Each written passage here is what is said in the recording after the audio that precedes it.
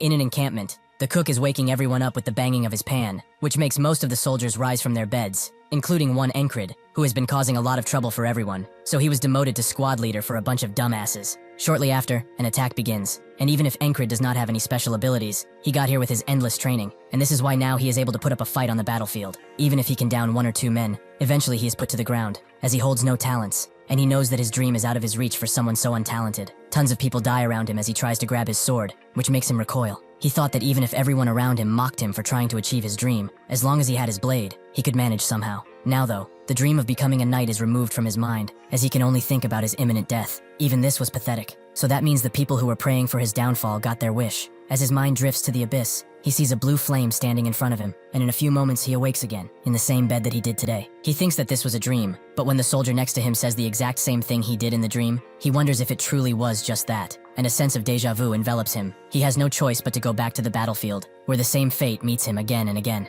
The 4th time this happens, he starts questioning everything, as he can still feel the enemy's piercing sword in his neck. It felt hot, and the pain was unimaginable. He observes the battle closely, and comes to the realization that this day keeps on repeating. But now he knows what will happen to him, and he refuses to give up. The enemy comes at him with a perfect stab, in positioning and everything. This is the 17th time he sees his own death coming straight for him, and he cannot do anything about it like he hoped before. If only he trained in the sword better, put more effort into it, and worked a little bit harder. Perhaps he wouldn't have to suffer and die like this if he did. As he lays in the world between life and death, the blue flame appears again, this time captured in a lamp, and someone on a boat asks if he really thinks that. He should just try to struggle and feel it properly, and then he should give up. He should fully feel the despair of an immovable object in front of him. Encrid becomes enraged as he hears this, and determination fills his eyes. He is already awake when the cook wakes them up, and he immediately tells the guy next to him, Rem, that he has a bug in his boots. When he looks, he actually finds it, and after crushing it, he asks if he put it in as a sort of prank or something. Encrid explains that he saw it crawl in his boot earlier. This is his 18th time seeing that bug, making him wonder, how many more times will he see it before this nightmare ends? Since he was young, he chose to wield the sword and learn swordsmanship from a returned mercenary that came to his village. The first spark of his dream came from him,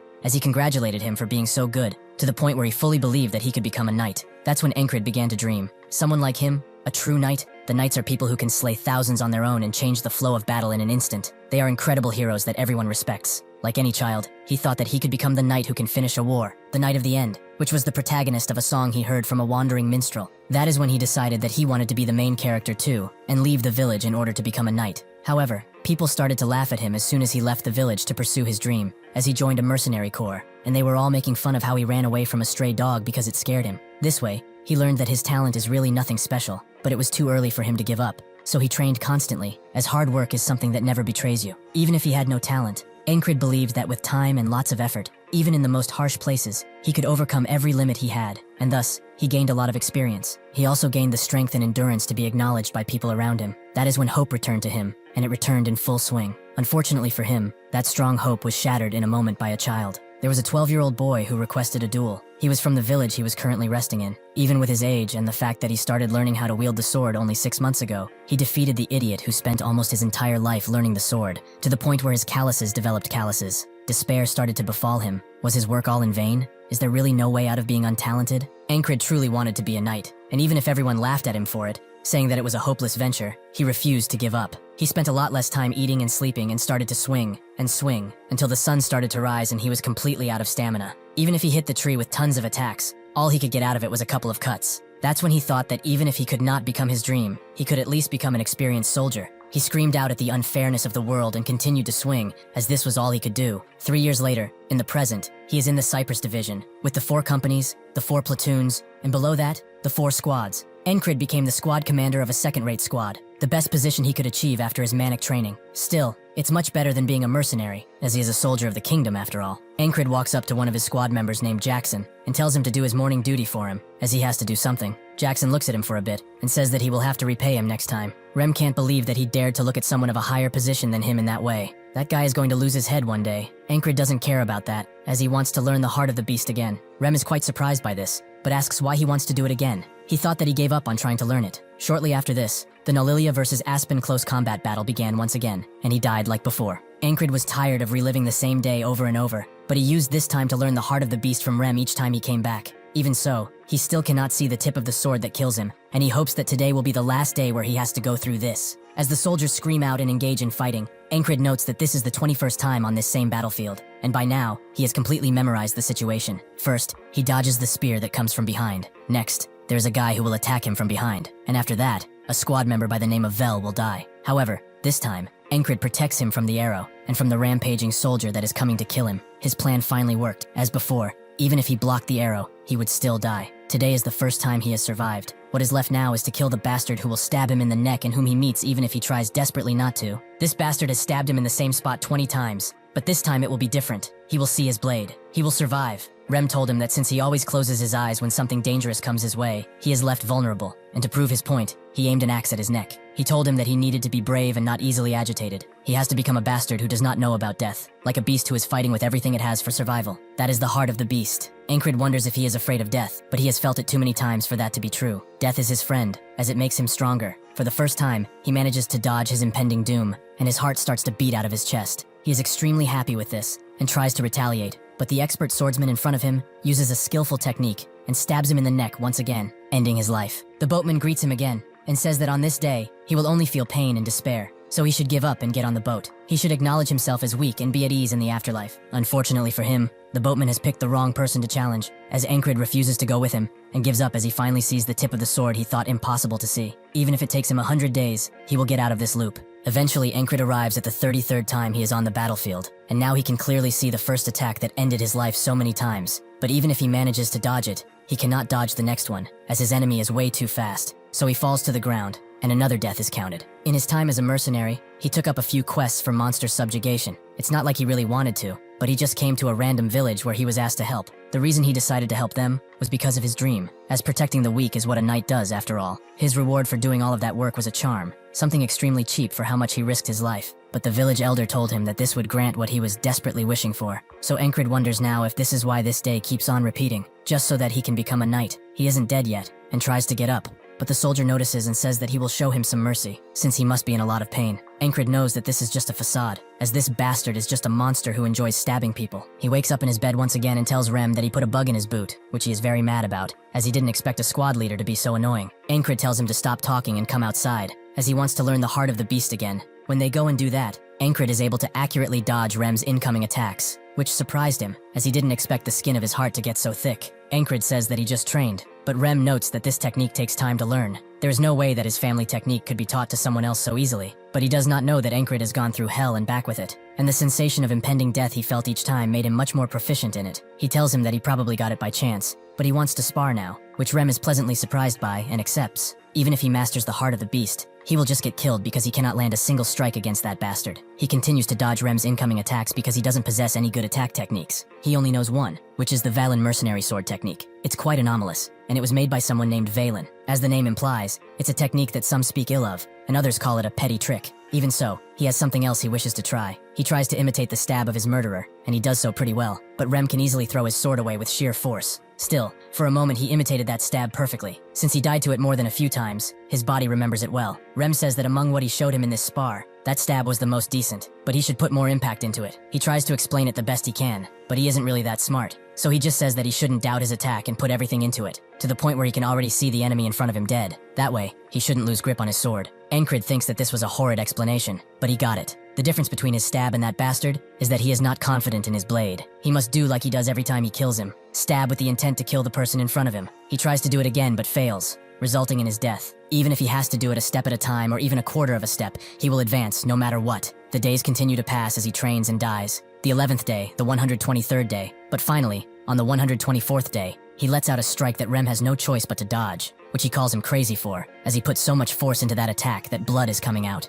and his smile really isn't helping his image. But Ankrid couldn't care less, as he has finally mastered that bastard stab technique. The first time he tried this technique, he managed to graze the soldier's head, but even if he failed and was stabbed again, he did not blink and didn't even let go of his sword. The soldier said his usual line, that this is mercy, but Ankrid promised him that tomorrow he was going to die. This made the soldier smile, as the dead have no tomorrow, but he does not know. This time Ankrid crushes the bug before it goes into Rem's boot and tells him to take his guard duty, making Rem wonder when he became so pushy. This marks the 125th day of the loop. He tells someone called Big Eyes to get him some shin armor, a shield, and a dagger, as he will pay for them later. Big Eyes reluctantly accepts, but he tells him that he is doing it only because he trusts him. Rem comes from behind and notes that the squad commander is becoming a little pushy, but Jackson says that they always push their tasks to him, so this is just revenge from his side. Rem doesn't know what to say, but he's acting weird, like he is extremely tense. As Encred trains, he thinks that every time he dies, he feels a lot of pain, and his mind starts to wander. What if he never wins, even after tens of thousands of tries? What if he can find another way to escape and survive? Would he wake up the next day or still end up in this loop?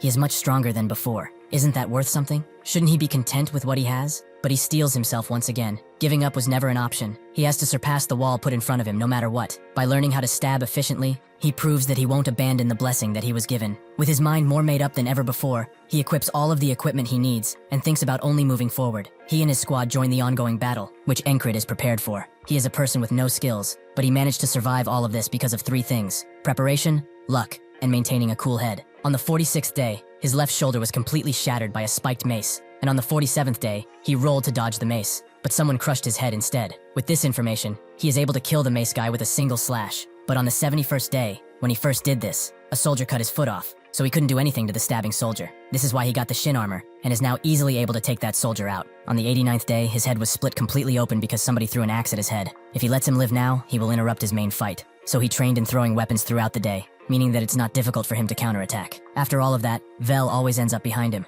and a sharpshooter called the Claw of the Hawk, which he doesn't have the time to take out, but he can protect Vel. And after this comes the wall, which he meets with determination. The stabbing soldier goes for his shield first, which he breaks, letting Encred dash away. As dodging and stabbing won't give him any chances of winning, strategies like this serve him much better. This guy is just a regular soldier, but he is strong, at the level of a prodigy almost. But there is one thing he lacks: real fighting experience. Encred uses this to his advantage, and headbutts him before using the Valen mercenary technique. He gathers some dirt in front of his boot and throws it in the eyes of the stabber, allowing him to finally have the upper hand. But the stabber becomes mad at this provocation and goes for Encred's neck, who knows that he had to dodge and does so expertly. This makes the both of them stand behind each other, and as the stabber goes for another attack, Encred now knows everything about that stab, so he hits his sword in such a way that it completely shatters. At the same time, the Claw of the Hawk aims and shoots another arrow. Encred now has the complete advantage and prepares to stab the bastard with his own technique, but that arrow moves straight for him. That's when one of Rem's axes flies through the air and breaks it, just in time for Encred to finish his revenge.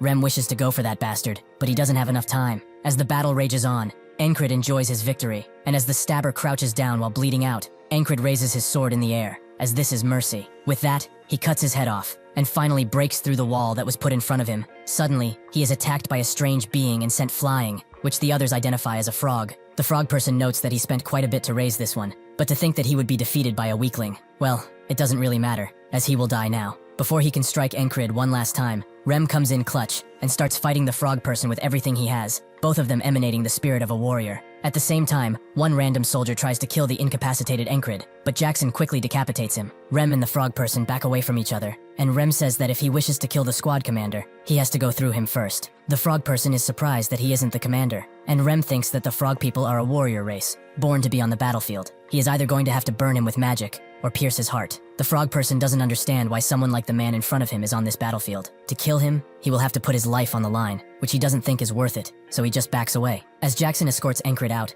the others help him along the way by killing any attackers, and they eventually get the order to retreat, which Encred hears, meaning that finally, he has survived this day. He goes back to the land between the living and the dead, with the boatman telling him that he managed to survive. But this is all he can do, because he will not be able to go through the walls that will keep appearing in front of him. His fate is filled with despair, so he should just give up now. Encred slowly gets up and says that for him, walls do not exist to stop him. They exist to be overcome. The boatman likes his attitude, and so he will wait for the moment when those eyes filled with hope will completely lose their light. With that, Encred awakens in the infirmary tent, and Rem, who is beside him, says that he has been sleeping for 2 days. He was actually the one who saved him from that frog bastard, so he better be thankful. Encred didn't know that he was hit by a frog. It's amazing that he managed to live. Rem explains that his bones are not broken, but his head was shaken up pretty badly, so he does remember that they are best friends, right? Encred notes that he never said they are friends, calling him a noble hunter, which makes Rem shut him up, as he can't just blurt out people's secrets without a thought like that when he has nothing to do with it. Anyway, Encred is glad that he was able to get out of that loop alive after so many days. Later, Big Eyes, real name Crace, comes to the infirmary, as he wants payment threefold, as he also paid for getting him in here. Encred wondered why he was in the infirmary when soldiers like him would be left to tend to themselves. To lower the price, Encred asks where he was when the battle started, as he didn't see him anywhere. Crace says that he will give him a special discount if he shuts up, which he accepts. Much later, Jackson comes around and hands him some medicine that he will apply twice a day, in the morning and evening, but he shouldn't ask how he got it. Encrid notices that this is the ointment he always uses, which is surprising since Jackson doesn't share his personal items at all. Around the same time, Auden also comes and starts praying for him, but Encrid says that he's not dead, so he can leave. As night falls, Encrid wonders why they are all taking shifts looking after him, as they are probably busy, as they usually are. Perhaps they are worried about him. That's when Ragna comes around, and is surprised to see him in the infirmary before leaving. Encrid notes that Ragna is exempt from this, as that guy wouldn't care if the world ended tomorrow. Besides him, there are 2 other soldiers in the infirmary, a platoon commander from another company who he used to pick fights with, and one soldier that he doesn't know the name of who is always staring at a wall. As he thinks about him, a person with long ears and royal armor comes around, asking for the commander of the 444th Squad, which is Encrid. The platoon commander notices that she is a fairy, and she asks which group he is with as a result. He explains that he's Vengeance, the commander of the 3rd platoon in the 2nd company. She then asks if his company taught him to state his race when he meets a superior, which he apologizes for. Encrid thinks that this must be the new commander of the 4th company, and he also introduces himself as a result. She has heard that he is leading his difficult squad quite well, so she looks forward to his future contributions. With that, she just walks away, confusing Encrid. But she suddenly stops and asks the young soldier who is in the infirmary what his name is. It takes him a while to say it, as he comes up with the name of Krang, but even Encrid notices that he just made it up. His attitude in front of a superior is bad too. Is he a noble of some sort? The woman just looks at him and leaves. Late at night, Encrid feels almost no pain, and he can put some strength into his body, meaning that he should resume training. Vengeance asks where he is going, and when he reveals that he is going to the training area, Vengeance calls him an idiot, as he shouldn't act tough when he is the lowest-ranking soldier there is. Encrid eventually finds a quiet spot, and recalls the past battle, as it was one of the few useful methods he spent tons of cash on, in order to learn. First, he thinks about what would have happened if his attack had failed. Perhaps it's not a good idea to put all of his strength into one attack, but if that attack fails, he dies anyway. If Rem's attacks were lethal, after he stabbed his sword with all of his might, what would be the next move? Suddenly, someone interrupts his meditation and notes that he's working hard, that someone is Krang, who doesn't know what he's doing, but his hands kept twitching in the infirmary, and now he's just spacing out here? Encrid explains that he was doing the first thing to test his grip, and now he's replicating the battle. Krang asks why he's doing that, and Encrid puts it quite well, so that he doesn't get butchered on the battlefield. Krang then asks if he wants to become something by preserving his life like this. Encrid knows that what he wishes to become is his dream, but when he tells it to other people, they just laugh at him, a dream that he has always pursued. However, this dream is something that he will never stop pursuing, so he is proud to say that he wants to become a knight. Krang is quite surprised by this, and Encrid notes that this is the first time he sees someone not laughing at him for saying that. Krang says that he just forgot, but he suddenly remembered what he needed to do after watching him. If he becomes a knight though, he should at least remember his name. Encrid thinks that this is new, as he was never supported up until now. A wandering minstrel arrives at the camp and starts singing songs about legendary heroes, while Vengeance wants his morning rations to come already. Because of all of this, Encrid decides to take a walk, where he meets with Jackson, who asks how his injuries are doing. He says that because of the medicine he has been doing well. He's quite thankful for it. Jackson tells him to come back already if he's thankful. Later that night, Krang wishes him a good night, and he does the same, making Vengeance say that they should just marry each other if they are so close. As he drifts off to sleep, Encrid thinks that this was a day with nothing important in it. When he wakes up, the minstrel is still singing about Cyprus, and Vengeance is once again complaining about the food, just like yesterday. That's when Encrid gets it, and as he walks outside in the same spot, Jackson once again asks how his injuries are. When Encrid responds the same way, and Jackson answers the same way, his suspicions are confirmed, and a vision of the boatman comes to mind. While he was sleeping, he died without even noticing. He died like a dog, without even knowing it, but now he's even more determined to overcome this challenge. As night falls, Encrid wonders who killed him and why, as the enemy isn't able to go through their defenses so easily, meaning that an assassin did, someone who is probably among them. They know his location and how to conceal their presence. His mind jumps to the fairy, as they are a race that is known for being quiet and nimble. Is this why she came here that day? He must confirm it. As he can't throw out baseless accusations, he just needs to wait. That's when a poison needle stabs him in the neck from above, and he only manages to fall down as the numbness of the poison takes him. He notices that Vengeance is also poisoned, but Krang is stabbed by the assassin, and another assassin comes into the tent as the job is finished, that assassin being none other than the company leader. Encrid thinks that even if he was alert, he couldn't feel them. This will be hard to counter. Plus, he will have to face the company commander after he is done killing the commander. It's a truly hopeless situation. He didn't expect for this feeling to return so quickly, but despite all of the trials put in front of him, he came out on top, and so he will definitely find a way to get out. He pulls the sheets above Vengeance, and prepares to strike because he assumed that the assassins would have infiltrated by now, but it seems that he needs to be wary of the outside. Vengeance wonders what he's doing, but notes that he must be hunting cockroaches. A fitting thing for him. Encrid didn't expect for him to care so much, which gets Vengeance mad, and at the same time, Krang comes inside, wondering if he should come back later and let them bicker. Encrid tells him to come in and looks at him while he makes his bed. Considering the assassins took him out in another way, he must be their target. But why? Just who is he? He thinks of not digging into it like his teammates usually do with most things, but since he is involved, he has the right to. He asks what he is, which Krang doesn't know how to respond to, but eventually says that it's not something he can say because it's a long story. Ankrid just accepts it for what it is, but Vengeance can't believe that he just took that, as he has a feeling that this guy is not from this country, meaning that he must be a spy from another country. That has to be it. Krang gets closer to him and says that he is not and will never betray the kingdom. As he said that, Ankrid felt something in his eyes, the will and aura of a knight, but he is not one, as he is powerless against the assassins. Though now he has confirmed that he is hiding something that he doesn't want to tell. As night falls and they wish each other good night, Vengeance falls silent, perhaps because he is scared of Krang now. The assassins are also about to barge in soon, so he gets up and tells the others that some assassins are going to invade this tent. They better come with him if he wants to leave. The others think that he is crazy, but that's when someone asks how he noticed, and he is hit at a vital point before he can even try anything. The assassin kills all of them in seconds, and Ankrid wakes up to the minstrel singing again. Since he has no way of letting the others know that the assassin is coming, he can't get them on board. At first he tries to get help from a commander, who tells him to screw off, so he tries to predict the assassin's movements, but he is killed in an instant. Next, he tries to ambush the ambusher, but he is killed without even knowing where the assassin was, as he cannot see him, though they can see his every move. As long as he cannot avoid that poison blade, he will die without being able to do a single thing. The 20th morning arrives, and Ankrid falls into the pits of despair but crawls right back out, as he has only died 20 times. He needs to think of how to get rid of the needle first, and a way to avoid fast attacks, so he goes to Jackson for it. While they were training, he asked Rem why he was calling Jackson a wildcat. He explained that he only attacks when he's behind someone and then runs off, which reminded him of a cat. Ankrid assumes that he would win against the assassins, and he can't just take him in since he has no authority to do so, but even if he could, he must pass this wall alone. So he will learn from the best. He asks Jackson, if someone were to stab him in the back, what could he do in order to stop it? Jackson thinks about it and is not sure, as nobody has ever survived his ambushes, something that Ankrid takes note of.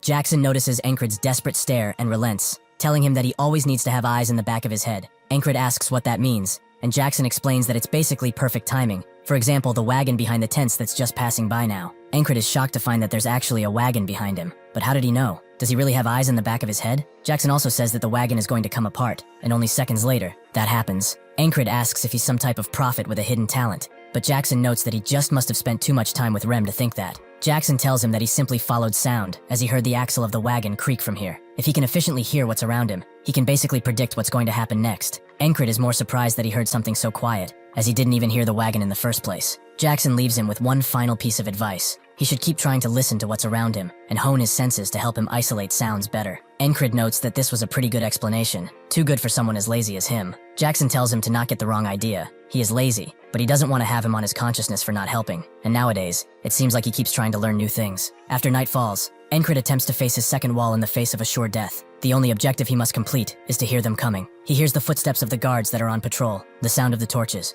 but no sound of the assassin. He tries desperately to hear him, but he ends up meeting the same fate, and awakes again to the annoying sound of an old tale. Even if he died, his body remembers everything as clearly as day. He remembers what he learned, and the pain he suffered. He goes back to Jackson once again, who tells him that he can get a lot of information from sound, as it can tell him the location of something purely based on the direction, and once he is able to hear faint sounds, his ears will have become the second pair of eyes he needs. He suddenly snaps his fingers and tells Ankrid that sound is a wave. It rings out in all directions, no matter how silent it may be. In the chaos of 1,000 sounds mixed together, he needs to isolate one and maintain it. Ankrid goes to try just that in one of the busiest parts of the camp, and practices what Jackson taught him. He first isolates the sound of the flags flying about. There must be at least 7 to 10 flags flying together. Then he isolates the sounds of the footsteps that are right next to him. He attempts to feel every single sound, the familiar and unfamiliar, whatever they may be. Suddenly Krang appears and asks what kind of training he's doing now, while also calling him Ensi. Ankrid asks about that weird nickname, and Krang notes that it's just a nickname. He must be fine with it, right? Ankrid sure isn't, but he also doesn't care that much. As for the training, he is just sitting around here like an idiot doing nothing,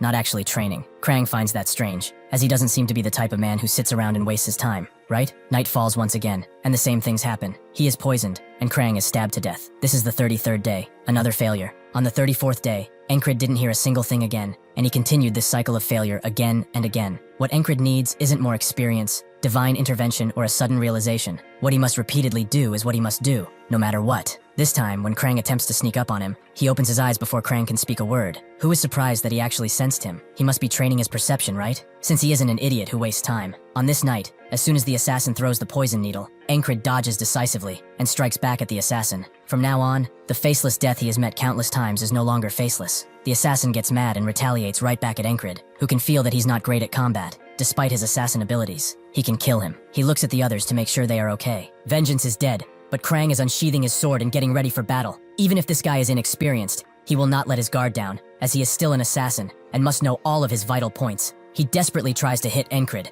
and finally gets him with a throwing knife, but that's when the ferry commander rushes in and Encred moves his target to her. If he does not attack first, he will most certainly die. This action allows the assassin to throw a bunch of poison needles at Encred's unsafe back and at Krang, who has no chance of defending himself. Instead of retaliating, the fairy rushes behind Encred to catch all of the poison needles with her cape and then moves on to Krang, saving them both. Encred previously thought that she was with the assassin, but now she protected them. Whatever the case may be, now's his chance to put an end to this. He rushes in blade first into the assassin, who manages to deflect his attack, but without much choice, he runs away, ending the night in a victory. Krang comes from behind and notes that the assassin must have come for him, which Encred already knows, as nobody is going to pay for an assassin to kill a boot soldier like himself or vengeance. The fairy notes that it's precisely as he says. He has sharp senses for a soldier. Encred notices how she's still gripping her sword tightly. She was an ally for him, but she cannot let something like this be known, and since he is a witness, he knows what must come next. Suddenly, Krang gets in front of him and tells the fairy commander that he has a favor to ask, as he doesn't want anyone to die today. The commander bows down to him and says that she will do as he wishes. Krang wants vengeance to be rescued too,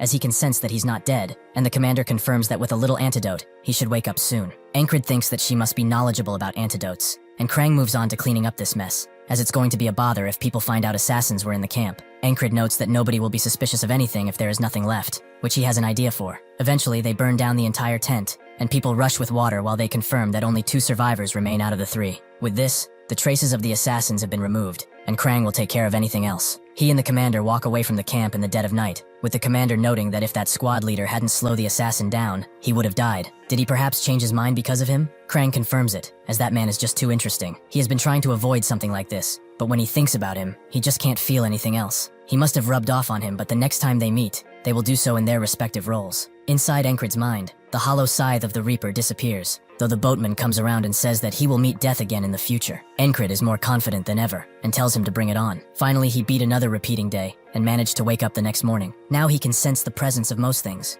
but he still couldn't sense that fairy, so he has a lot to do when he gets back. Thankfully, he wasn't injured anywhere, so he can return now. But before he does, Vengeance asks why he saved him from the fire like that, as they didn't know each other. Encred can't believe this guy is talking shit about him saving his sorry ass, but he says that they are comrades. There is no other reason needed than that. Vengeance feels kind of embarrassed, as he gave him a lot of crap before. He really is selfless. He also asks if he's returning to his squad, which Encred confirms, and Vengeance tells him to prepare for an awful vibe when getting there. Encred asks what happened, and Vengeance explains that there's a rumor going around, that the entire base is cursed by some kind of spirit. At the team camp, Ragna and Rem are bickering about something, which soon turns into a brawl, with everyone near them running away so as not to get hurt by these bastards. They continue their fighting with punch after punch, until Rem has had enough and promises to split his skull open, and Ragna tells him to bring it, as he is nothing but a stinking barbarian. Encred comes around and says that the base isn't cursed, but he might as well be with these bastards. He tells them to stop, which puzzles them, as they thought he was dead, which Encred denies, but he will soon go crazy if they don't stop doing this shit. 4 days have passed since Encred has returned to his squad, and because of his improved senses,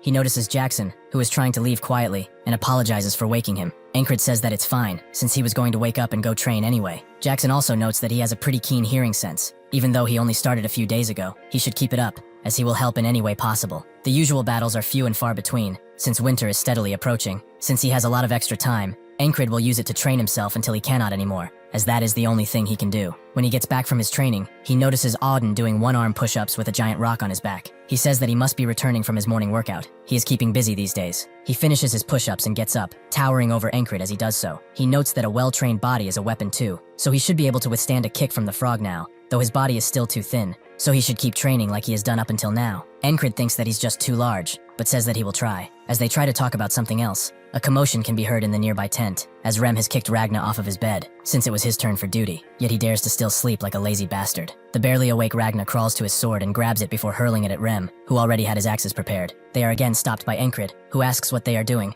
and Auden prays for their foolish minds. Rem says that he's hungry, and this bastard who is on kitchen duty is still sleeping like a baby. Encred tells him to go ahead and start cooking, which he agrees to. Rem calls him a bastard and says that there was no need for what he did if he was going to do it anyway, but Ragna pushes him away, as he stinks. Encred asks Rem why he's picking fights for no reason. Is he that bored? He notes that it is precisely that. The lack of battles is making him very cranky and active. Encred notes that he shouldn't waste his energy on a random person, and should come with him, as he wants to duel once again. They go and do just that, with Rem hitting him, and telling him to take them better while charging in once again. Encred is keeping cool with the heart of the beast, and is using his new hearing to efficiently block hits. The most special thing, however, is the thing he practices while dying hundreds of times. His deadly stab. Naturally, Rem dodges, allowing him to grab his blade with one of his blades and grab him with his other hands. He makes Encred fall to the ground with this momentum, ending the fight. He was expecting more from him since he has improved so much in a short span of time, but he has become really boring, as he keeps practicing that same stab again and again. Encred knows what he's talking about, but now he knows that he is different than before. Now, he can repeat everything hundreds if not thousands of times, and still go forward. He beckons Rem for another fight, as he will make sure to destroy him.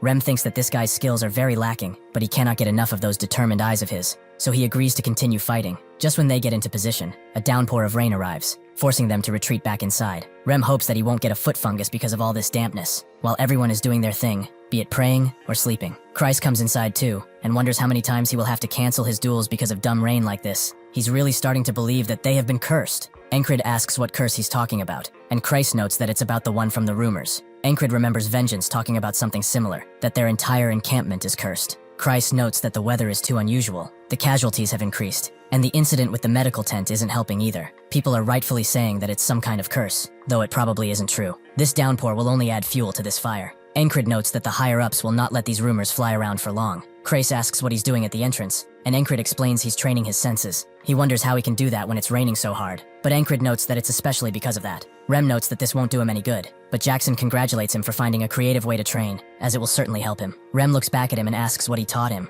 and since when did he start caring about anything, since it's so extremely loud in this place. The others also suggest other ways for him to train, like lying down or checking his posture. Rem now gets that these guys saw what he saw in Encred. Every single one of them is attempting to help him in some way, because they want to see the flames in his eyes grow. In the commander's tent, a meeting is taking place, with the main commander noting that they should send a scouting party before the winter begins. Does anyone have any suggestions for filling in the remaining seats? The ferry commander suggests the 444th squad leader, which the main commander finds kind of dumb. Won't he just hold the scouts back? The ferry commander notes that he could bring some unexpected results to the table, and she recommends him purely out of her ferry instinct. The next day, Encred gets the news that he is being sent to the scout unit. When he gets back to camp, Krace asks if he did something to piss the commanders off, while Encred is getting dressed up. He notes that he didn't do a thing, though Krace finds that hard to believe. Encred is still suspicious about the ferry commander. Perhaps she wants to deal with him after Krang has left. Rem comes around and asks if he is really going, as he can help him get out of this whole ordeal. Encred says that he can't use his axe on Superior, like he unusually does, but Rem notes that he wouldn't tell him to do something so harsh.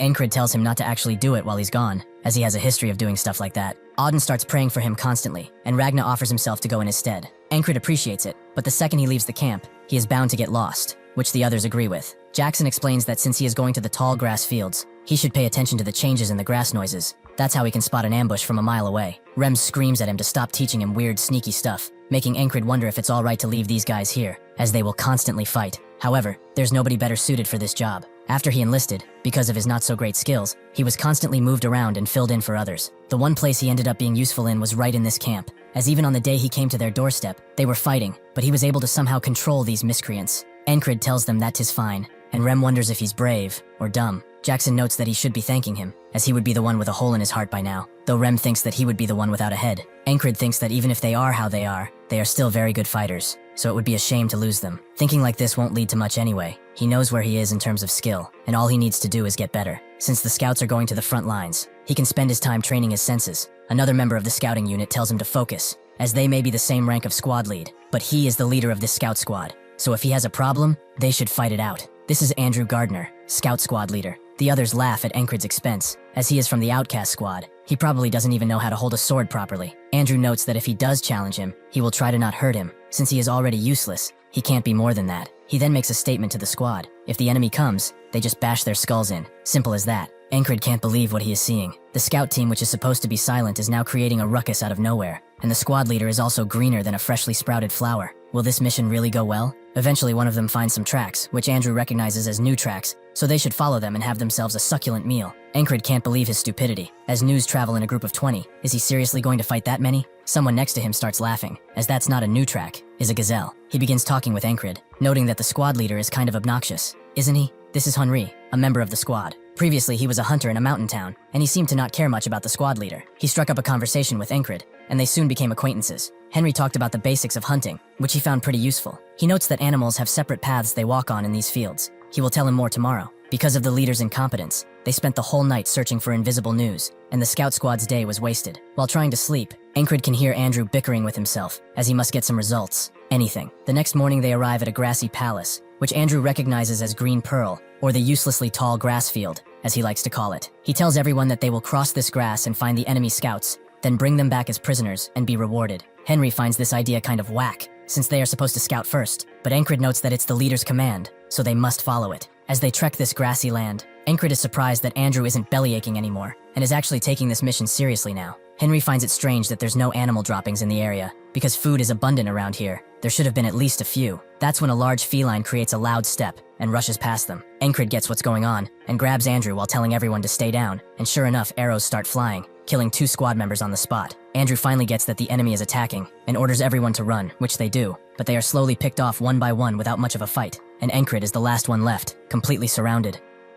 By using Jackson's listening technique, Encred is able to get quite far from the ambushers and even dodge some arrows, but unfortunately for him, the enemy attacks from all directions, so he dies, while thinking that they must avoid this spot. He tries to tell everyone not to go in there, but Andrew calls him a crazy bastard, and threatens to beat him up if he keeps talking crap. Since nobody will listen, perhaps he has to make his way out of this place alone. With that in mind, he tries to run in a different direction at the moment of the attack, but the enemies still get him. Since Encred has the power to repeat on his side, he doesn't worry, and keeps trying and trying. One time he got caught in the open by 20 crossbowmen who put him down like a rabid dog. Then after that, a squad of spearmen impaled him without mercy. Even when he managed to make it to the night, these bastards wouldn't stop searching for him, but this allowed him to notice that their uniforms are green. They must be a squad specializing in ambushes. He surprisingly makes it out of the bush and into a large camp, where he sees something that shocks him right before getting stabbed from behind. But he doesn't even care. Now he has some critical information. The day repeats again, and Andrew says the same words that scrape Encred's ears. They will go in, find the scouting party, and capture them alive to be amply rewarded. They have already tried that a few dozen times, and once they go in, the result is the same every time. Nobody makes it out alive. He now knows that the Aspen fuckers are hiding something in that camp. He needs to find out what that is, but if he gives that thing up, he will not have to die. Perhaps this may be the end of all of this, but he knows one thing, that he will not run away from this wall. Nothing can stop him. Andrew tells him to get a move on, and one of the members says that he knows this bastard is a problem, but they should just go with it, as he's sure that Andrew has issues of his own to worry about. Encred asks why he has to put up with that. There's a limit to how much bullshit he can take from a dumbass. Isn't he tired of taking orders from a child? Or is he perhaps kissing his ass so much in hopes of getting something? Before the guy can get mad, Encred pushes him away, making Andrew ask if he is disobeying his direct orders. Encred says that it's nothing like that. He's going to become the commander from now on, whether they like it or not. Even if he doesn't like Andrew, he knows that from everyone. He survives the longest alongside that guy and Henry. That guy especially fights like a beast, fitting of his appearance. He is the most skilled one in this squad, but he doesn't scoff at Andrew at all, so he has to be some bodyguard for him. Andrew draws his sword and says that he can take command only if he beats him, so he better get ready. Encred knows that a normal soldier would not have something like a bodyguard, and Andrew seems pretty trained, considering his posture. He has little experience too, given his skill level, so he must be some lord's son or something. However, that doesn't really click, as the son of a lord wouldn't have to be worried about getting results. Perhaps he's a fallen noble. Andrew notes that based on his pathetic skills yet strangely high rank, he must be some sore loser who only trains in hopes of getting paid. He is different than he is, and he has an important mission to fulfill. Before he can say anything else, Encred says that he talks too much, so he should come here already, as he won't even use a sword to make it fair. Encred did this because he would struggle against Andrew if this was a normal fight, but now he is obviously mad and looking down on him. This action will give him the opportunity to take over the situation instantly, and use it to craft a new future. With one blow, Andrew is on the ground, much to the surprise of the others. Encred says that he is the commander now, and he hopes that they won't have a problem with that, because he won't care anyway. Nobody says anything, not even the bodyguard, so Encred has completed his first step. Later that day, they go through the bush like usual, with one of the soldiers wondering what Encred is thinking. Suddenly, he asks Henry what his dream is, who says that he wants to marry a beautiful woman who runs a flower shop. Encred notes that to do that, he must survive today. He asks another soldier what his dream is, who says that his lover just had a baby, so he hopes to raise it together. Encred tells him that if he doesn't want that child to grow up without a dad, he needs to make it out alive. He asks the other two soldiers the same thing, with one saying that he wants to open up his own business, and the other simply wishing to return home. Finally, he gets to Andrew, who wants to fulfill his mother's dying wish, to revive House Gardner. Encred feels like all of their responses are the same, as they all must live in order to fulfill them. He turns around to face them, and puts his entire sincerity into these next words. They will make it out of here alive. He did this because he needs these guys to trust him, and there is nothing more motivating than remaining alive. So with the enemy appearing soon, he plans to break through first. He suddenly orders Henry to shoot an arrow in that direction, who sees nothing, but Encred commands him to do it. So he does and hits a soldier square in the head. Everyone is surprised to see enemies around here. Encred tells Andrew to follow him while rushing in, who does so with annoyance in his face. But Encred is doing this to gain the upper hand in this battle, and be the ambushers. The soldiers react quickly to Encred, but Andrew silences one, and his bodyguard protects him from behind. With these two fighters, they are able to cut a few people down, so now the 12 original ambushers have been cut down to 8. The rest are ready enough to charge in after the sacrifices of their comrades. But Encred does not falter in his command, and commands everyone to kill everyone. With them having the upper hand, they are able to cut most of the soldiers down to size. The enemy is having a hard time locating them in a tall grass field like this one,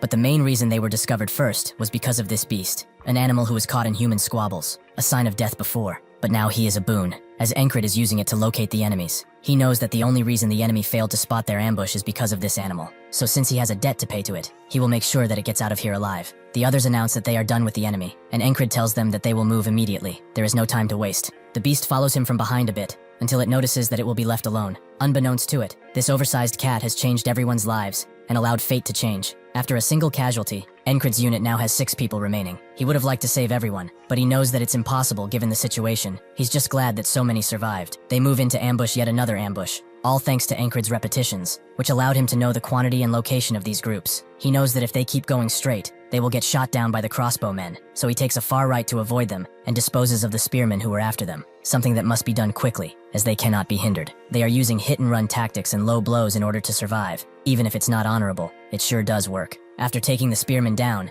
Andrew's bodyguard notices that he's overexerting himself, and since it's getting dark, they must find the exit now. He tells Encred all of this, who only says that they are going further inside. He will also not accept any disagreements. They must obey and follow him. Suddenly, the bodyguard puts his blade at Encred's neck and says that he should act accordingly. He has no plans to follow him to his damnation. Even if he has to kill him and desert him, he will find a way to live. Encred notes that he must also know that it's too late to turn back. After the commotion they made, their retreat will be blocked by swarms of enemies. The bodyguard asks what the alternative is. Follow him into the pits of hell? Encred pushes his sword away and says that he would like to make one thing clear. He wants to survive just as much as they do, probably even more considering what he did. Andrew previously thought that this guy would be some useless bastard, just like his father, who gave up on life and wasted the entire wealth of the house to drink his sorrows away. But he is not like that. He reminds him of someone else. He remembers his mother's dying words. Their house is finished. But even so, she hoped that he would become a person who could lead everyone. So he should earn people's trust by becoming a leader and rebuild this family. Encred is like the person he always wanted to be. So when he says with such confidence in his eyes that they will get out of there, he has no choice but to follow him until they see the end. The bodyguard tries to change his mind, but Andrew says that Encred is now the captain, and a squad always follows their leader. With that out of the way, he tells everyone to crouch down and follow him until he gives another signal. The first step of the method to escape from this place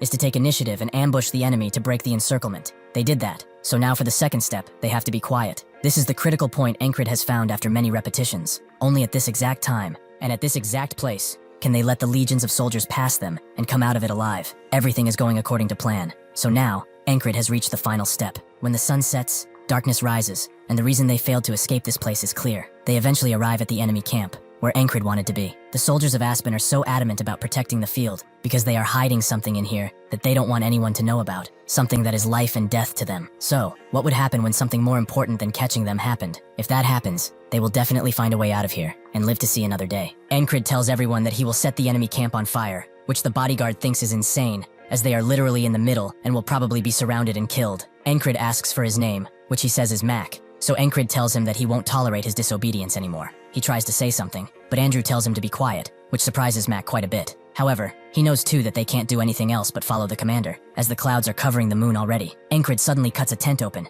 making Mac get ready for battle, but it's revealed that there's nobody inside, and Encred moves like he knows what's going to happen, since he is rushing through the enemy camp like crazy. Mac is more confused by the fact that they have not seen a single enemy yet. How is something like this possible when they are in their own camp? Encred suddenly tells them to wait as they get near the middle, as there are some soldiers nearby. He has infiltrated this camp at least a dozen times or so already, but when he noticed that flag and tried to touch it, the entire base suddenly shifted their attention to him and killed him. He explains to everyone that what the other soldiers in the grass field are trying to protect is that flag. That is their main objective here. So what would happen if that flag were to suddenly light a flame? Max still doesn't get how Encred knows all of this stuff, but that's when he remembers the ferry company commander, as she was the one who appointed him to this position. The reason why this guy suddenly took control of the squad and infiltrated it was to complete a secret mission that was given to him. Encred tells everyone that while they cause chaos, they will also run and split into groups of 2 from now on. One group will be the bait, and the other will start the fire. Thinking he knows everything, Mac volunteers to be in the bait group, confusing Encred, as just moments before he was quite defiant, although this is better for him anyway. He has dragged this squad into this encampment many times already, but has never had this many people,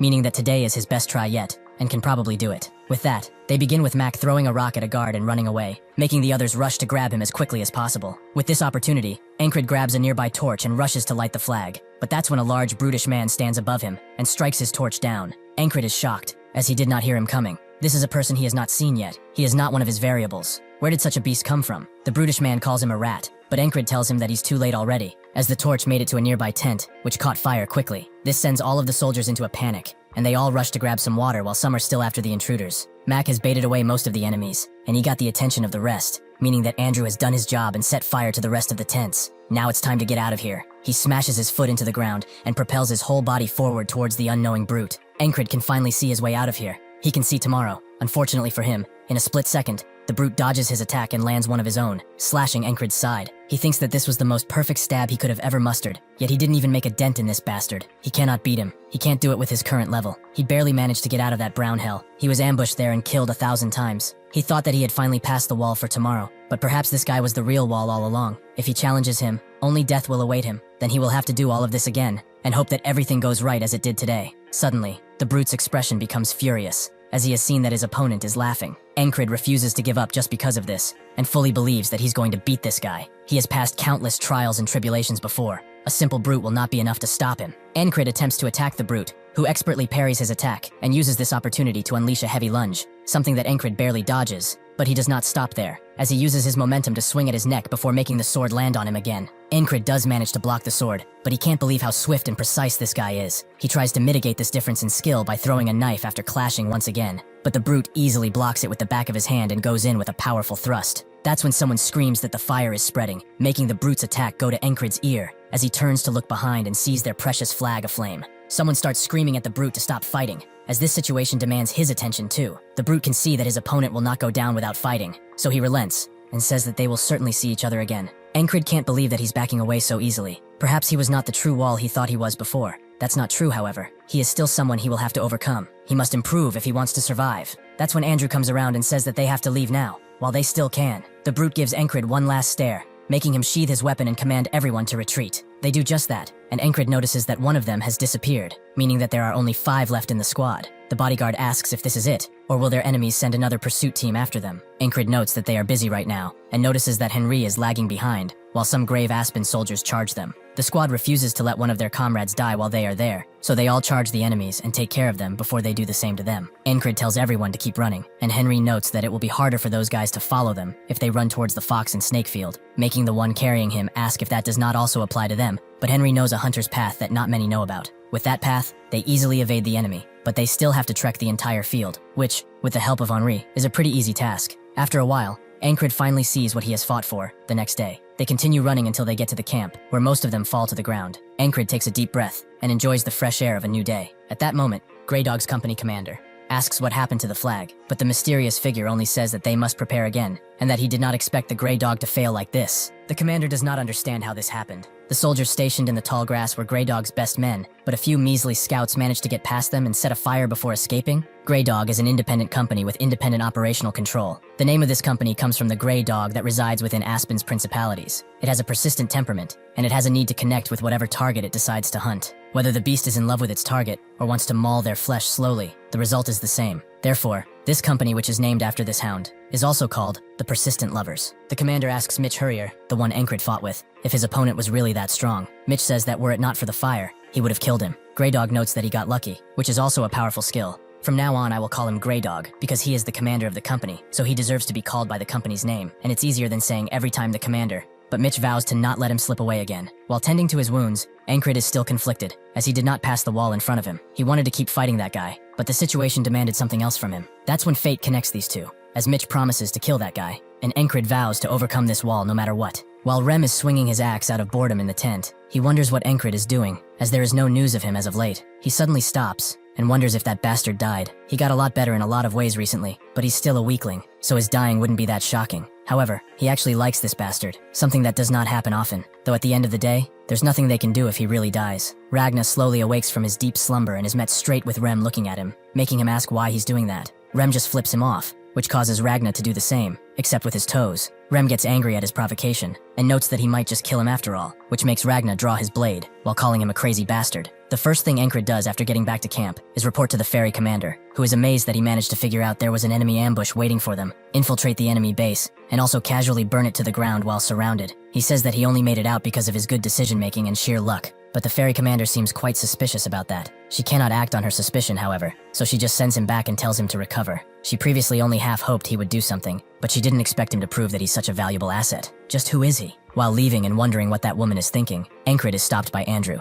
who sincerely apologizes for acting out at the start of their mission. They are all alive thanks to him. Will they be able to meet again though? Ankrid can't answer that for certain, so he just says that they will meet, but only if fate allows it. Before he leaves fully, Andrew takes one step forward and bows deeply, something that all of them do. Ankrid knows that he did good. Those 4 that are bowing now are alive thanks to his decisions. But was that really the best he could do? In the end, he still lost 2 squad members, and perhaps he could have saved them too if he were stronger. Because of his repetitions, he is able to climb over his limits, and eventually he will be done with this desperate struggle and follow the path he always wanted, becoming a knight. He will use these repetitions for that cause, and to prevent them, he will get stronger. Suddenly, his deep thinking is interrupted by a bunch of soldiers screaming about a fight, and sure enough, Ragna and Rem are at it again, with both of them looking like they really want to kill each other, even if they are squad mates. Ankrid never saw those kinds of expressions out of them, not in the countless times he sparred with them at least. One of the soldiers resembles them as animals at this point, and Ankrid realizes that they just never had to go that far against him. This squabble gave him a goal though, to make them make these kinds of faces with him too.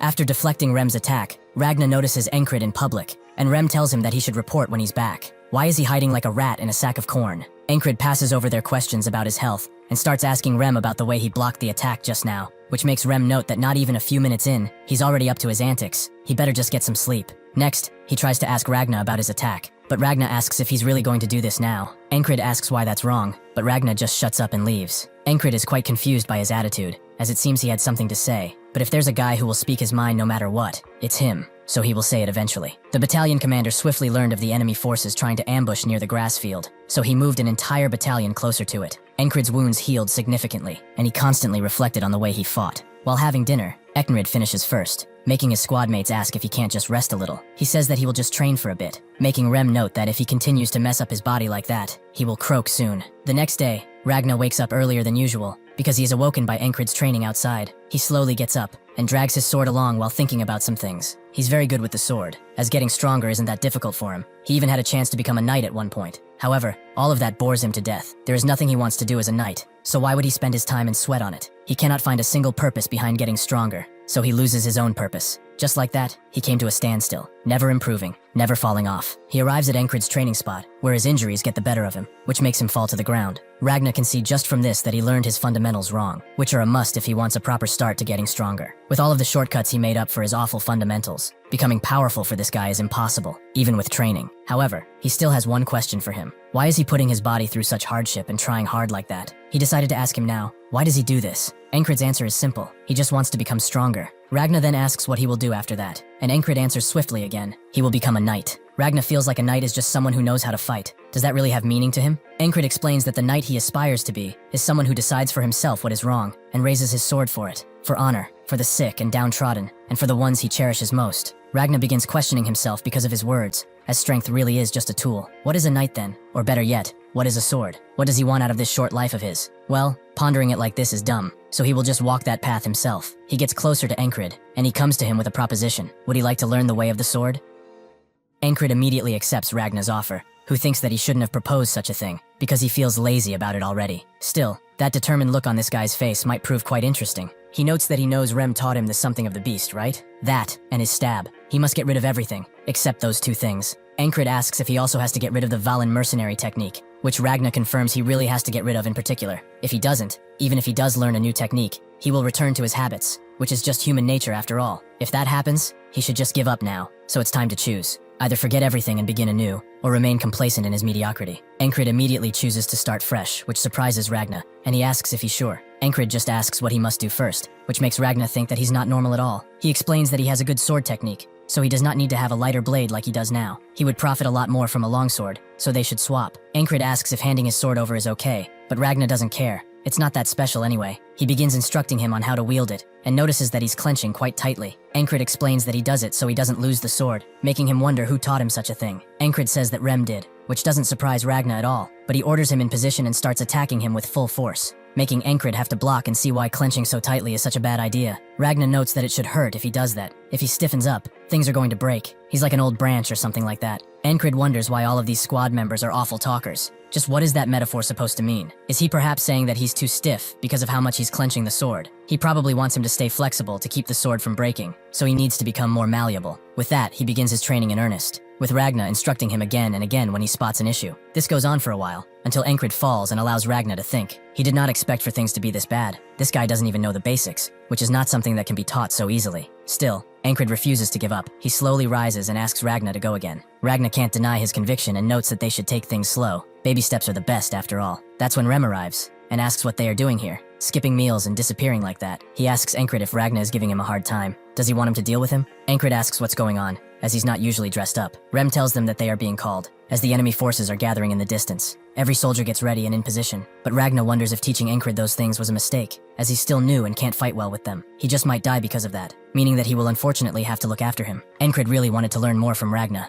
In the distance, a familiar flag flies, as the enemy approaches, and the warlock notes that this is the end for them. As soon as he says that the entire area is covered in a mysterious and heavy fog, making people unable to see each other, that's when they all hear a certain sharp noise coming towards them, and only Encred recognizes that they are arrows, so he tells everyone as such. But some do not have the opportunity to defend. The ferry commander realizes this is no common fog. They have been completely had. The warlock laughs in their faces, as getting this spell ready was a hassle. He had to offer the blood of tons of animals, and collect the cleanest water from the purest lakes, while also constantly casting rain spells. Once they activated this spell, it obscured all vision, and unless they get under the casting point of the spell, that being the flags, this will be a one-sided battle. This is called the Fog of Annihilation. Mitch comes next to him and sees that he's quite satisfied, which the warlock confirms. He barely managed to get this working, especially after they lost a flag. This makes Mitch think about his opponent. He has to find him and teach him a lesson in manners. Encred dodges the incoming arrows the best he can, and someone behind him warns him to keep his head down, which he recognizes as Ragna. The one in front of him cursing out the enemy is definitely Rem.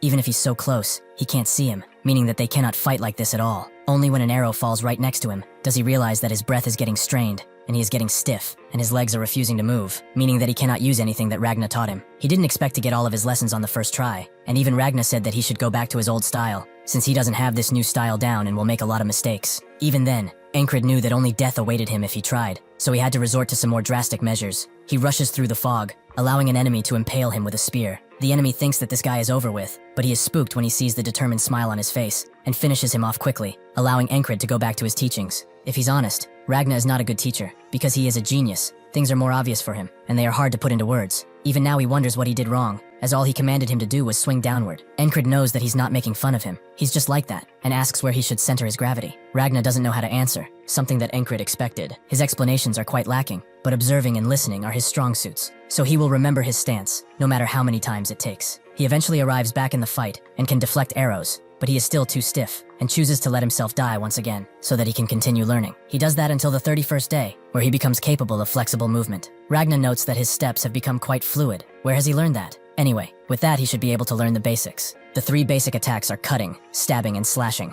He should use the edge of the blade for defense, and if the sword is of good quality, he can use the sides too. The shortest distance between him and his opponent is called the line of attack, so using the sword is about blocking his opponent's line while extending his. He should draw his opponent in his head the best he can, and reach out to him with the sword. The next time he goes into battle, he can easily dodge the enemy's spear that was always ending him, too easily. Unfortunately for him, 3 more await him behind, but it's fine, as little by little, he is starting to change the usual today. He successfully learns how to parry, and dies again. He also successfully learns the diagonal slash. These things add a little bit more at a time, and even if he dies, he doesn't care, as his progress is steady. This time, when he fights Ragna seriously, he is able to use all that he learned to successfully defeat Ragna, who sees an entirely different person in Encred, because he has truly changed. With this, he thinks that he can't improve anymore with his talent, and despite Ragna's screaming, he still charges in. His body, swift and easy as a feather, is able to dodge the enemy. This is the road he must take in order to become a knight, and even if he experiences the most pain anyone has felt, he feels gladness and joy. This is so fun that he could go insane from it. He goes back once again,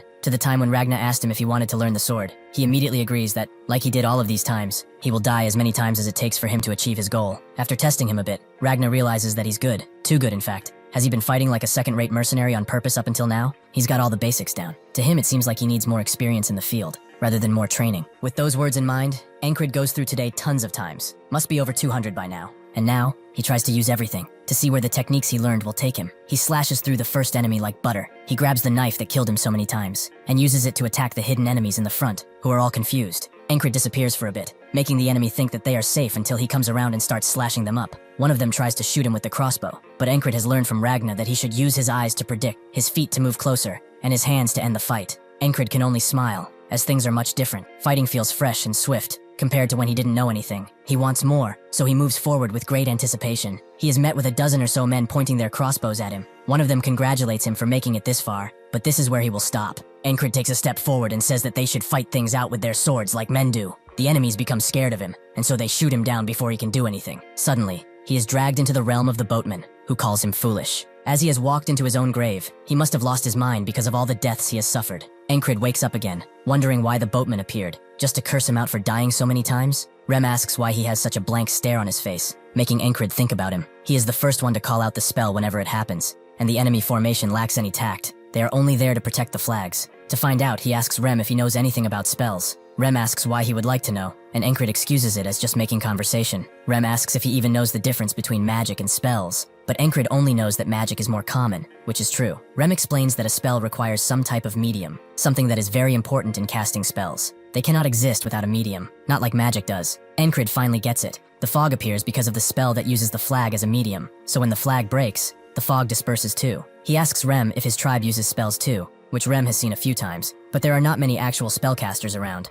Most of them are hexcasters, warlocks as they are commonly called. Encred suddenly leaves, as he has somewhere to go, to train. Ragna notices that he knows all the basics. They have the same background, but does he know of the Oniak sword technique? About 500 or so years ago, there was a prodigy, a 1 in a million talent. The child, born on a sword farm, killed 12 bandits that attacked the farm, with nothing but a fireplace poker. Having lost his parents at an early age, he began learning the sword, and a noble, having heard the rumors of his actions, took him in. That prodigy's name was Leonesis Oniak. However, even if he was gifted, he was also cursed. He began losing his strength at just 10 years old, and by 12, he was fully paralyzed. Just like that, a prodigy destined for greatness was lost to history. However, his dream of improving swordsmanship did not falter, so at the age of 20, he compiled all of the sword techniques and categorized them into 5 categories: the righteous elaborate sword, the heavy strong sword, the flowing confounding sword, the fast swift sword, and the gentle parrying sword. He rewrote the entire history of the blade, and with this, the Oniak family became the greatest house of the empire, and even today, his technique is used as a foundation for all swordsmanship.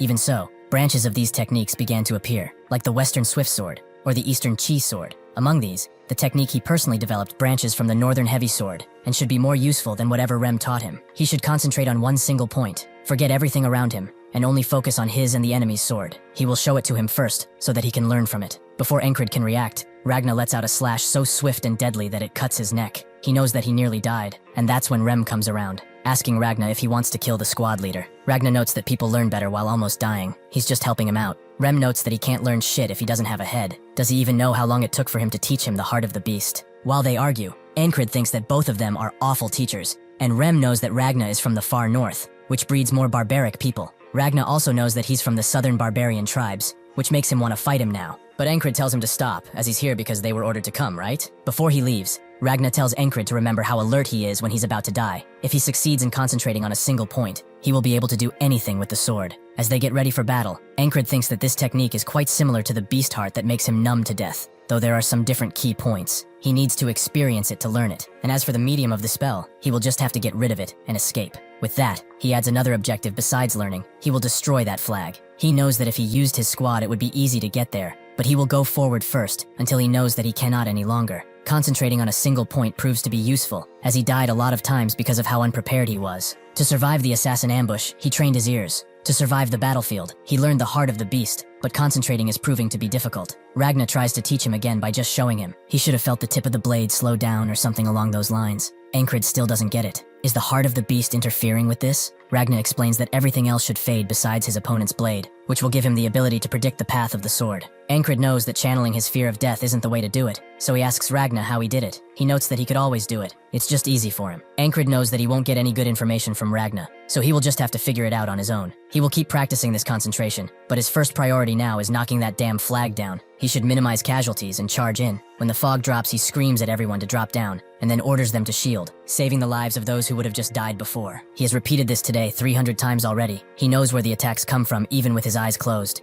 He slays the first enemy without him even knowing he was there, and the second too. The others charge in, but they are all going into the meat grinder, as Encred is now determined to achieve something. Their commander tells them to rally and prepare for the attack, making Encred smile as he can see fear on their faces. He charges in so hard that he goes through any blade and smashes the flag down. It took him 10 days to get here, but he finally succeeded. However, the fog doesn't disappear, which is strange, as the flag is done for. The enemies circle and stab him all around, with one of them noting that he has been deceived. This gives Encred enough information. There is only one real flag, the rest are fakes, so he must find the real flag. He charges in once again, as he has a 1 in 5 chance to get it right. He orders everyone to shield themselves, who cannot hear him, or rather are too confused to, allowing the arrows to pass through and slay them. Encred wonders why they aren't listening this time. Perhaps it's timing. He has to let them catch their breath. After another 3 days, he broke the second flag, which was a fake, meaning that he had 4 more to go. He spent another 5 days for the third flag, which was a fake. It took him 7 days to get to the fourth one, which was also a fake. So he died again. There are only 2 left, and he can only guess.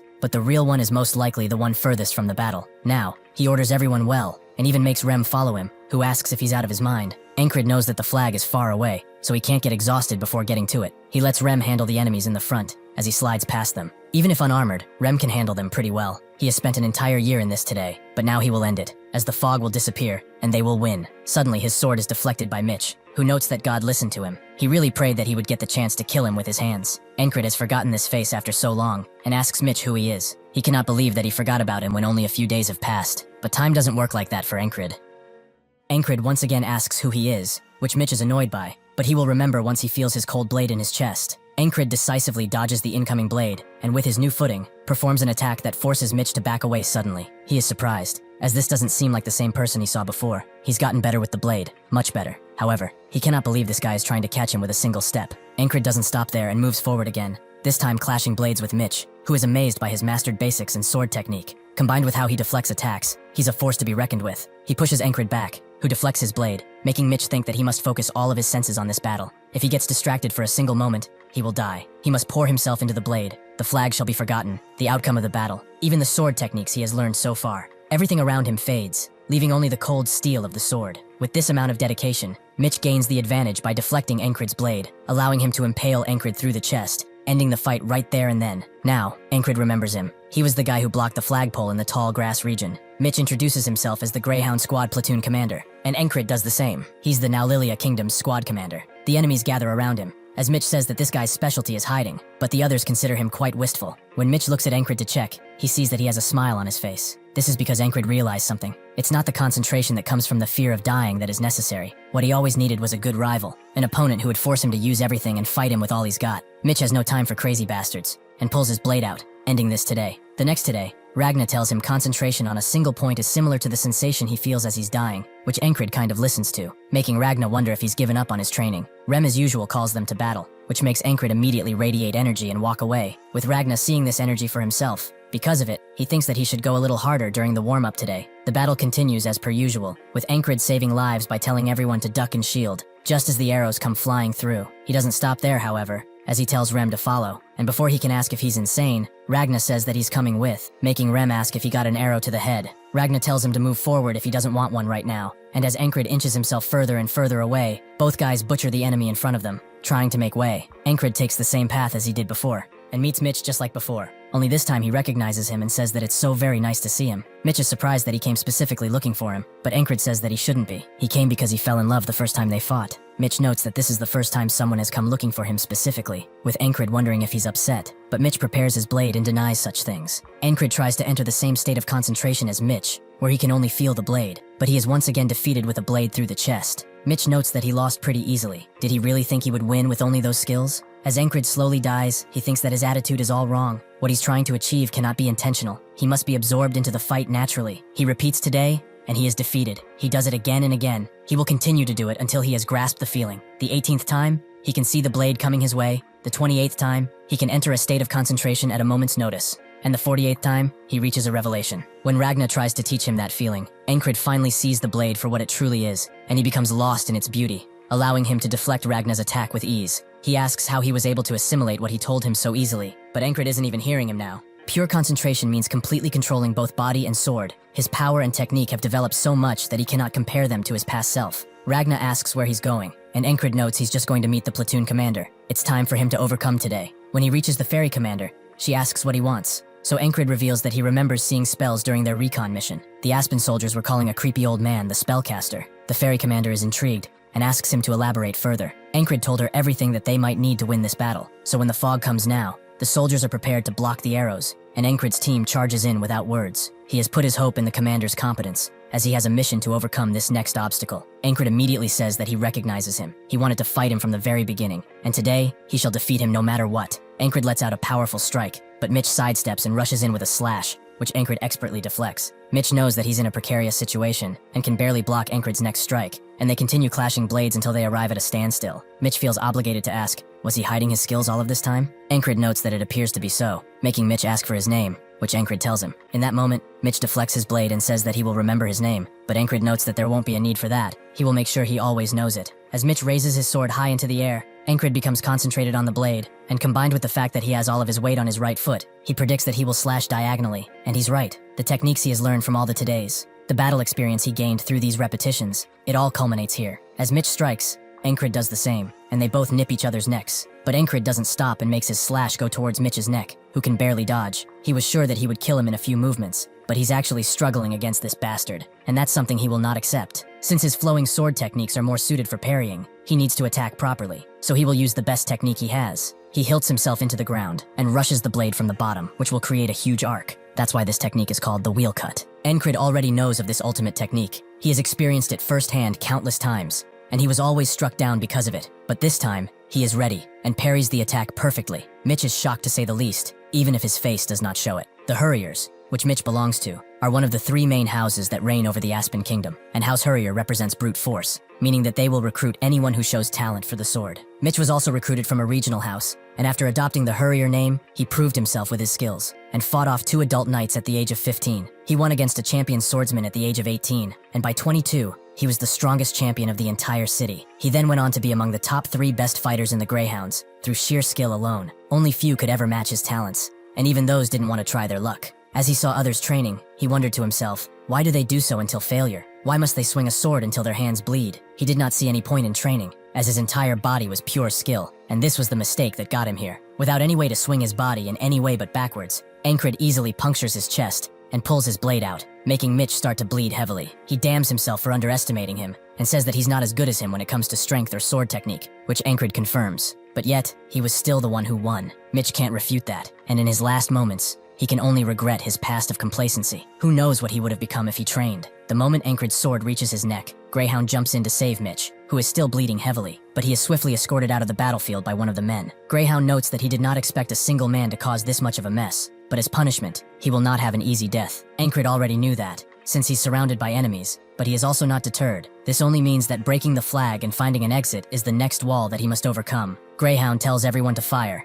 and Encred is prepared for the worst. He charges in through the arrows as he cannot avoid all of the attacks, so he will take them while continuing to advance. Greyhound isn't there just for decoration, however, and strikes Encred, who can feel how heavy his strikes are just from this. So to win this fight, he will have to die numerous times, but the objective for now is to destroy the flag and get out of here. With that in mind, he throws a knife at the flag, as even if slightly damaged, the spell will stop working. Greyhound sees what he's trying to do and slashes at him, but Encred rolls away and throws another dagger, this time hitting it expertly. In the fog, the fairy commando holds her ground, yet her mind is set on the fact that she asked command for more troops, yet she didn't receive anything. This kingdom is as rotten as ever. They sent the weakest men to command the lines. At this rate, slowly, they will be wiped out. That's when the fog dissipates, allowing her to move more swiftly than ever and take care of the enemy with ease. She recognizes this as a chance to turn the tide of battle, so she rallies everyone to attack, which works, as they all scream and shout while charging. With the fog gone, they have a better chance, but who destroyed that spell? Perhaps it was the one who told her about it, Encred. All bloodied and spent, Encred knows that he messed up, as he thought that he would run into his team after the fog went, but he cannot spot a single friendly, and even he has a limit. Rem is taking care of hundreds of men,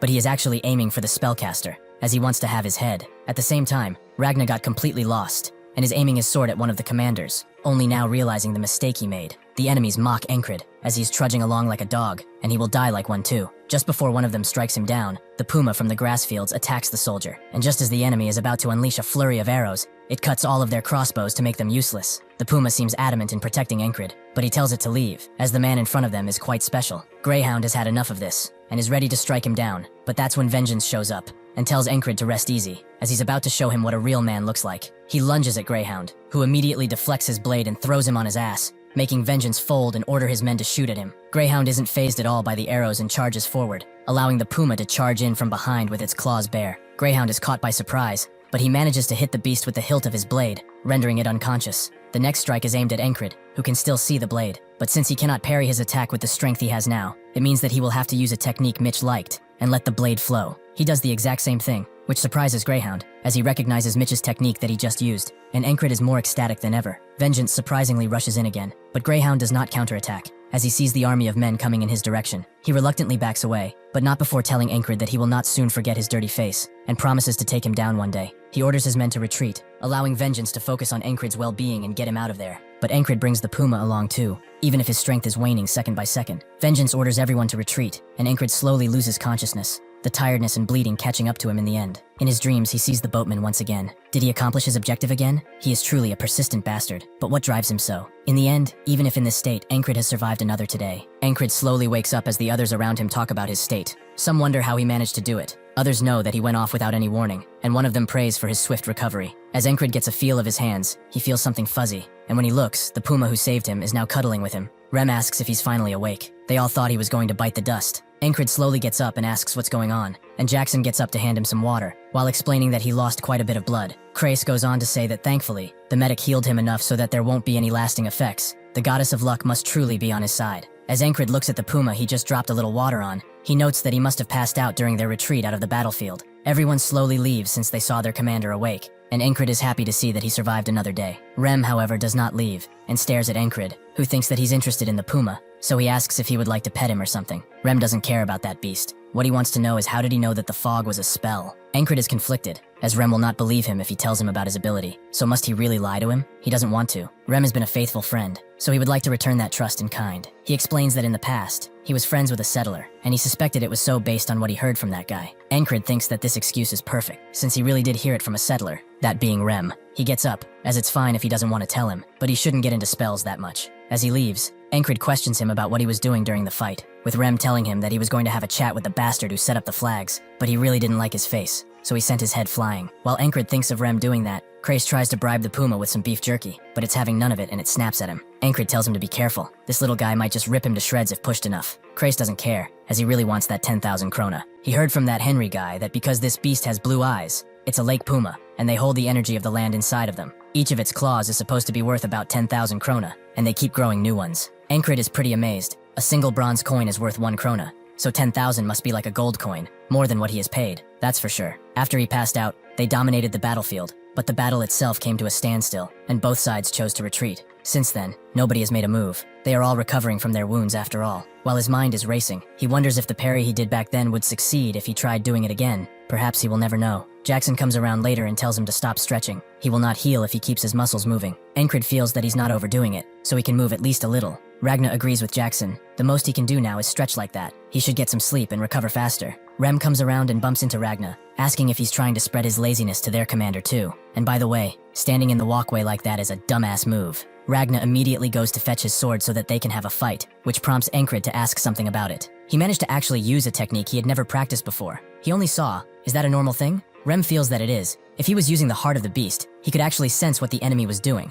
so he would be able to understand how they swing their sword and how much strength to use. Ragna also agrees that it should be easier since he learned the basics. He also succeeded with single-point concentration, so he must have seen more than in the past. However, he actually got pretty lucky, as at his level, something like that will succeed after 100 real battles. Encred now understands. The day that has just passed wasn't a single day for him. It was hundreds of days of overwhelming struggle. He got stronger through his hard work and determination, not just through memorizing patterns as such. No matter how much talent he has, he can get stronger, and he will. While Ragna and Rem butt heads, Encred asks them both for a duel. Rem notes that most people call him a madman, but that title should be given to him, while Ragna asks how he hopes to duel in his condition. Suddenly, the fairy commander appears, who says that duels are not to be participated in while he's in such a bad condition. She also asks if he was the person who broke the spell. Encred knew that someone would come and ask him that question, but why the company chief commander? He says that it was indeed him. He saw it while on patrol and also knew a little about it from previous encounters. The fairy commander is surprised. There were 5 decoys. How did he find the real one? Encred notes that he just guessed, which makes the fairy commander stare at him for a bit, but she turns away and takes that as the truth. Ankrid asks if this is all she came to ask, but the fairy commander explains that she also came to see his face, as it seems that fate has brought them together. Ankrid has no clue what she's talking about, but Rem and Ragna think that they are together or something, with Ragna surprised that he has those types of skills. Ankrid tells them that it's not like that, but Krace also comes around and notes that he's the perfect guy to start a host bar with. He will make the terms favorable for him. Ankrid tells him to shut up, but he also wonders why she said that. She's their boss, so this is really uncomfortable. Krace also has some news for him. A squire from the Night Order has arrived. Ankrid is surprised. Someone from the Scarlet Cloak Night Order is here. The battalion he is a part of is named the Cypress Division, which was named after a knight, and that Cypress is a part of the Scarlet Cloak Night Order. The knights are people who are extremely skilled, which is true even across the entire continent. That is why a Night Order has a lot more people besides the main knights. They have squires, servants, and students. Once a squire has proved himself to his knight, they become a proto-knight, and far above that, there are the knights, who have surpassed their human limit. Squires do not fight often without their knight, so this squire is probably about to become a proto-knight. Suddenly, the bells ring, and everyone gets ready for battle. Krace thinks that they were probably waiting for this guy if they are heading to battle right now, and Rem tells Ankrid to get some rest. He really does need it. Ankrid is not bothered by his wounds. He wants to see that guy in action. He wants to compare himself to him. Rem sees the glow in his eyes, and tells him to come with if he wants to see him so much. It's not like they are going to do much anyway. Everyone gets lined up for battle shortly afterwards, but Ankrid is most excited. He will finally see a small piece of his dream. He can finally see what it takes to become a knight. The squire walks alone to their enemies, who immediately get into position to fire their arrows at him, but he does not flinch even once, and walks steadfast. The enemy commander tells them to fire, making hundreds if not thousands of arrows fly towards the squire, who waits until they are close enough. After that, he crouches down and gathers wind at his feet, which Ragna recognizes as determination. After charging enough, the squire sprints through the arrows and arrives directly at the enemy's front line. It's filled with shields and spears, but the squire is not stopped, as with one strike, he takes out that entire front line and sends his enemies flying. Ankrid is astounded, but also frightened. Even the commander doesn't know what to say, but he has nothing to say, as the squire starts cleaving through them left and right without mercy. Everyone starts to retreat at the sight. They will not needlessly sacrifice their lives, but the commander tells them to hold the line, before his head gets chopped off cleanly. As the squire stands on the head of the commander's horse, everyone has different opinions about him. Rem is not surprised by how skilled he is. They are called war specialists for a reason, right? Ragna feels that he should be able to at least hold the line against him, and Jackson notices that the enemy had at least 5 chances to stop his advance. The enemy commander was a fool. Krace is only glad that this will be over without them needing to do much, but Ankrid starts to ponder heavily. Is he using the righteous sword? But that's not it. It has elements of the heavy and swift sword in it too. The righteous sword is a just and intricate technique that lures the opponent into the user's moves. The heavy sword is, like the name suggests, a heavy sword technique. It uses strength to cut through everything and dominate no matter what. The confounding sword is the most confusing technique, as it tricks the opponent and allows easy ambushes. The Valen sword is a subsidiary of this technique. The swift sword is the fastest sword technique. It overwhelms the opponent with sheer speed. The flowing sword is a soft and gentle technique. It parries the opponent's attacks and retaliation in kind. Ankrid can see both heavy and swift swords in that squire. They are both vying for control. He breathes in and regathers his thoughts. Even if different in character, all techniques started from a single source. If one is to understand the resemblance between all 5 techniques, and wield the sword like it is a living, breathing object, perhaps then they will be able to do this too. He closes his eyes as the army charges in, with Rem and Ragna noticing that their squad leader is meditating. Rem smiles, and tells them that the squad leader is about to overcome something, so they will allow nobody to disturb him. Ankrid knows that nothing changed, despite his understanding. Understanding is nothing. It is only a wall, something that exists only to show how much he has to climb. Soldiers fly past him into battle, but Ankrid does not move. Instead, he climbs the obstacle inside of his mind, and he will do it to the very top. As the screaming and wailing of the fight rages on, Ankrid continues to climb. As their soldiers continue to push the enemy, Ankrid continues to climb. As the soldiers scream out in victory, Ankrid has finished his climb. He knows that this war is coming to an end, so the following seasons will be quite busy. In the Principality of Aspen, which is controlled by the 3 main families, Aspen, the sovereign, damns the empire, as they broke the gentleman's agreement to not bring in any knights. Grey Wolf,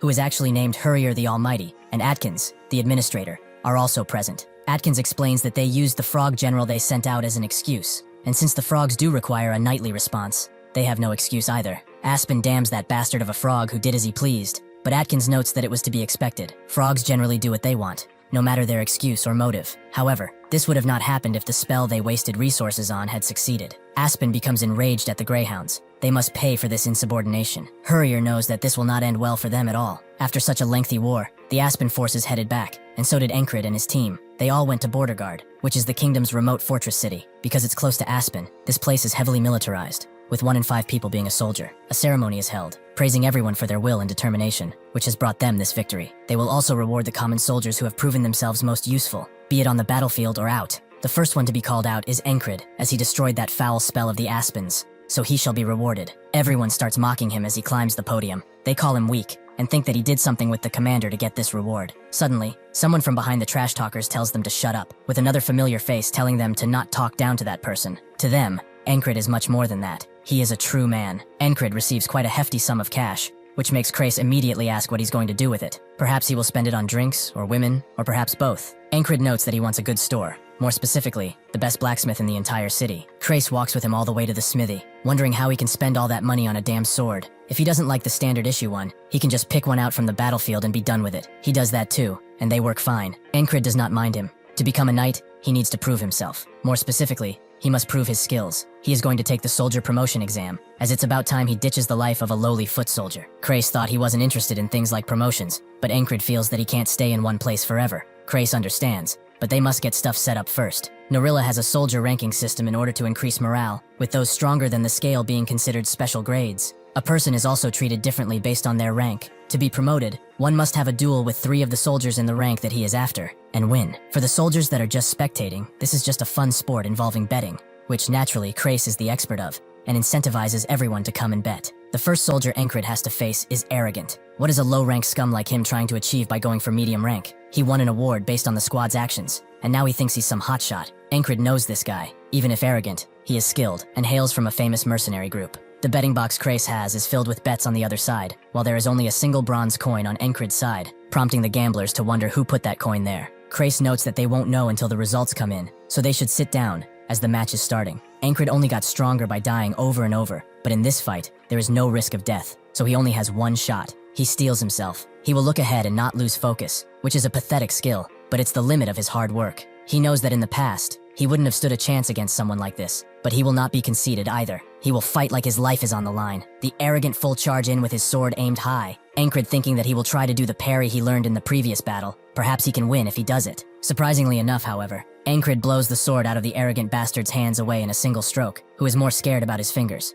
Encred doesn't know what to say, so he just ends the fight by hitting the bastard with the butt of his sword. He wonders why this guy is so weak, and a gambler is mad at Krace, as he probably was the one who bet on his commander, right? Because he knew how strong he was? Krace actually is shocked too. He only put that bronze coin in there because he took pity on him. Encred wonders if that guy just let his guard down, but even if he did, the duel ended too quickly. He shouldn't be so weak if he's a medium rank. He doesn't have time to think about that, as his next opponent arrives, who tells him to not get cocky just because he won one duel. Encred knows this guy too. He is heavy infantry, the strongest in their battalion. The heavy soldier starts by trying to distract Encred by waving the tip of his spear around, but then he only thrusts forward, allowing Encred to just cut the tip of his spear, rendering it useless. He thinks that this is just a trick. This guy must have something else lined up. Judging by his face, however, it seems that this really is just it. Encred kicks him in the gut, ending another fight. Everyone is shocked that he won 2 fights in a row, and Krace calls forward the next challenger. Who wants to duel him? Nobody wants to budge. Not even those who trash talk to him. Andrew thinks that he can win since he trained with Mac every night since they last met, but Mac tells him to not go, as he's gotten too strong.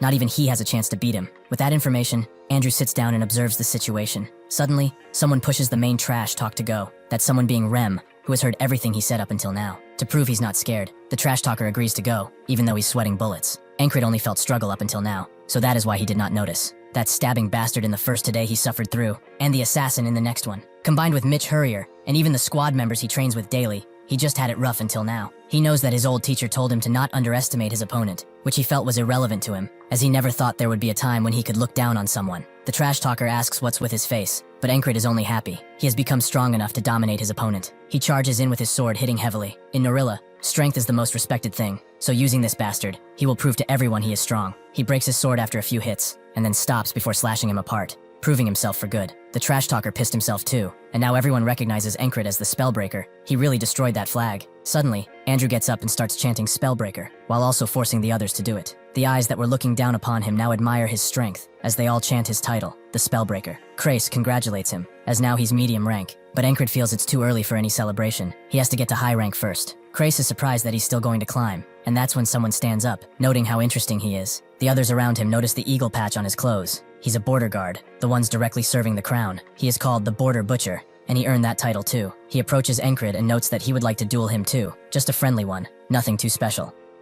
While everyone is watching, Rem knows that this is going to be difficult for Encred, who knows that the border guard is equal in strength to Aspen's greyhounds, meaning that he might actually be stronger than Hurrier. However, This also makes him wonder what will even happen if he fights someone without the risk of dying. Will he improve? He invites the man to come, who is amazed that he's not more fearful about going against someone from the special forces. After watching his fights, he's far more interesting than expected. The low-ranked soldiers cheer Encred on now, repeating the same thing. The true kings of battle are in the infantry. The man thinks they are a bunch of idiots, as the border guard is infantry too, and cockiness like this is not healthy. He must humble them right now by using the gentleman in front of him. Even if his attack is swift, Encred can see his blade and manages to deflect it. The man is surprised to see such concentration from a foot soldier and grabs him, thinking that with this, he has nothing left to do. Encred, however, grabs his hand, allowing him to rush with his sword from above. The man knows that he will meet death if he's hit by something like that, so he finds the chance to dodge the attack and retaliate in kind with a deadly strike of his own. Unfortunately for him, Encred is prepared, so he catches the tip of his blade and kicks him in the gut. He has let go of his sword for this, making the man rush in for a final encounter.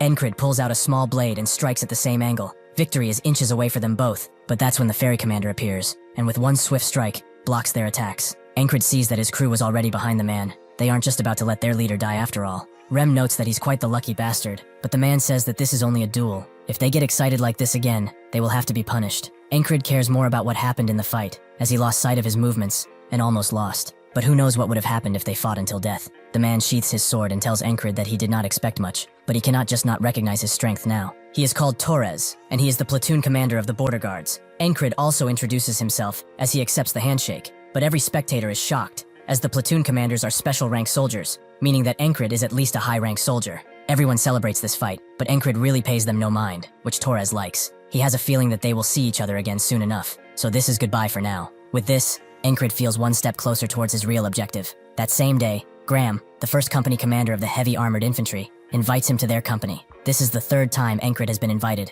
First it was the second, and then the third company, perhaps because he broke that spell. Graham explains that his company is an important element of this battalion. He knows that this offer is pretty important, right? Encred knows that he will be among the elites as soon as he accepts, but he refuses, which makes Graham ask if it's about the 4th company commander. He will talk with him if need be. Encred tells him that it's not that, and since he has such a sincere face, he will not press him any further. Encred suggests that he send Rem his way, but nobody wants that crazy bastard in their team. Thanks to him, they survived the last battle, so he should keep at it. Crace is amazed that he's getting so many offers. Should he begin packing his bags or something? Encred tells him that he's not going, but this only makes Crace wonder why he's rejecting every offer. Right now he will get treated well, no matter where he goes. Before Encred can answer, Torres comes inside, wanting to ask something important of Encred. He should come to the border guards. Encred knows that this is an amazing offer, even better than the 1st company, and Rem feels the same. He would be a fool if he would reject this offer. Torres has realized as soon as they fought that he yearns for a tougher fight. If he comes with them, he will make him train and challenge his body to its limits. His coming to the border guards means that he will realize his full potential.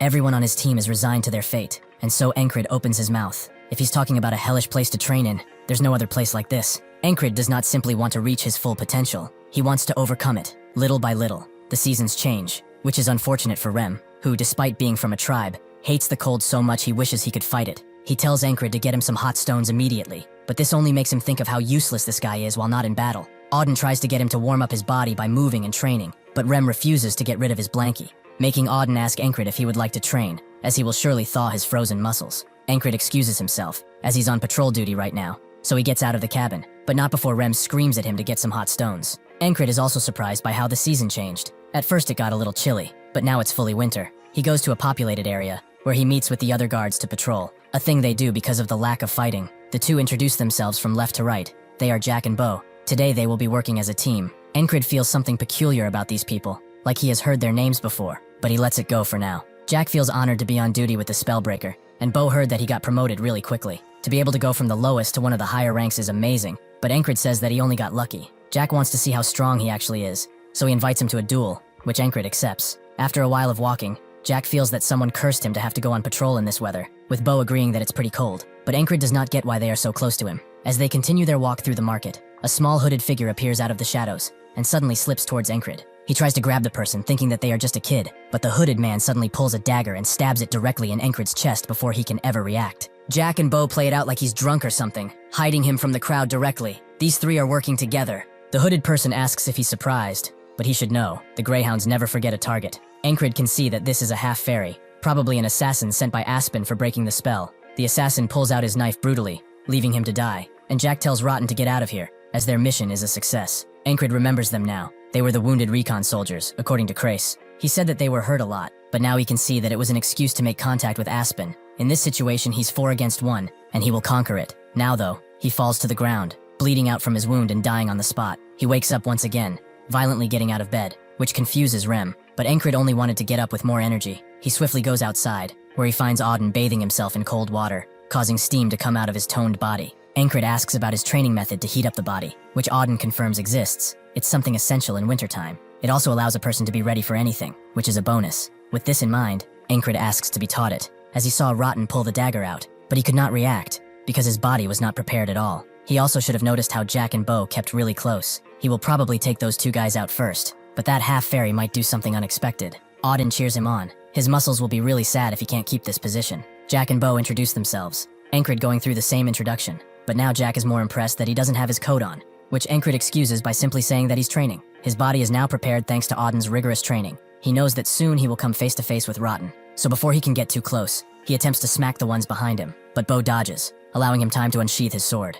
Encred knows that Rotten will either run or attack. Before anything happens, he has to take care of these 2. Unfortunately for him, Rotten has another card up his sleeve, as he throws a knife in his direction, hitting Encred in his vitals. He, however, is impressed to be able to hit him at this distance, and through so much crowd, he has skills. He cannot deny that. Encred heard it, but it already pierced his heart by the time he heard it. It's designed to be faster than sound. In this situation, he must face close and ranged enemies all at once, which quite excites him. How will he prepare for this? Rotten stabs when he is close, and throws the daggers when he is far. This wall that he must conquer is not really a hard one to understand. It's actually quite simple. Encred continues his training, although he feels like he's going to die, making Ragna and Rem wonder if it's really as hard as he says it is. Jackson comes into the cabin, only to see all of them spread out and stretching, even the panther. He feels like he walked into something he shouldn't have, so he decides to leave. Encred knows that he has to find a way to block the dagger that will be thrown at him. Its speed and accuracy, however, is something much deadlier than normal daggers. Jackson comes around and recognizes this as a whistling dagger, but Encred is curious. Why is it called that? Jackson explains that it makes a sound when it's thrown,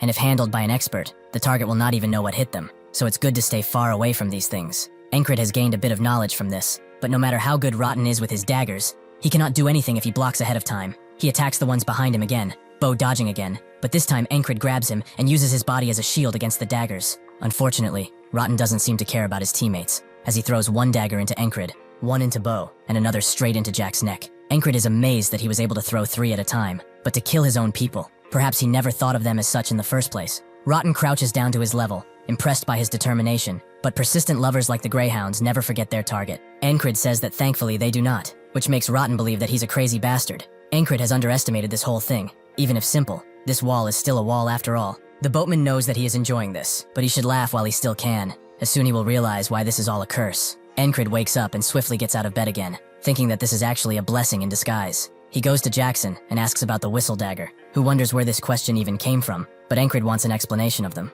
Jackson relents and tells him that it's basically multiple thin blades pressed into one, which causes that whistle sound when it flies. At one point, it was called the dagger that can only be heard, as it's really difficult to follow with the human eye. Encred asks what would happen if he wanted to dodge it, but Jackson says that he can't. Encred asks what if he had to, which makes Jackson ask in turn, does he really have to? Encred confirms as much, making Jackson ponder where the hell he even heard about all this. He explains that there's not really a point in seeing an already thrown dagger. He has to watch the hand of the thrower first, as the path it takes is dictated at the moment it's thrown. There are naturally ways to hide that throw, but a skilled eye can still spot them. Encred asks if he could learn something like that, but with his current skills, Jackson notes that he won't really be able to do anything. Encred knows that he's just talking shit about him, but Jackson asks if he wants to be taught how to throw daggers. If he's not confident though, he can forget about it. Encred knows that this is an opportunity, so he decides to learn. Later he meets up with Jack and Bo, remembering what Jackson said to him. The moment he throws, he should relax his entire body and focus as the blade leaves his hand. Seeing and dodging it is basically the same.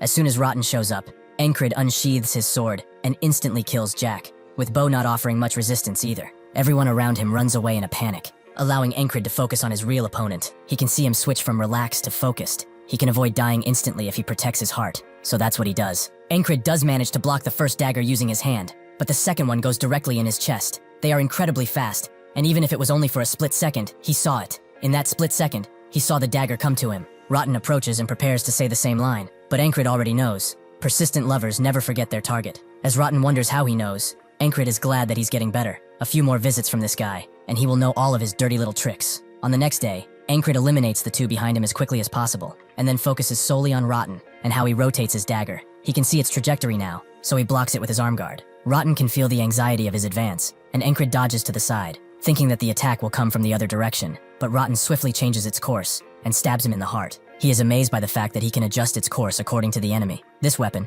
even if it took his life so many times, is absolutely incredible, and he wants to wield it. In his next life, he practices with daggers, Jackson asking what he's even doing, but Encred only says that he's training with whistle daggers. He knows that what he has is not a real whistle dagger, but he will have one soon enough. A part of his homemade dagger breaks free, almost taking Jackson with it. On the 8th today, Encred successfully dodges his delayed attack, but unfortunately, it seems that he has another problem. A sharpshooter eliminates him from behind, meaning that he must keep him in mind the next time. On the 9th day, he successfully takes him out with a dagger, but this only delays his death, as Rotten throws a dagger at him that he cannot dodge. Encred continues to train until he can throw daggers pretty well, but he feels that besides the basics, he's missing something important. Jackson notes that he got everything down, but where did he learn to throw like this? Encred can't say that he learned from him, so he lies. He saw someone throw one before and he just copied them. Jackson thinks that he must be a genius to do something like that, but no matter. Has he heard of the throwing blade technique? It was created by an assassin called Georg, and the name comes from his weapon, the whistle dagger. Georg strived to create a blade without sound, thus he created a very thin, single-bladed knife,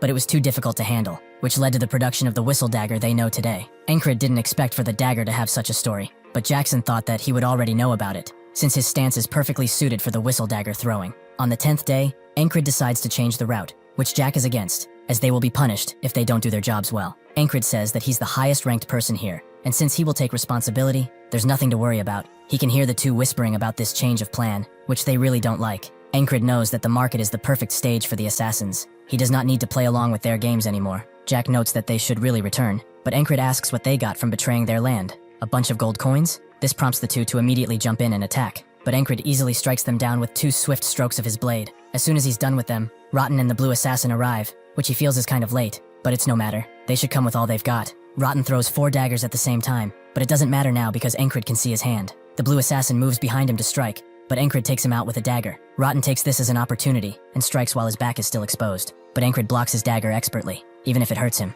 it will not kill him again. Rotten is now frightened and asks who the hell he is, but Encred feels that it's not for him to know. Anyhow, how many of these beautiful weapons does he have on his person?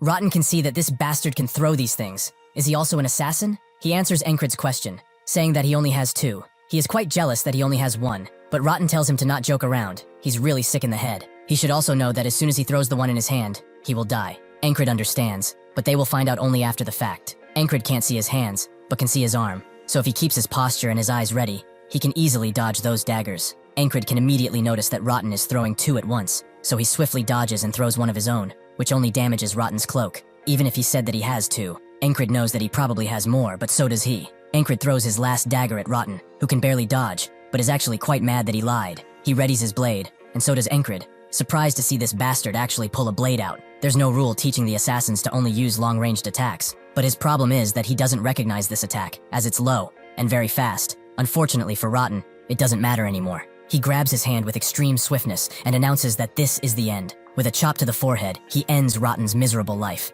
He has climbed over this wall with only 10 tries, fighting, losing, and getting stronger to eventually succeed. These things have come to give him alive. He looks at Rotten's body and opens his clothes, revealing a bandolier of knives that he really wants. He goes to report to the ferry commander about what just happened while wearing that same bandolier, saying that all of this was once again just mere coincidence. The ferry commander wonders if it's still a coincidence that he only got off with a scratch against 3 people, but Encred says that the goddess of luck is really on his side. The ferry commander eyes him for a moment, before giving up and telling him to return to his post. He does just that and returns to his squad lodging, but as soon as he opens the door, an axe flies at his face, which he only has seconds to dodge. This was naturally thrown by Rem, who is glad to see that he dodged his sneak attack. Encred asks if he has gone insane, but Rem was only training him, because he has assassins on his ass after all. As revenge, he suddenly gives Rem a hot stone and tells him to eat it. Rem believes that it's a potato at first, only for his hands to burn the moment he touches it. Encred notices that his hair has grown pretty long, so he tells Krace to give him a haircut. He asks for 10 coppers. Encred says 5, and they meet at 8.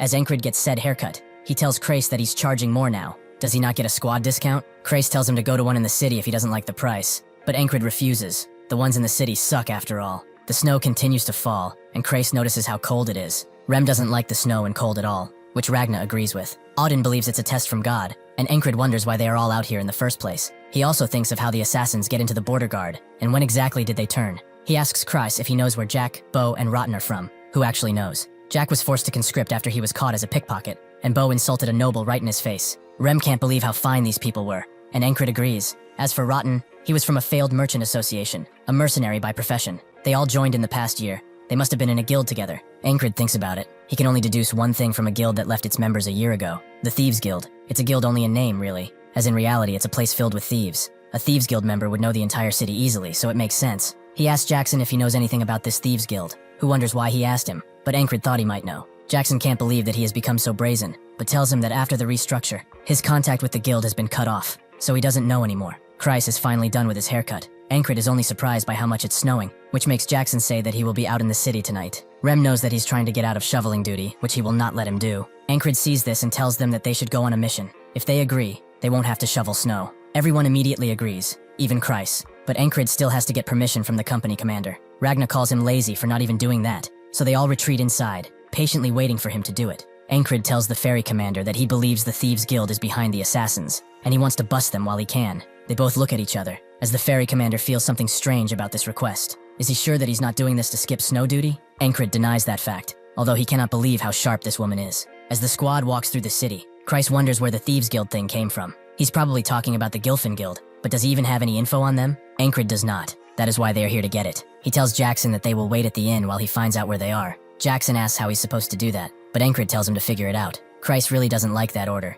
as it's extremely vague, but Jackson understands, making Kreis believe that perhaps he is the weird one here. They arrive at an inn, where they all have a bunch of food. Kreis asks Encred what he will do if the Gilfins are innocent, but Encred doesn't really care. Even if not involved with those assassins, they are still criminals, and they need to get cleared out sooner rather than later. Kreis has already become acquainted with their server, Lesa, and whispers something in her ear. Encred does not pay it much mind, but wonders where Jackson is, as he's late. Even though he has skills, he's starting with no real clues. He wonders if his orders were too vague, to the point that he feels bad for him. Jackson is propped up somewhere high, looking around and not moving at all, letting the snow fall on him. He suddenly notices two strange figures, which gives him an idea. Encred asks Kreis if he knows that woman, and tells him that she's Lesa. Her father is a shoemaker, and her dream is to open up an inn in the big capital. Encred is surprised by how much he knows, but Kreis only knows so much because she might be a valued customer. Jackson finally comes back, covered in snow and freezing, only to see everyone enjoying a warm meal while in a warm place. Encred notices his annoyance and tells him to eat, but Jackson believes that they shouldn't wait, and go right now.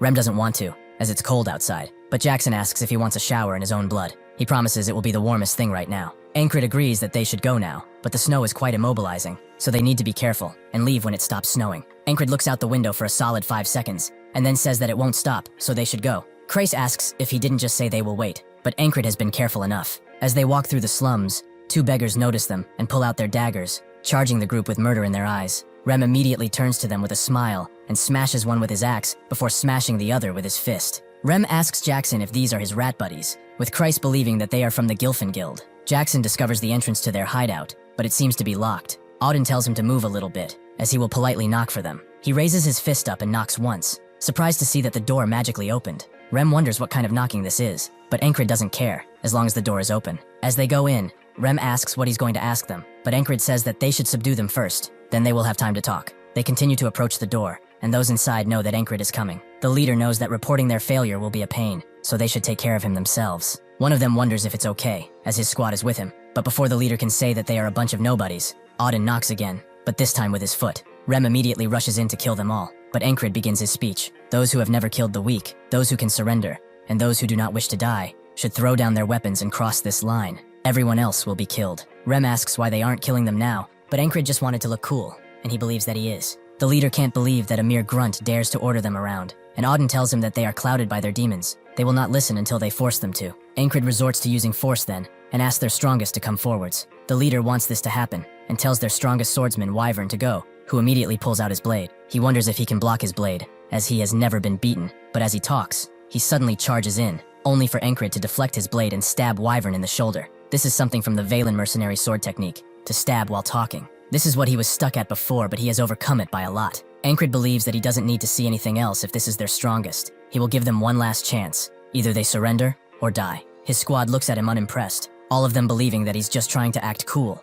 One of them throws his weapon and surrenders, making the leader jump up and try to strike him. Before he can cut him down, however, Encred throws a knife in his head, killing him instantly. Rem can't believe that he thought he was cool, while Auden does believe so, and Kreis is amazed. Jackson thinks that he's not bad, while Ragna suffers from cringe, like Rem. Encred knows that he must have looked pretty cool, but this makes all the thieves surrender and fall to their knees. Rem wonders what they should do. It would be better to kill them now, since they might become trouble again. One of them begs them not to kill them. There are people here with sick mothers and poor families. Ankrid believes that it doesn't excuse their crimes, so the man says that if he has to kill someone, he should kill him, as he is Gilfin. Ankrid is surprised. So he was the boss, and not that brute right there? Gilfin denies it. That man was indeed the boss, but he also isn't Gilfin. He is. Ankrid is confused beyond his wits, so Kreis explains that they named the guild after random people on purpose. If they start getting chased by the law, they can ditch that person and run. Gilfin explains that their boss was a bastard, a real rotten-to-the-core individual, but the rest are not like that. Again, if he wishes for blood, he can have his. Everyone around him begins to try and defend him,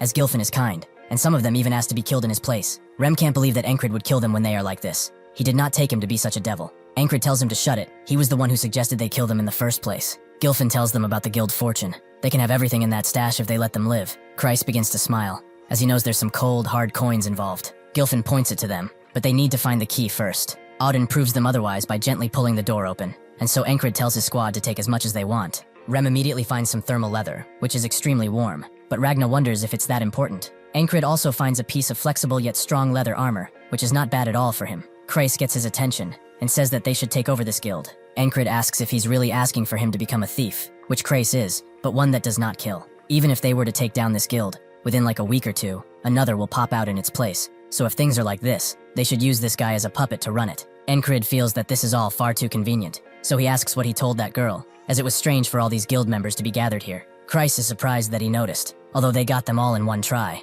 If he allows it, he will get him a monthly krona payment, and will also gather information. Ankrid doesn't really do this for money, but it can't hurt. He allows it. So Kreis tells Gilfin that from now on, their guild is one that does not kill. They will sort out the bad people and send them to prison, while they slowly reform this organization. Gilfin tells him that they will all die if they do not disband. Their boss worked for Aspen and took their money. Once every spring and fall, a frog comes to check on this organization, and if he realizes what happened, he will not just let them go, as the frogs are beasts. Kreis tells him that they shouldn't worry. They have some beasts of their own after all. Ankrid believes that they should go back since they have completed their objective, but Rem looks at him and wonders, are the others done with shoveling snow? Ragna also believes they have some unfinished business, and Auden wants to reflect and preach the word of God just a little bit longer. Jackson also believes that he had something to do, so he will return tomorrow morning. Ankrid understands and apologizes. He did not see that they were all so busy. The next day, Ankrid reports the return of his squad, and also the fact that they have destroyed the Thieves Guild. The ferry commander asks if he had fun skipping shovel duty, but Ankrid hasn't a clue about what she's saying. She has heard that he liked to duel, so they should spar right now. Ankrid accepts, but as soon as he tries to unsheath his sword, he gets knocked down. The ferry commander tells him to get up, but when he tries to pick up his sword, she knocks him down again. Ankrid is amazed by her sword's thinness. It's almost like a whip. This continues until Ankrid is left out of breath, leaving the ferry commander confused. She has seen this man respond instantly, almost like he came from the future, but now, he acts like a grunt. She really does not know who he is, but it is still true that he broke that spell, and took down 4 assassins. She sees that it's snowing again, so she will be watching him, this time more diligently. Ankrid believes that he's pathetic. He has trained so much with the sword, but he has never done anything with his bare hands. He has finally realized what he is lacking, something that requires the use of body and limbs, that thing being martial arts. He goes to Auden while he trains, who tells him that the most important basic of martial arts is a trained physique. Ankrid looks at him as someone demands to know who pulled an entire tree out, but Auden says that he has a method of training that pushes the body to the extreme. It is called the isolation method, which will be very painful, to the point where he might as well be dead. Ankrid tells him that this is his specialty, but after doing it for some time, his whole body feels like it's going to collapse. Auden tells him that the fundamental principle of the isolation technique is overloading. His muscles become stronger as they are being torn.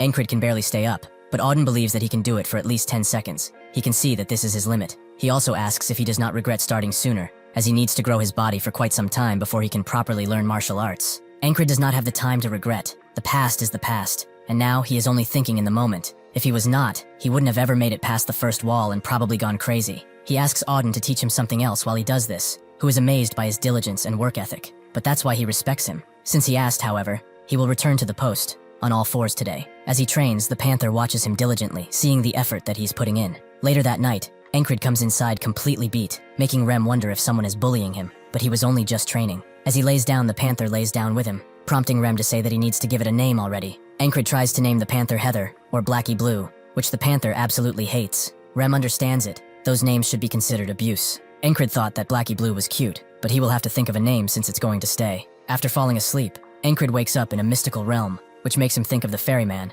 but this does not seem like his vibe. Suddenly a woman appears behind him and she only tells him one thing. Her name is Esther. Encred wakes up from the dream, only to have the same woman by his side in bed. She is naturally embarrassed, but Encred only wishes her a good night and hugs her tighter. The next day, everything is back to normal, and Rem asks if he's going again. Isn't his body feeling sore from yesterday? Encred is actually feeling pretty light, but that's because Esther has used her magic on him. She needs this man to free her from her curse. She cannot have him die while he throws around his body. Rem asks if he met with the priest or something, but that's not it. Encred says that he dreamt about some woman. Rem is surprised, as he didn't take him as someone who would dream of women. But how was she? Encred thinks back and says that she was pretty. Esther is glad that his eyes are working fine. It's common for magicians to explore magic and knowledge, and in her pursuit of those things, she got cursed and turned into a beast, her powers bound. She was wandering the fields one day, but she suddenly felt the scent of a curse, which led her to this guy. Encred continues his training as Esther watches, but he notices her and accidentally calls her Blackie Blue, which she absolutely hates. The realm of magic is affected by the power of names, so if someone carelessly calls her by another name,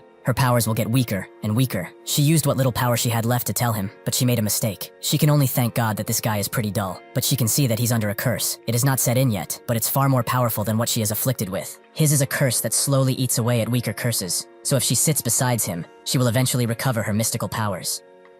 Encred continues his training, now fighting Auden one-on-one, and even though he is able to dodge some attacks, most still hit him, proving Auden's blinding speed. He explains that for martial arts, his body must always be ready. Just like with swordsmanship, the training and techniques are all meaningless if he is not fast, and even though he's as fast as an old turtle, his body is changing. He also really doesn't want to quit, judging by his expression. Just like that, 1 month has passed. The green begins to sprout through the melting snow, and Encred continues his training. He fights with Rem, who can't believe how much he has improved, but he is glad, as now he can finally have a proper fight with him. Later that evening, he invites Ragna to a training session, who says that he's still lacking in adaptability after it's done, but his fundamentals are top tier. His muscle memory should allow him to do this even in his sleep, but it will require endless repetition, which is not at all easy. Encred tells him not to worry after catching his breath. Repetition is his specialty after all. After his training is done for the day, he retreats to his bed, where he thinks that all this training is great and all, but some real-life experience would also be pretty good. At that moment, he hears a rustle come from the left, so he immediately catches the knife that was coming for his neck. Jackson congratulates him for improving so much. He certainly won't die in an ambush anymore.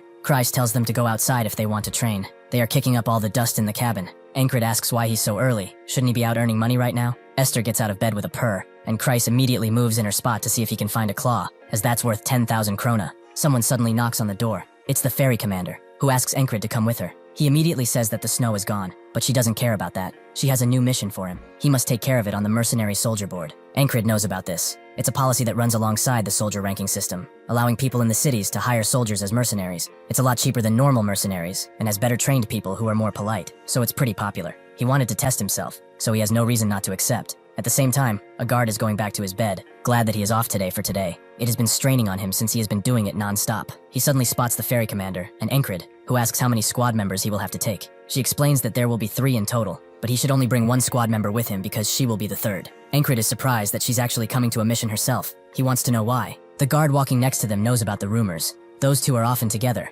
Perhaps they are even dating. He leans in closer only to hear the ferry commander ask if he's uncomfortable with them doing a mission together. This touches the guard's heart, and more rumors start to spread because of him. These rumors escalate further and further, some saying that they were together even before the army, until the point that it said they already have kids together. The next morning, as Encred is training, he hears other soldiers talk about his relationship with the ferry commander, most agreeing that they look good together. After he goes back to the bunks, Rem immediately laughs at him, noting that he's finally home. He asks how many months it's been. The baby surely is going to come soon. Encred, with a rather annoyed face, says that he has heard wrong. These are all baseless rumors. Kreis tells him to not be shy as they will find out whether he likes it or not, but Encred denies it again. Ragna is glad for him. If he keeps her by his side, they can train together, while Auden prays that his future with her is blessed. Encred feels rather bullied by his own team, and Rem asks when they are going on his little date. It will be weird being the 3rd wheel, but he has to do it. Encred is confused at first, but he must be talking about the mission, which he is not bringing him on. Rem is confused. Who else is he bringing then? Jackson confirms that he's ready, and says that they should get going, but as they leave, Rem screams out, how can he choose that rat and not him?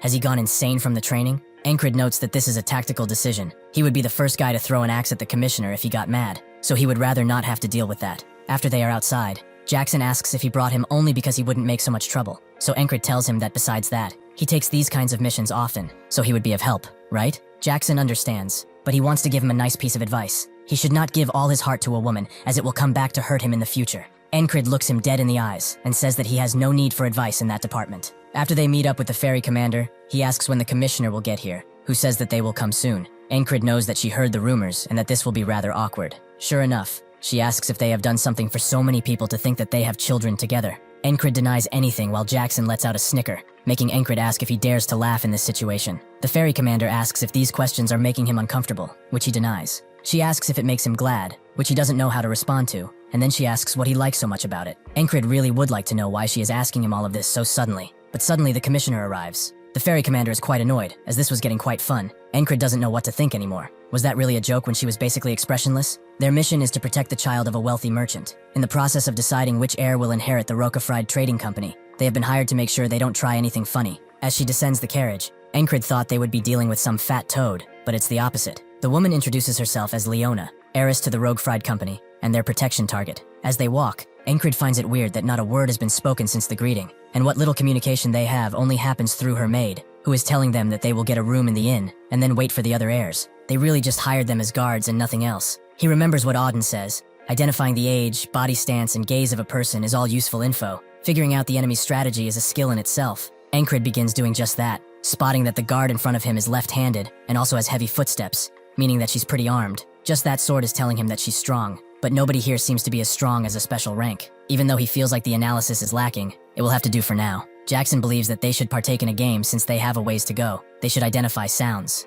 With that invitation, they both begin reciting what they hear first, but Jackson seems to have the upper hand. He is trained in this after all. After they get to the inn, Leona and her guard go into a room upstairs and order them to stay below. The ferry commander sits down next to Jackson and Encrid to join their little game, but this moves Encrid out completely, as he cannot hope to compete against these two. However, the things they are saying no longer seem to be a game, as someone is coming to them, dagger in hand and ready to strike. As the assassins pull up, it doesn't take long for them to react, as they both suspected this ambush. The other guards are rightfully scared. One tries to get to Encrid, but he swiftly takes him out. He hears screams coming from above, and since the commissioner comes first in these types of missions, he rushes to their rescue. An assassin sees this and throws a bunch of knives at him, but Jackson covers his back by holding a stool over him. The ferry commander swiftly sweeps the area of the assassins, who are beginning to show worry, but they are still confident because they outnumber them. As Jackson fights, the ferry commander looks at him and notices he's much stronger than Encrid. Most of the squad members are, but they still listen to and trust his orders. She wonders who helped create all this. It is honestly quite interesting. She kills the guy that was rushing her by simply holding her sword forward. Encrid continues his quest, and it's quite easy for him. After encountering the assassin who tried to get Krang, and that half-fairy assassin, such measly attempts at assassination no longer faze him. Another rushes in, a perfect opportunity for Encrid to test his new physical skills. Although he's still too slow, he can move more freely now. He can feel a difference from the past. Suddenly, Leona's guard is thrown outside of the room, allowing Encrid to move in and see that an assassin is over Leona, with a maid desperately trying to defend her. Encrid would like to use the whistle daggers, but he's too close and stopping him is not a guarantee. Perhaps he can reach them if he tried, but to walk so quickly requires power, and he has only seen it once. He tries to perfectly imitate that person. Even if he can replicate that power just a little bit, it would be enough. Sure enough, he lunges forward at top speed, and before the strike lands, he gets in front of them. He is struck by the cold blade, but even if it hurts, thanks to the leather armor he got, he did not get cut. Encrid believes that they should talk downstairs, so he tackles the assassin and throws him out of the window, landing the assassin straight on his back and knocking the air out of him. Encrid is glad that he managed to cushion the fall somehow, and since there are no more enemies on the second floor, he can focus on this guy. Even if he suffered that fall, he still rose up. That takes grit. He asks Encrid if he's a border guard, which he is not. The assassin is glad. It means that there's no reason why he should lose this fight. Encrid observes him, seeing that he has swords of different lengths, but that does not damage his balance. He probably uses the flowing sword, so responding would be difficult. The assassin vows to kill him, and then that woman, but Encrid tells him that he talks too much, making him charge in. This is Encrid's first fight in a while, against a pretty strong guy. He is happy, however, as he has loads of things to try. The assassin transforms his positioning, making Encrid recognize this as a Valen duet. He dodges the first strike that flows into the second and then the third. They both back away before the assassin moves in once again, but Encrid dodges this time too. The assassin is confused. How can this random soldier avoid his strikes like this? Encrid is impressed by his skills. He could not learn what he just did because he lacks talent. Judging by his speed and accuracy, he's as good as that stabbing bastard that killed him again and again. The assassin moves in with rage in his eyes, but Encrid can see his blade and its trajectory. He's about to try and double swipe at him, but this allows Encrid to move in with his blade and stab him in the chest before he can reach him. He was going for the heart, but he did not hit it. He pulls his blade out of the assassin, thinking that he must improve, perhaps training with Ragna or Jackson.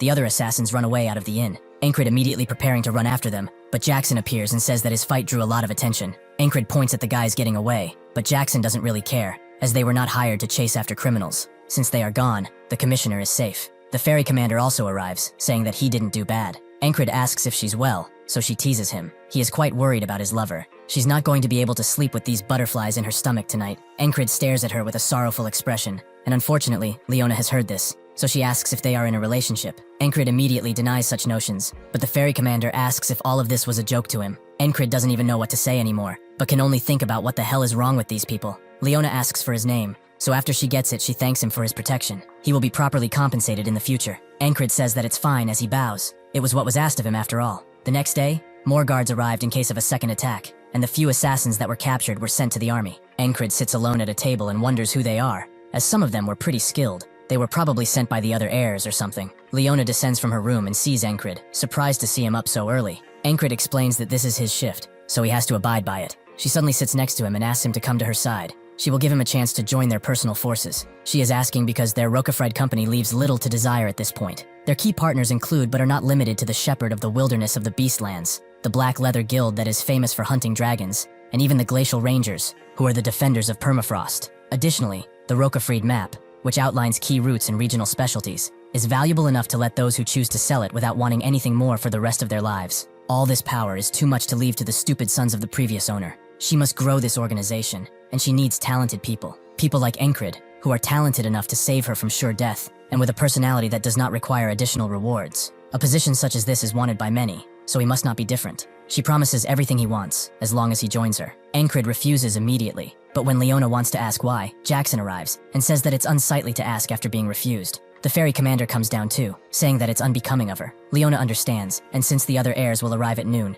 she bids them farewell to prepare. Jackson didn't expect him to seduce a rich heiress too. Are difficult women his type? He really has to stop going around seducing every woman he sees. Encrid denies all of that, but the fairy commander is hurt. She didn't expect him to be a two-timer. Encrid has had enough and apologizes, but it appears that his tastes have changed. Jackson and the fairy commander are shocked. They did not expect a comeback, but the other guards seem to have heard this, and now believe that he is an asshole who doesn't appreciate his woman. It seems that in this game of fake relationships and love, he remains the loser. As the sun appears over the horizon, Kreis appears too and has heard everything. He spent a night with the commissioner, right? The guard can't believe that he scored a rich woman now and that he's such a heartbreaker. Encrid asks if he's here to make fun of him, but Kreis has come to report about the Gilfin Guild. He has to stay on top after all. Encrid says that it's good he came. He has something he must do. He is still interested in the assassins who got away. He must catch them and see what they are about to do. Renos Roquefred, the previous owner of the Roquefred Merchant Association, was said to be an honorable man who has a sharp sense for business. He considered his stepdaughter Leona his successor because she shared that same sharp sense and intellect, but he could not bear to push his son out of the race. Because of his indecision,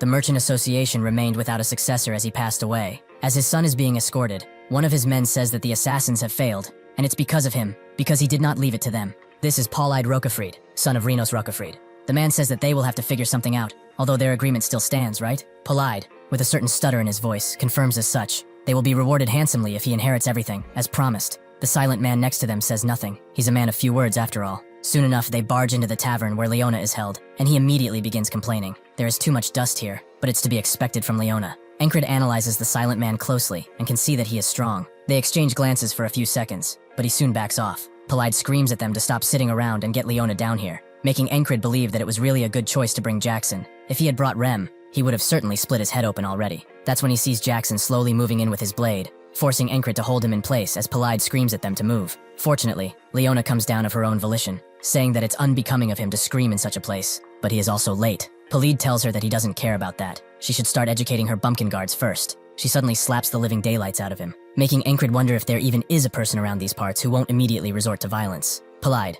rightfully angry, asks if she's gone insane, but Leona begs to differ that he is the crazy one. He seems to be messing around with a soldier mercenary of the border guards. Does he want to end up in prison for the rest of his life? Polide did not know about that. He did not know what to say, but that's when the man clears his throat, making Polide say that it was not him. Why does she dare to frame him like this? She's just a mere outsider in this family, yet she dares to yell at him? Leona agrees. She was adopted, but he cannot even analyze trade routes or calculate finances. Polide makes up an excuse, saying that it's a job for his servants to do. Leona is annoyed. She wouldn't even waste time like this if their father's will said that the successor should be decided after talks. This makes Encrid believe that the previous head was quite soft. Leona is much more suited for the successor position. Why did he give this brat a second chance? Leona believes the only argument he has for succession is that he's a blood relative. However, no matter how close he looks at him, he's nothing like her father. His ignorant behavior and ugly mug, she can only wonder where he got it from. Polide immediately begins to pull out his blade in anger, making Encrid do the same, but he sees the silent man do so as well, although in a much calmer manner. The whole room freezes as Encrid stands in front of Leona.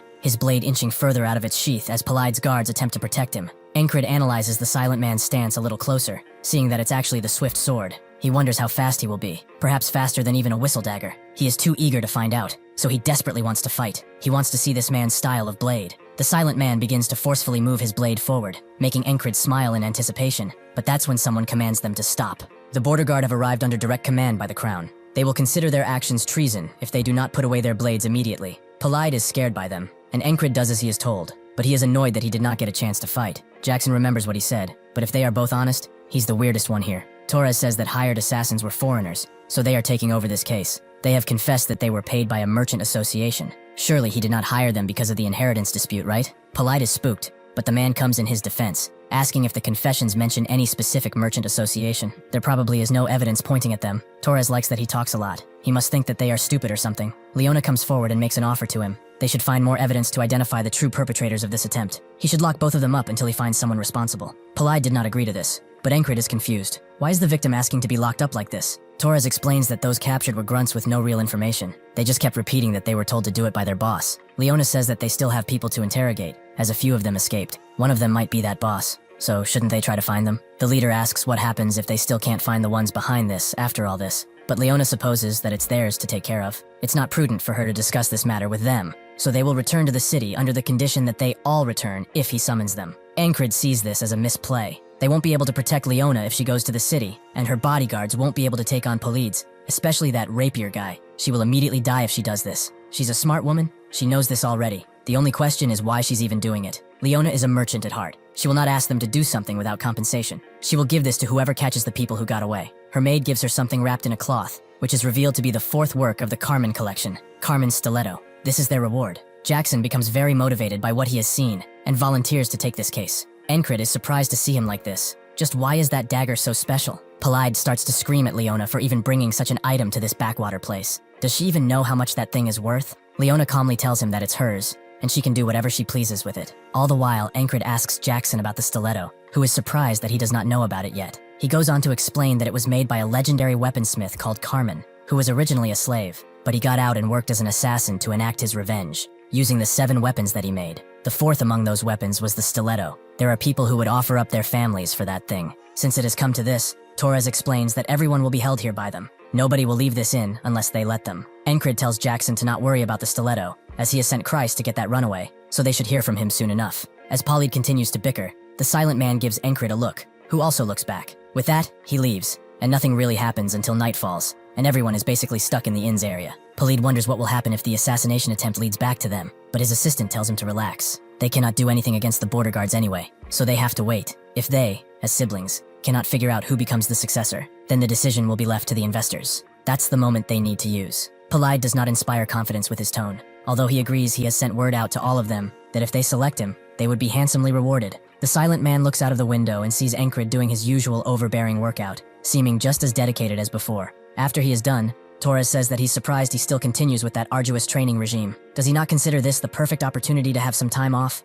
Encred would think the same if they were equal, but he is not a genius like him, so time truly matters. The stuff people like him learn in a week, he needs a month, or even a year to grasp. This is why he cannot waste time, and he doesn't want to anyway. He will use each day to create a better foundation for his future. One of the border guards begins to wonder, is he the odd one here, or are they the lazy ones? Torres is puzzled by this too, so he gets up and tells Encred to calm down with his attempts at getting stronger. He's pretty strong enough already. They only drew because he did not expect that from him. But what about right now? Encred knows that this is an invitation, so they begin to fight again and again, Torres continuing to win back-to-back matches. Everyone congratulates Torres and belittles Encred, but he does not mind and wants to go again. Torres asks how the hell he isn't tired yet. They have been going at it 11 times already. That's when one of them gets up and suggests they swap, prompting others to join the queue as well. Polide watches this show of strength with disgust. These barbarians really do not know class. The border guard who is now in the ring immediately puts Encred to the ground, which the silent man watches carefully. Encred gets up and asks if he can do what he just did again, the silent man recognizing that his pride is not hurt by these defeats. Rather, he is akin to a child who has found a new toy to play with. On top of all that, his open hostility in that encounter, while he knew full well he was stronger, makes him a very unique individual. Even if he is unique, he seems to be falling for the same trick 3 to 4 times. He really has no talent for fighting. However, after experiencing something repeatedly, he gets the hang of it pretty quickly, and retaliates in kind. The border guards are all excited to see him finally win, and the ferry commander is saddened to see that he's going around charming everyone, a truly bad man. Leona asks if they are really dating, which the ferry commander denies. They are actually married. And even though they did not hold a ceremony, there's probably a child coming soon. Encred really can't stand this anymore. He would rather she stay inside of the inn. Suddenly, the silent man speaks and asks if he could join in too. Encred gives him a look, and Torres wonders what he's thinking. The silent man has learned his name. He has no talent that is worth sharpening, yet he feels the desire to teach him. He cannot hold himself back anymore. The man Encred was fighting with says that he's in a different boat than them, so he should just sit and watch. But Encred denies that. He has been waiting for this opportunity. This makes the silent man smile with anticipation. All the while, everyone watches them get prepared. Jackson watches from above and can see that the silent man, even though brandishing just a wooden stick,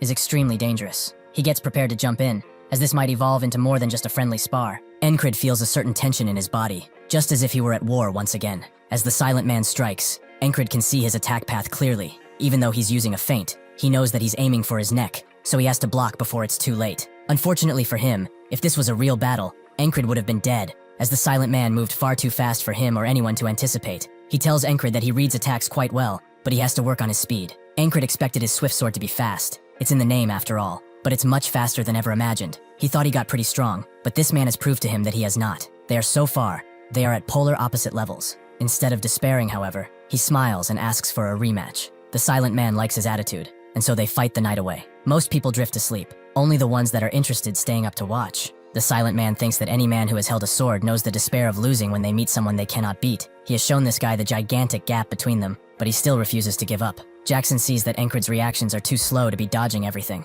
If he continues like this, he will never overcome this wall, meaning that he must teach him more about his speed. The silent man tells him that they should go to bed too, as they don't want to be tired. But Encred simply calls him amazing. His swift sword, he will learn it someday. The silent man smiles and thinks that he's the amazing one. If he only had the slightest bit more talent, he would have been legendary. As the next day continues, someone screams for Torres, as they have captured the mercenaries who ran away. Encred nods at Crace to signal that he's done a good job, but he feels it was easy. These rats never hide that well. Leona recognizes him as one of Encred's squad members, so he thanks him. Torres immediately begins interrogating the mercenaries, asking who hired them. Polide's chest tightening as the possibility of being discovered rises. The mercenary explains that a mercenary association from Aspen hired them. They wanted to expand through the contested zones. Any more than that, he doesn't know. They only got a letter and the money, with the promise of more pay after completion. Leona says that what comes next must be up to them, right? Torres is torn. She seems moderately satisfied with this. Was she not hoping for her idiot brother to be behind this? Leona was enough to offer up the stiletto, but alas, she can't personally interrogate them.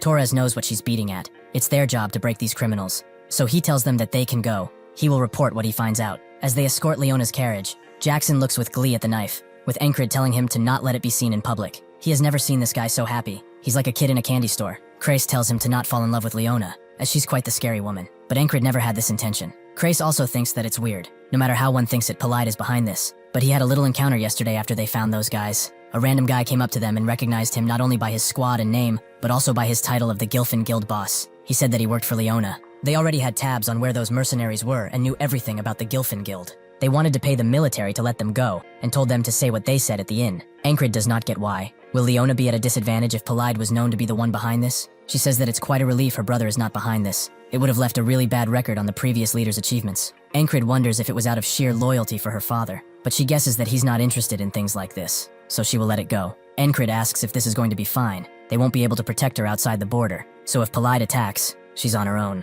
Leona tells him not to worry. It's already taken care of. Right as they arrive at the town gate, a group of soldiers wait for them, with the leader standing at the front. He identifies himself as the Rocafried Merchant Association Guard Commander Mattis, and he's here to escort the new leader of the association, Leona, who has been voted unanimously in favor by the stakeholders. They all fall to their knees in front of her, with Encred thinking about what she did. She was held here on purpose, and managed to get a vote going with the shareholders in the meantime. She used loyalty, decisiveness, and information all to win. She really is a scary woman. Leona would like to ask him to join her again, but that would be undignified. He has the gift of making people root for him. He hopes they can meet, and help each other in the future. Encred accepts her handshake, and agrees. Polide jumps out of his carriage and asks the guards what they are doing. How dare they betray his father when he raised them from the dirt? Mattis tells him to stop dishonoring his name. He doesn't even deserve to be called his skin, because of how much of a dumbass he is. The people in his carriage think this was a failure, but the silent man says they got something out of it. They now know that the leader of the Rocafried Empire is a cunning woman, and about the existence of a soldier who might shake up the world soon enough. When they were training,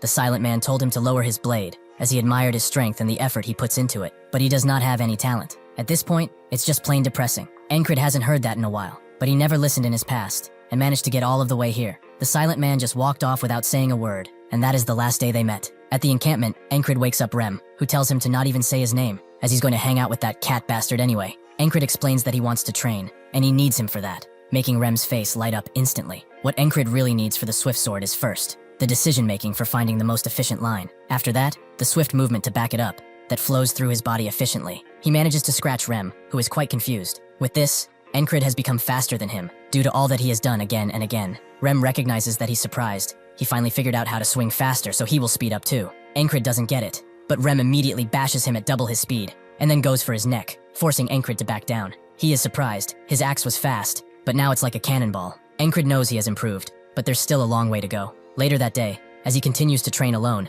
he suddenly feels someone come at him, so he blocks preemptively. Jackson is glad that his eyes and ears are working well. He won't have to train those anymore, but Encred doesn't get it. Did he do that just to confirm it? Jackson says that he did, for now, but suddenly, Encred feels his killing intent and starts to choke. Jackson tells him that this is what comes out of a person's intent to kill another. If he cannot predict an attack from his sight or hearing, he must detect that instead. This skill allows him to detect something that supersedes the 5 senses. It's basically a 6th sense. He will teach him that, in return for the stiletto, of course. Encred is glad that there's always more to learn. It means that there's an endless amount of fun waiting for him. Jackson explains that the 6th sense borders on his instincts. He cannot rely on just his perception, as that relies on his other 5 senses. His sense of direction, his ability to move, and the way a predator kills its prey, they are all part of instinct. If he repeatedly fights with all his senses on alert, he will eventually be able to detect ill intent too. Even if he tries hard, this won't come easily to him, but as his training continues, his 6th sense will soon open. That night, as he sharpens his blade, Rem says that he looks different, with Encred thinking that he's talking about his physical appearance, but that's not it. Auden says that he smiles more than before,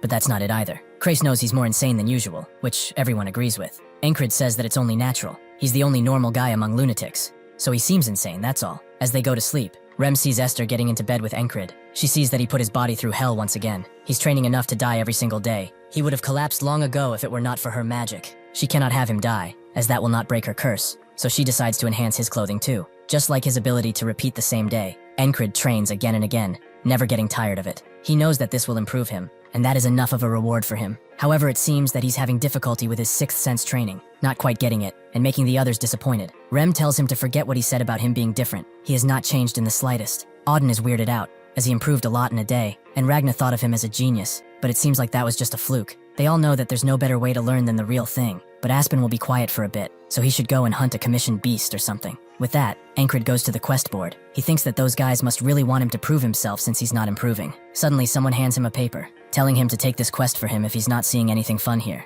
Encred reads the quest, but it's quite strange, as it's to investigate a shoemaker's basement. Encred asks the man if a recon party isn't better for this sort of thing, but the man explains that it won't be enough, as according to the shoemaker, there's probably undead in the basement. Encred doesn't believe something like that can be in the city. That guy must have heard a huge rat or something, and since he needs more experience fighting, perhaps this is too unworthy. The man begs him. He can probably tell, but nobody wants this job. Doesn't help that the shoemaker is short-tempered, but he's a good lad. His wife recently went missing, which probably accounts for his angst, but he can just go and check it out, then leave if he doesn't like it. Encred goes to refuse the request, but somehow he winds up accepting it. Once he gets there, the daughter immediately invites him inside, as the shoemaker is currently digging into the ground. He is glad to see Encred, as he found something under the floorboards after just a bit of digging. Encred is surprised to see a tunnel in the middle of the city. Now he knows this is not just a mere rat. He decides to climb down with a torch, seeing that the cave looks man-made, and since it's large, there's bound to be something down here. He and the shoemaker eventually stop, as they have walked up to a 6-way crossroad, confirming that this is man-made. Encred decides to take a path while the shoemaker says that there must be an undead,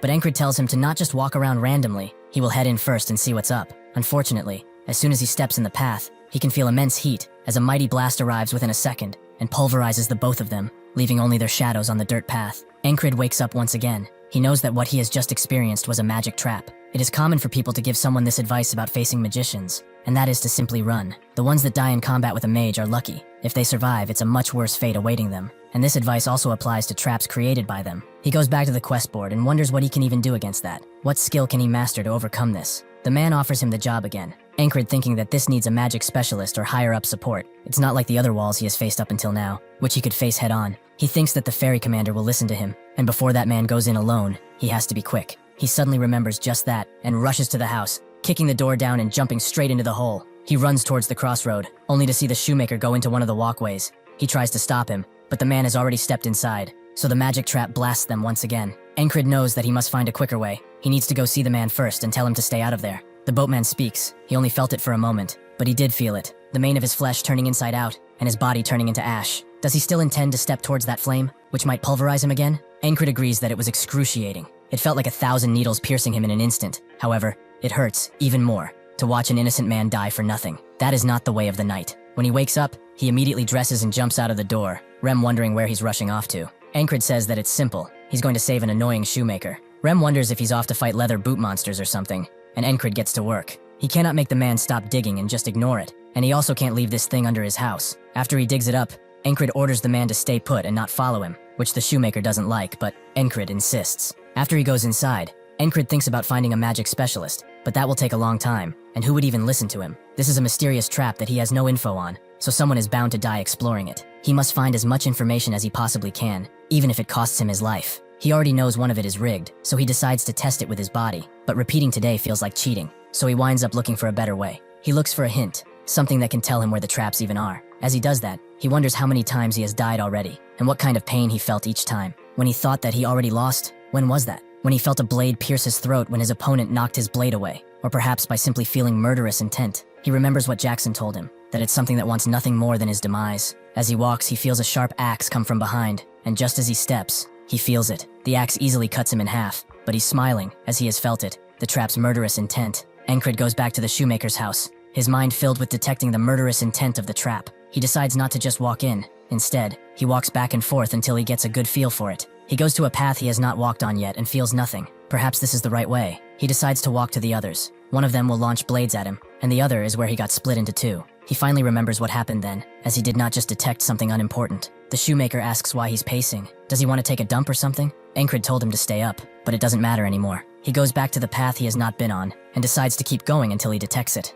Dawn turns to night, and Ankrit eventually gets out of the hole, with the shoemaker surprised that he went on for so long without a meal. Ankrit tells him that he will come back tomorrow and to not mess with anything, as that place is filled with traps. The shoemaker asks him for help once again. He cannot even sleep because he's afraid that he will lose his only daughter. Ankrit asks if he has any leads on his missing wife, but the shoemaker reveals that there's a lot of missing people recently, but none of them have been addressed. So if he sees a brunette woman with freckles, wearing a wedding band like this, he should let him know. Ankrit agrees and goes back to his bunk, where he tries to train his killing intent sense, but he misses entirely. Rem chalking it up to him spending too much time with Mr. Bootman. With that, they both go to bed. Ankrit recognizing this as the first time he ended a repeating today without dying. What will even happen? Will he just continue the days? He decides to find out by just sleeping, but fate does not let go of him, and drags him back to today. Ankrit explores the caves again, this time deciding not to sleep at all. He sees the dawn of tomorrow almost go over the mountain range after a long time, but as soon as he closes his eyes, he wakes up in today, with Rem saying the same thing. Now he knows that he must pass this wall to pass today, but that's fine with him, as he had no intention of facing tomorrow without overcoming this.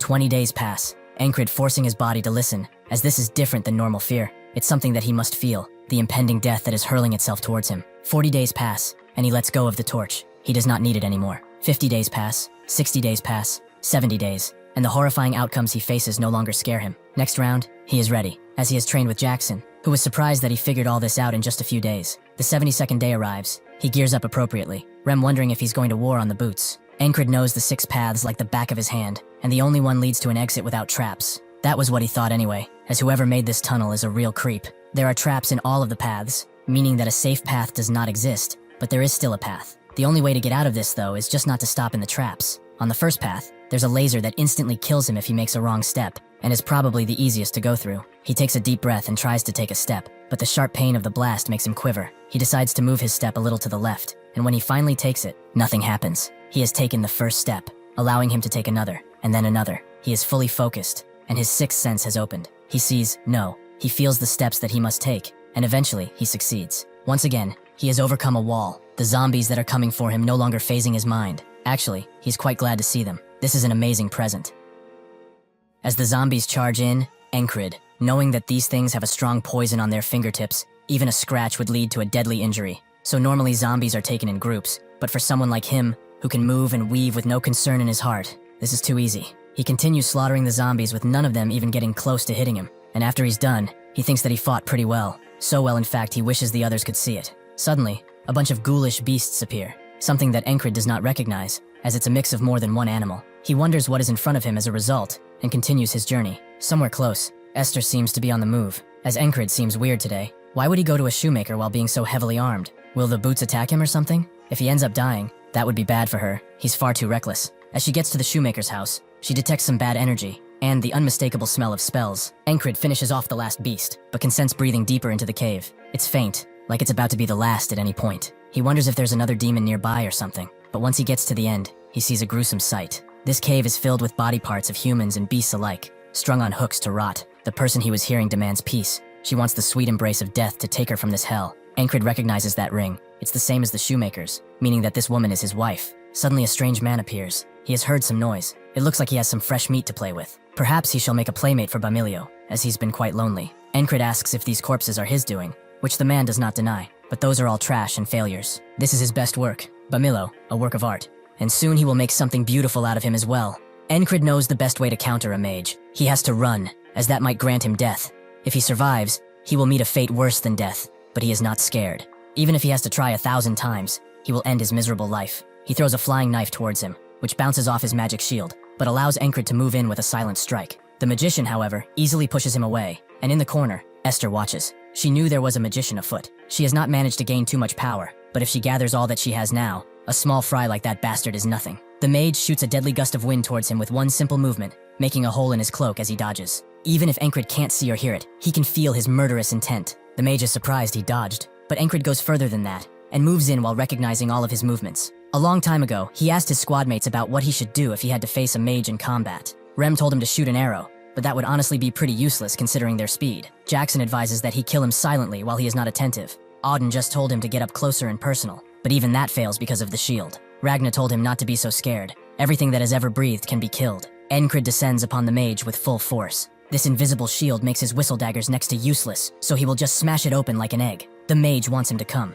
He has prepared a strike for when he is most vulnerable, which is now. Esther watches closely as the attack gets closer, but soon relaxes, as she knows Encred won. The shield suddenly comes apart, leaving the mage defenseless, so Encred swings his blade with so much force that he almost cuts him in half. For this wall, he did not have to die even once. The mage falls down, and so does Encred's blade. It took a beating with this, but it served him well. The impact was so strong that he could feel it in his bones, but he wasn't hurt. Perhaps this armor really is that great, and can do much more than block simple cuts. He looks at the shoemaker's wife, and no longer senses her breathing. It has stopped. He has trained his sixth sense so much he could take down a magician, but this is no victory. What he was set out to do, he failed in. As he shamefully walks away, Esther comes in, calling the magician a fool, who lost only because he did not use his creation. This is a flesh golem, created to supplement the physical abilities of a magician, one that will wake up with only a few knocks. She will make good use of it, since he did not. Encred swiftly reports everything to the ferry commander, who is shocked, and knows that if news about a civilian being experimented on right in the middle of the city spreads, they will not be able to contain the chaos.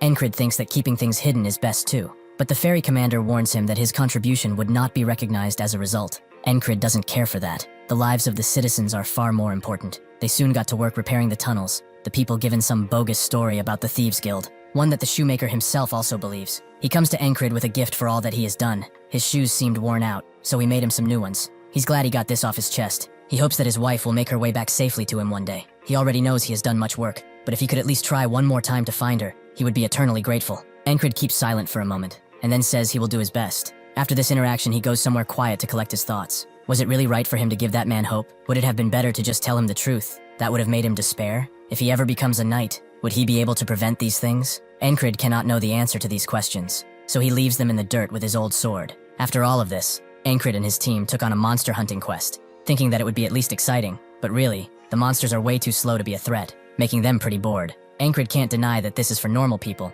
Should he have gone on a solo mission, perhaps? Rem notices that he's bored too, but he would like to fix that. He drops his shield and charges in with his blades, surprising the commander of the mission. He tries to tell Encred to keep that guy on a leash, but Encred charges in too, despite the commander's screams. As he takes down a beast, Rem tells the commander not to get it wrong. They were the ones who rubbed off his craziness. Encred can't believe he's the one saying that, but it doesn't matter anyway. Together, they unleash hell on the beasts, leaving the common soldiers to only stare at them. After they are done, Encred still does not seem satiated, so the commander tells him to go to the armored units if he desires more action, as they are fighting much stronger monsters. Sure enough, besides having to deal with disgusting-looking beasts, deadly harpies are also a concern, who pick up the soldiers with ease, and then throw them from up high, dealing some pretty heavy blows. Encred and Rem charge in, with Encred having a history with harpies. In his brief job as a mercenary, his squad was butchered by harpies. He remembers it vividly, because he had really good people around him. He draws his blade sharply, as no more people will die today because of these chickens. One of the harpies sees them charging in, and lets out a high-pitched scream, making the other soldiers flinch with pain.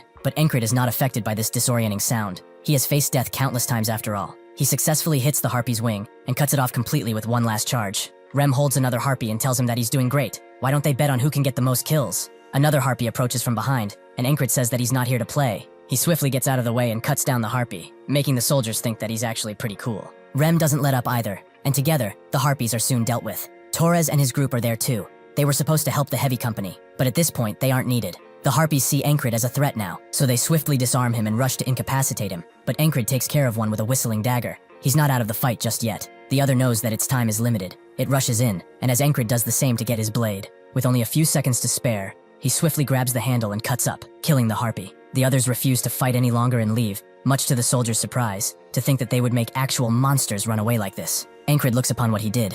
These harpies are probably not the same ones that killed his mercenary group, but maybe one or two were. After his squad was annihilated, someone came and called him weak. All of these bastards died to save him. Now though, he's the one saving others. Torres guesses that they should go back now that they are finished, but one of the squad members suggests they go hunt a beast or something, to not go empty-handed. The armored company leader tells them that they got support for the harpies, so they can go now. But Encred feels that it's far too soon to return. They should kill at least a couple more beasts. Torres and his company think of him as a lunatic. After helping the armored company, he still trains. Some soldiers are surprised that he's trying so hard, one of them asking the other when he will try so hard, because he's pretty lazy. The next day, Encred takes another request, promising to finish it by the evening, and getting another, making the boardmaster wonder if he has clones or something. Even after taking care of so many requests, he still trains, something which the soldiers keep in mind, and one of them feels inspired to try too. A day passes, and someone joins him. Another day passes, and the training ground is filled with soldiers. The ferry commander notices how different these guys seem nowadays, and her assistant says that they are all following Encred. It's basically become a trend. She cannot ignore him anymore with this,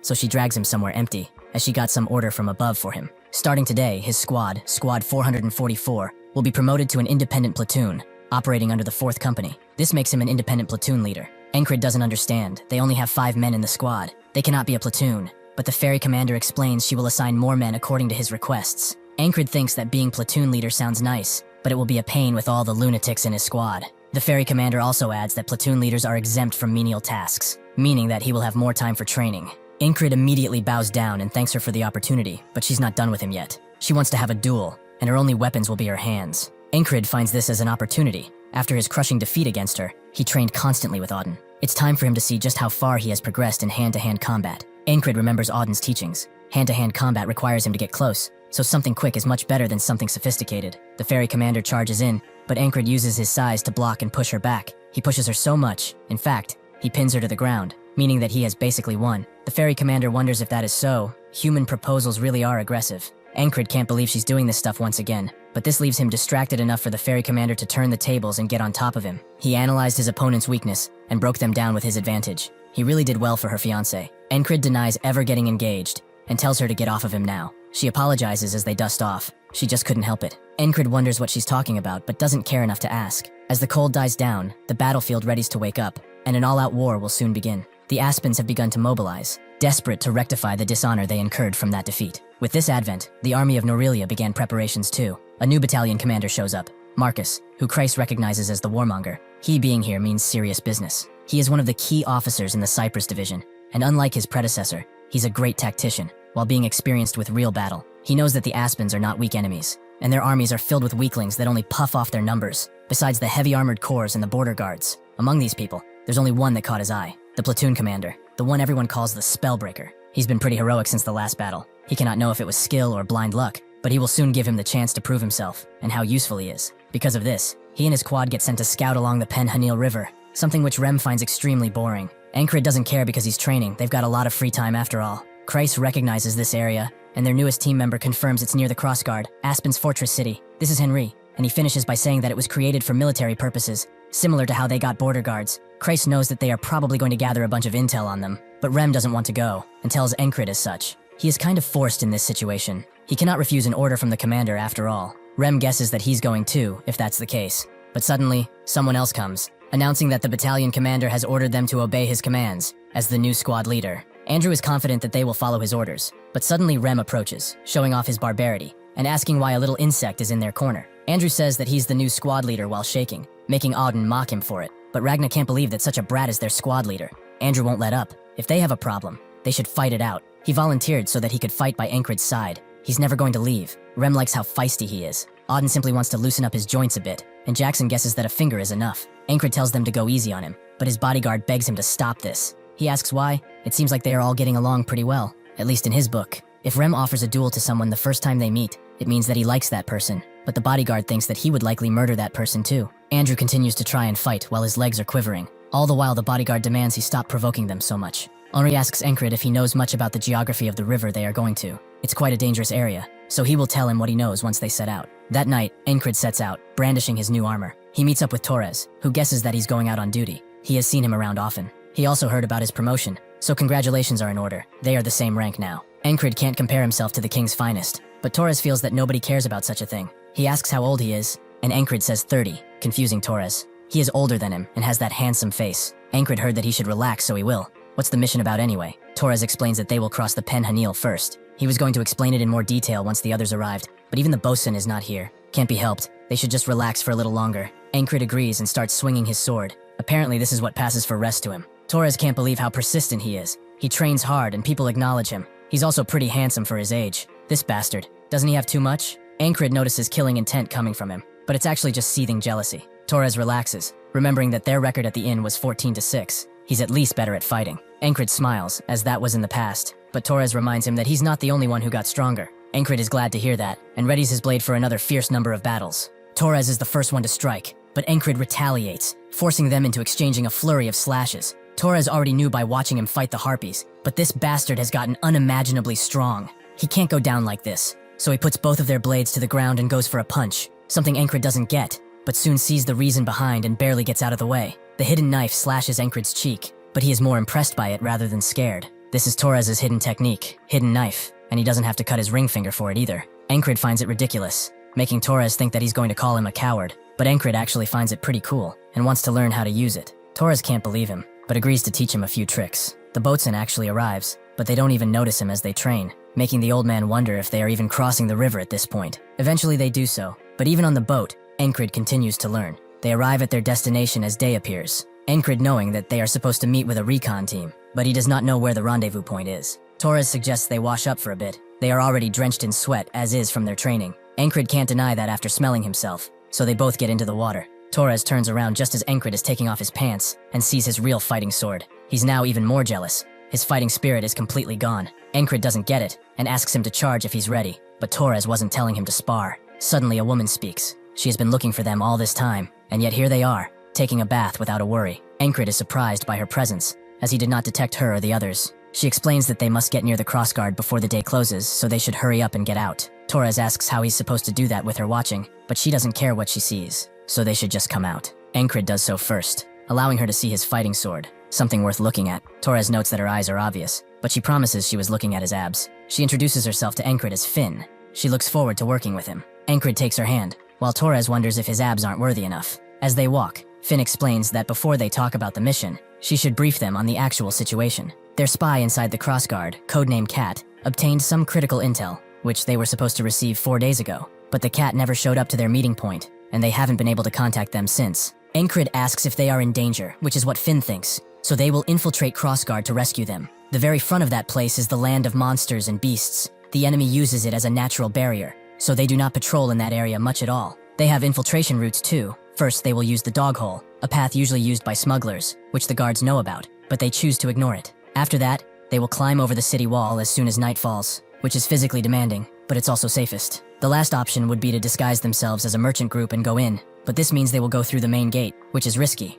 although it's much more convenient than climbing. Her platoon members are to stay at the meeting point in case Cat actually shows up, so only the 3 of them will go into Crossguard. The difficulty is about the same no matter what they choose, so he can choose. Ankrid thinks she made it sound easy, but they all know it won't be so simple. Torres thinks she should choose since she knows the situation best, so Finn chooses the dog hole. They will be departing in the morning. After night falls, Ankrid continues to train, but the most he can do is throw a rock a few inches from him. Torres wonders how he even learned swordsmanship with those skills, but he will get it eventually. He just needs patience. Finn arrives at their sleeping spot. She wonders why they skipped dinner, but what is he doing playing with his hands? Ankrid says it's training, so Finn tells him to fuel up for it. One of her members actually dreams of becoming a chef, and the jerky he made is amazing. Both Ankrid and Torres agree that it's incredible, and Finn suggests they ask him for more. His parents run a shop at the border guard too. They should visit it to eat. She also tells them to not go and sleep over on that spot, especially under that yellow rock. Ankrid knows that there's a viper there already. He learned this from one of his squad members, who was a hunter. Finn is surprised about how well prepared he is. She likes that in a man. Does he want to train with her? But in the way adults do? Ankrid becomes confused, but Torres clears it up for him. She's trying to hit on him. Finn thinks that even though she's rough, she's actually pretty nice in the places that count. Torres asks if they mind not doing this in front of his jerky, but Ankrid actually refuses. Finn wonders why at first, but then remembers he's actually dating the ferry commander. What a shame. Ankrid doesn't understand. When did that joke even become a confirmed fact? Finn leaves while telling him they should speak casually from now on, and orders them to rest, as tomorrow is a long day. As Ankrid rests under the red moon, his mind becomes blurred, and the ferryman appears. This makes Ankrid get up. He has not seen that bastard for a long time, meaning that he must have something to tell him. He also remembers the ferry commander apologizing for something, but this actually makes him smile. He knows that this mission is another massive wall that he must clear. Torres doesn't get why they are infiltrating at day, so Finn explains that the guards are not clueless, even if they are turning a blind eye. Ankrid agrees that they are catching them off guard, because they would not expect anything now. Torres feels like he only exists to take the blame, but anyway, Finn notes that they should go. As they move, Ankrid analyzes Finn, as she's a ranger, so it's imperative that she move quietly, with as little equipment as possible, because they scout ahead of anyone else. He notices her footsteps that barely make any sound, and wonders if he can do the same. Suddenly, a bunch of guards appear in front of them, clearly coming here for them. Finn tries to signal the retreat, but there are guards behind them too, and the commander tells his men to kill them. They all get prepared for battle, and the crossbows fire, with Finn being the only hurt. They all get to taking out as many guards as possible, but Ankrid knows that Torres and Finn are not used to fighting against such a large force. They will not be able to fight at their full capacity. Sure enough, Finn is too focused on a target on the ground, and Torres is defending too much, causing both of them to die at once. Ankrid understands. This is the wall he must pass, but he will not just give up. He throws a bunch of whistling knives and rushes in with his blade, but under the orders of the commander, he is swiftly pinned down, and even if he tries to dodge, his death is more than assured. After the reset, Ankrid thinks on the situation, as a force of that size wouldn't just appear there. They were waiting for them, so they have to keep that in mind. Finn asks why he's not ready, as it's time for the smuggler's hole, but Ankrid explains that he doesn't feel good about that place. How about they enter by scaling the walls? Torres tells Finn that Ankrid once destroyed an enemy spell just by following his senses, so listening to him won't hurt. Finn understands, but they will need to wait until night, so time will be wasted. Ankrid suggests they go for a round, with Finn not knowing that he liked it during the day. Ankrid was talking about a regular duel, which Finn is disappointed by, but she doesn't work with swords. Ankrid tells her that they should fight without weapons, which she can do. Ankrid thinks that the enemy might be knowing of their arrival either way, so they will end up fighting in every situation. It will be good to know how capable the team is, and to get some training in while he's at it. Ankrid asks if she wants to attack first, but she beckons him forward, making him charge in with a punch that leaves him open for a kick that he blocks with his other hand. Finn seems to be backing down, but charges in with a kick instead. Ankrid knows this is dangerous, so he thinks that he will use the same tactic as the ferry commander and charge her because of his superior size. But as soon as he pins her to the ground, she catches his hand and puts him in a leg lock. Torres sees that she clearly won and stops the match, with Ankrid thinking that even if small Finn is packed with muscles, there's a reason why she prefers barehanded combat after all. All in all, she's the perfect training partner, so he asks if she wants to go another round. Finn says nothing but makes a face, making Ankrid repeat that he meant to spar, but Torres just asks them to stop doing this in front of him and everyone else. As the day sets, Finn notes that they will soon go, but wonders if Ankrid will go out like that. He asks if there's something wrong with his attire, so she explains that he's got too many weapons. He's going to pass out from exhaustion before he climbs the wall. Torres asks how he's doing, and Finn just looks at him and says that he's fine, or whatever. He goes to cry in a corner because of his hurt feelings, and Ankrid tells her that he can probably climb the walls fine with this much gear. Finn likes how innocent his thinking is. They aren't just climbing the walls, but those mountains too. Ankrid knows that climbing will be a challenge, but none of his walls have been easy to climb after all. When he returned from the magician's tunnel, he picked up some small trophies to buy a new sword, since his old one broke. Krace was shocked when he saw the magic tools he brought.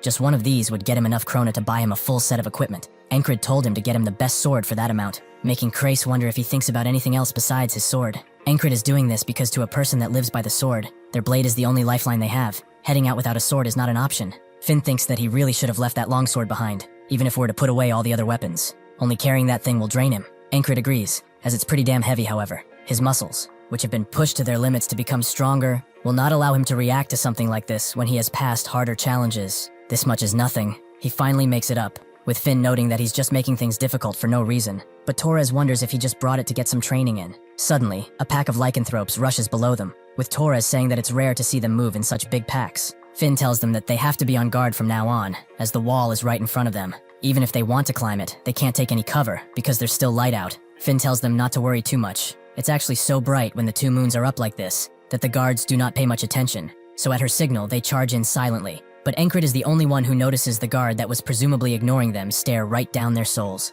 They do make it to the wall, and Finn notes that it's like she told them. Pretty easy. Encred is sure that the guard saw them, but maybe his visions are playing tricks on him. They get ready to climb, while Finn explains that past this wall is the slums. If they hide there is no way those bastards can find them. She also suggests that Encred ditch his sword, as this climb will be much harder, but he says that this will not be a real workout without some weights. Finn thinks that he really is insane, and as they climb, Encred understands why this would be the safest route. If they do get past the walls, infiltrating Crossguard will be easy, but only if this wasn't a wall. Just like how there were guards ambushing them in the tunnels, there's a pretty good chance that they will be waiting here too. He wonders, how do they plan to stop them now? As soon as they step on the wall, a woman tells them that they worked hard to get here, but now they can rest. She throws a bunch of vines at them, and Finn tells them to duck, as this is a magician. She begins throwing her knives while telling the other two to run to the base of the wall, but the mage simply destroys anything that comes next to her. Encred certainly did not expect such an impressive trap, but he charges in nonetheless, as he has dealt with a magician before. Using his sixth sense,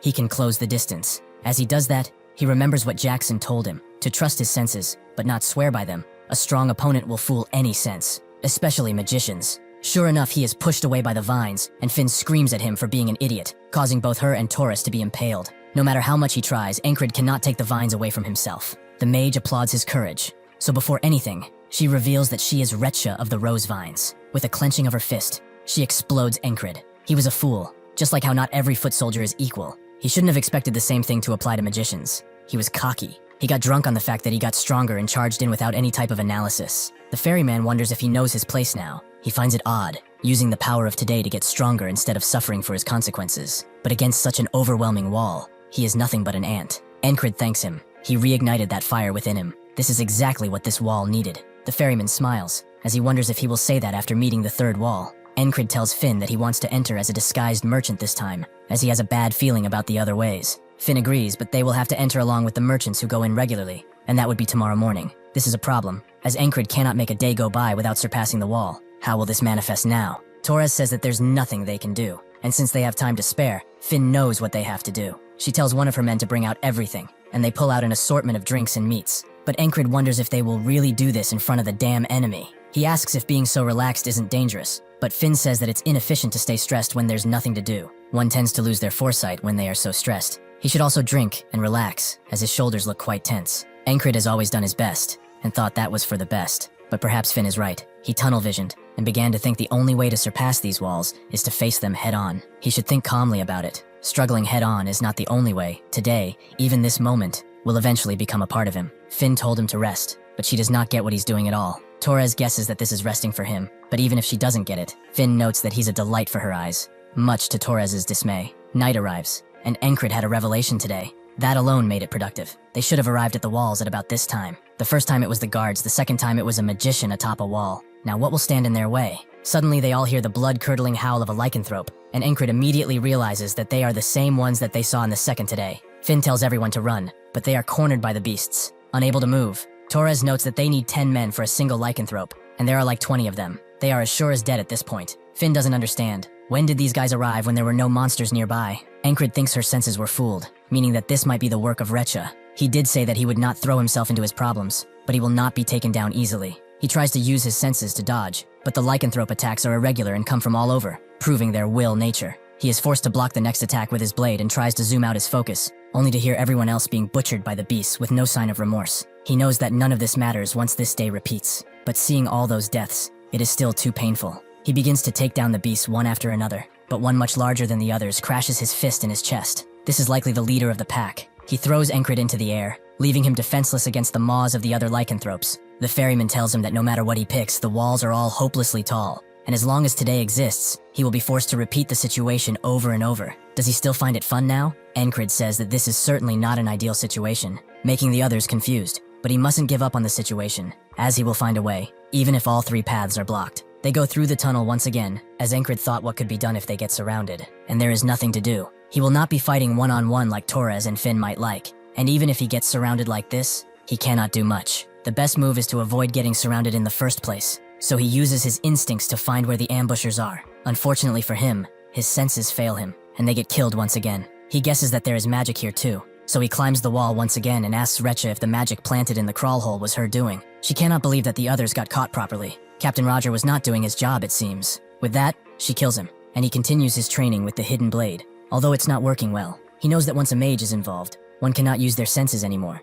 Even that simple trap becomes dangerous, and since their enemies are all obsessive lovers, they cannot shake them off easily. The same goes for the lycanthrope. He has to fight many all at once. Can he even make up that difference? As he charges in, though, he thinks that this is no good, as he's just lashing out once again. He doesn't have to rush his thoughts, as this is a rare chance to fight in real combat, as much as he wants to, and no matter how much he dies, the knowledge he gathers will always stay with him. The ferryman wonders how long he's going to keep playing around. If he doesn't want to be stuck here forever, he should pick a wall and just crash into it. Encred explains that the more he repeated it, the more he felt it. All 3 paths are solid walls, so it's a shame he just has to choose one. Then the next day, Torres sees Encred training with the hidden blade, which he is now able to expertly take out. He wasn't able to do that yesterday, so how did he do it now? Encred notes that it took 30 days to achieve this, and ignores Torres when he asks what he means, as he built up enough skill. This is his 70th ninth today. Now he will cross the wall and move to tomorrow. He knows that there's still some time until they go through the hole, and asks one of Finn's men to make him a small pouch that he can strap on his wrist.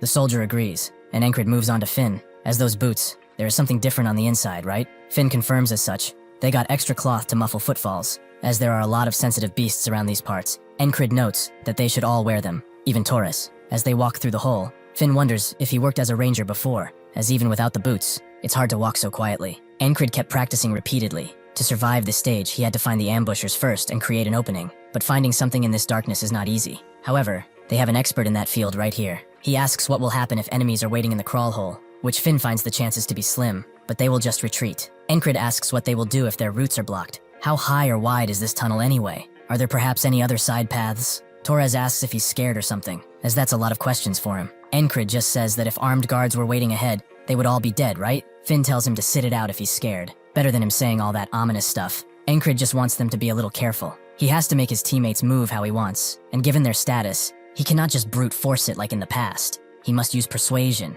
He has to be like Krang back in that old infirmary. A forceful will that conveys his words exactly. Finn admits that she has been too relaxed, and by raising her senses, she is able to discern that the footprints they see were deliberately erased. With that feeling, she tells everyone that they have to turn back now, but the crossbowmen are already searching for them, ready to strike at any moment. Without warning, Encred rushes forward and says that he's a messenger from Captain Roger, surprising the two, but the crossbowmen don't know anything about a messenger. They still let him approach foolishly, allowing Encred to start his true climb. Roger is the name of the commander he learned from Resha, and since these guys cannot make out his face or uniform in the dark, they naturally believe him when he says that a monster attacked the city. This one mistake allows him to close the gap between them, and once they figure out who he is, it's already too late. He slices one open before grabbing another and using it as a shield, not allowing the others to shoot their crossbows. Encred entices them. Are they even trained? Can they not handle 1-foot soldier? The other two wonder what the hell he's doing as he keeps yelling and yelling incessantly, angering Finn, because she cannot hear anything else. But that's when she gets it. The darkness combined with the chaos of the situation and his nonsense creates a perfect opportunity for her to strike unnoticed. She did not expect him to be so smart. The soldiers eventually notice that someone is behind them, but they cannot do anything as Torres joins in, allowing them an easy slaughter because of the darkness. The crossbowmen refuse to die like this, so they shoot Encred's hostage and prepare to shoot him down as well. Encred thinks that the stalling lasted longer than expected. He's happy with the results. He throws 2 knives at the ones in the front and rushes to the others, where Finn commands them towards the exit. Suddenly, though, the main force of the Grey Dogs, led by Roger,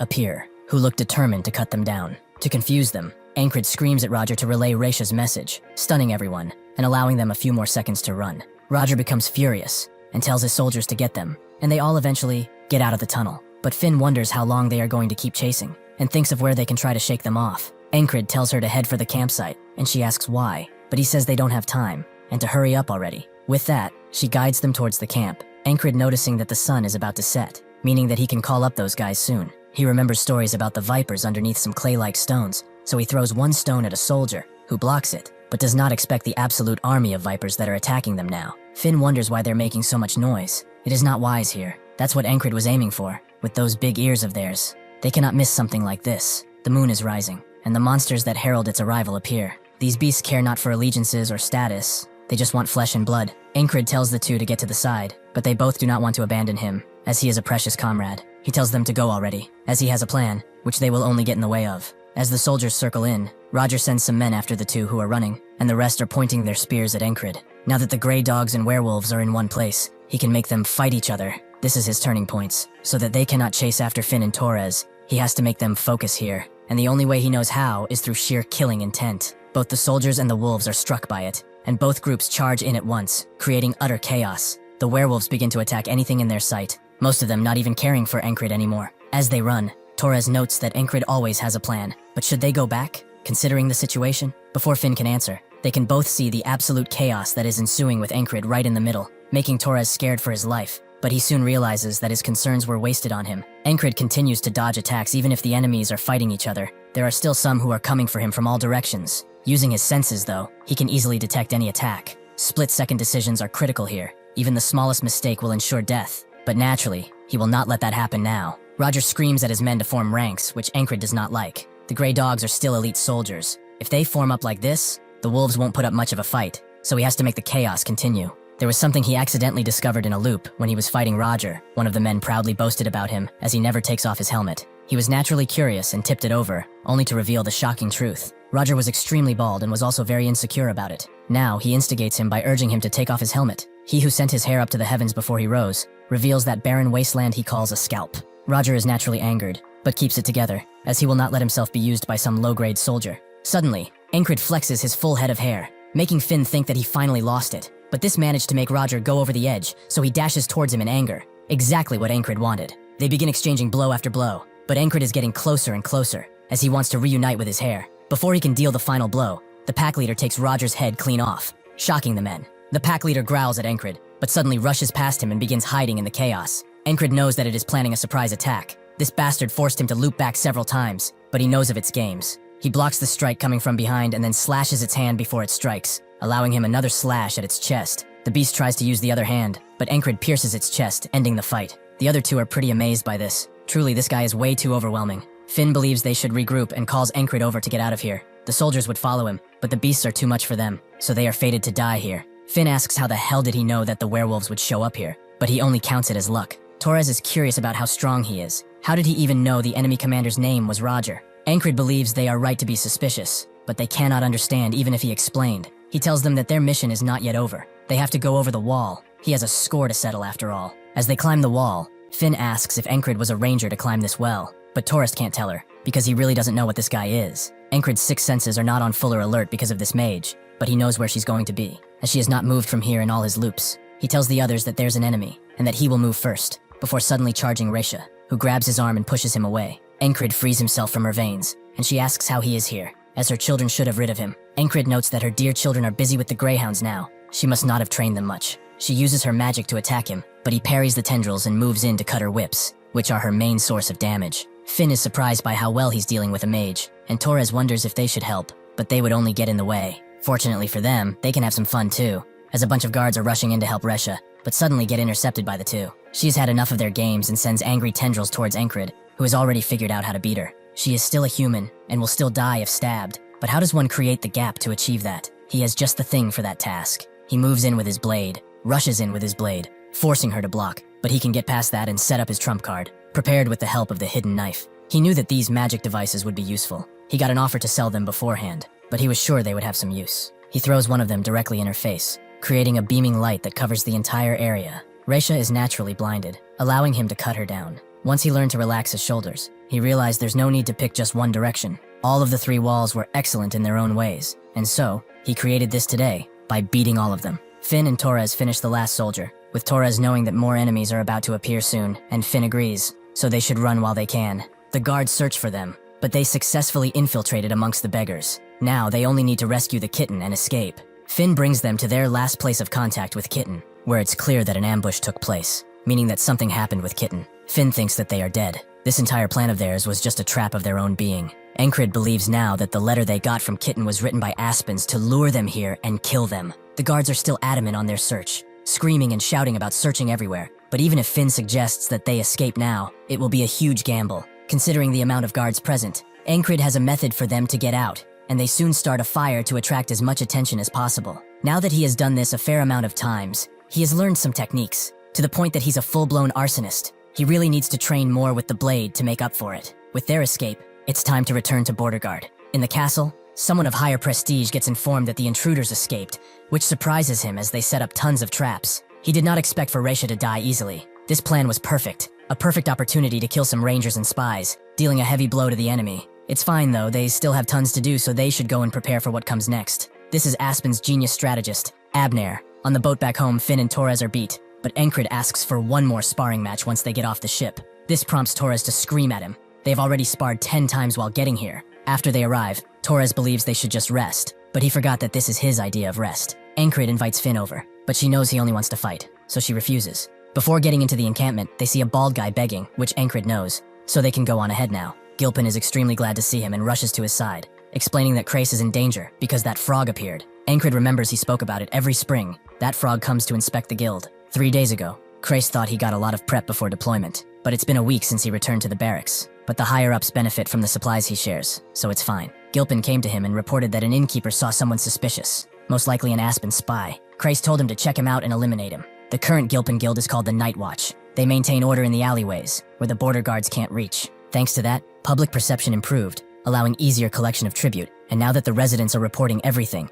the intel flow is great too. If they kept up like this, and their influence remained, they could take full control of the backstreet. Suddenly, someone strange appeared in front of the main room, whom the guard tried to stop, but he was no match. Krace knew what this was. This was the frog he mentioned before. Since he did not kill the guard, there's still room for negotiation, so Krace invited him inside. The frog liked this reaction. Does he even know who he is? Krace noted that it was not important, and asked if he ate, making the frog call him funny. Suddenly, the frog charged in and punched Krace before grabbing him, as humans always listen better with a beating. Krace said that this was not necessary, and asked what he wanted to know. The frog was surprised he was still smiling after being hit, and wondered what happened with the last guildmaster. Krace explained that he was killed by one of the border guard regulars, but the frog demanded a name. Krace knew he couldn't reveal Encred, so he told him it was a soldier named Ragna. With that, the frog demanded that Gilpin bring that guy. Krace told him to do so, bring the real guildmaster here. With that, he went to bring Ragna, but every independent squad member was already advancing in their deployment. Encred knows Krace used his head. Of all of them, Ragna is the hardest to get to work,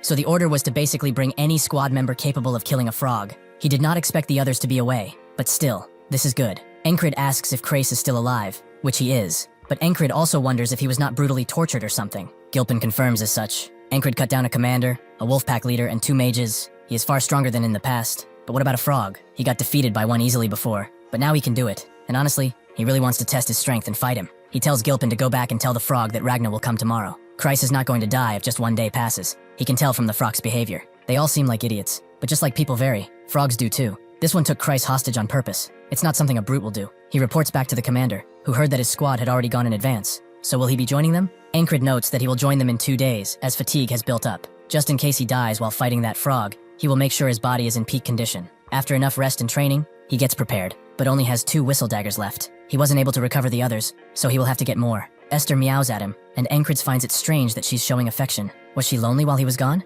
She can come too, but only to watch, as he's really looking forward to the moment he can fight a frog again. The frog hopes that he will meet Ragna today. He has waited long enough. Krace vows on his very soul that he will appear and offers him much fresher worms. The frog likes how he knows his stuff. It seems that he's too useful to kill, for now. Krace is flattered, but inside he wants to die. Or rather, he will die, if someone from the squad doesn't show up already.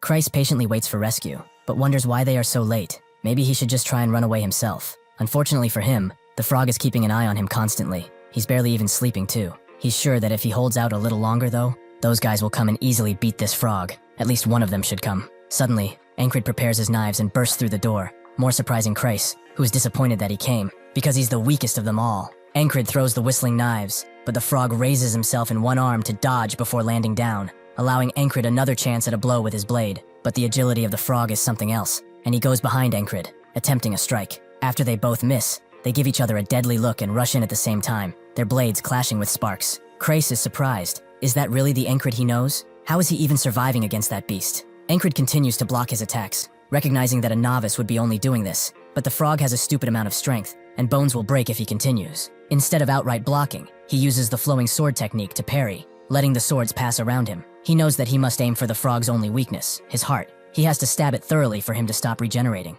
Unfortunately, his blade does not reach in time, and he gets kicked into the table, breaking it in the process. Krace recognizes that this was a heavy blow. If he passed out just like before, they are screwed. The frog is naturally angry, or dare to go after a frog's heart like that. He knows that frogs like him are called skill readers, for being able to recognize talent so rapidly. but this specimen, he does not get in the slightest. This human child has reached his limit long ago, but how is he still getting up despite that? Ankrit is not too worried. Even a frog's kick is bearable now. The frog promises to kill him right here, and they both charge in at once, Ankrit clearly going for the heart again. But as the frog swings, he changes the blade's trajectory and cuts one of his arms off. With this clear advantage, he aims for the heart once again, but fury overtakes the frog, and notes that he could kill him with no arms if he wanted to. He slams his other arm into his, making Ankrit drop his blade and leaving him to die. He knows it's over, but he will challenge him again today and beat him. The blade reaches his forehead, but suddenly stops as the frog begins breathing heavy and cold. Ankrit doesn't get it, but the frog feels an immensely strong spell behind him. It's clearly from that beast. It's warning him that his life will be in real danger if he kills this human.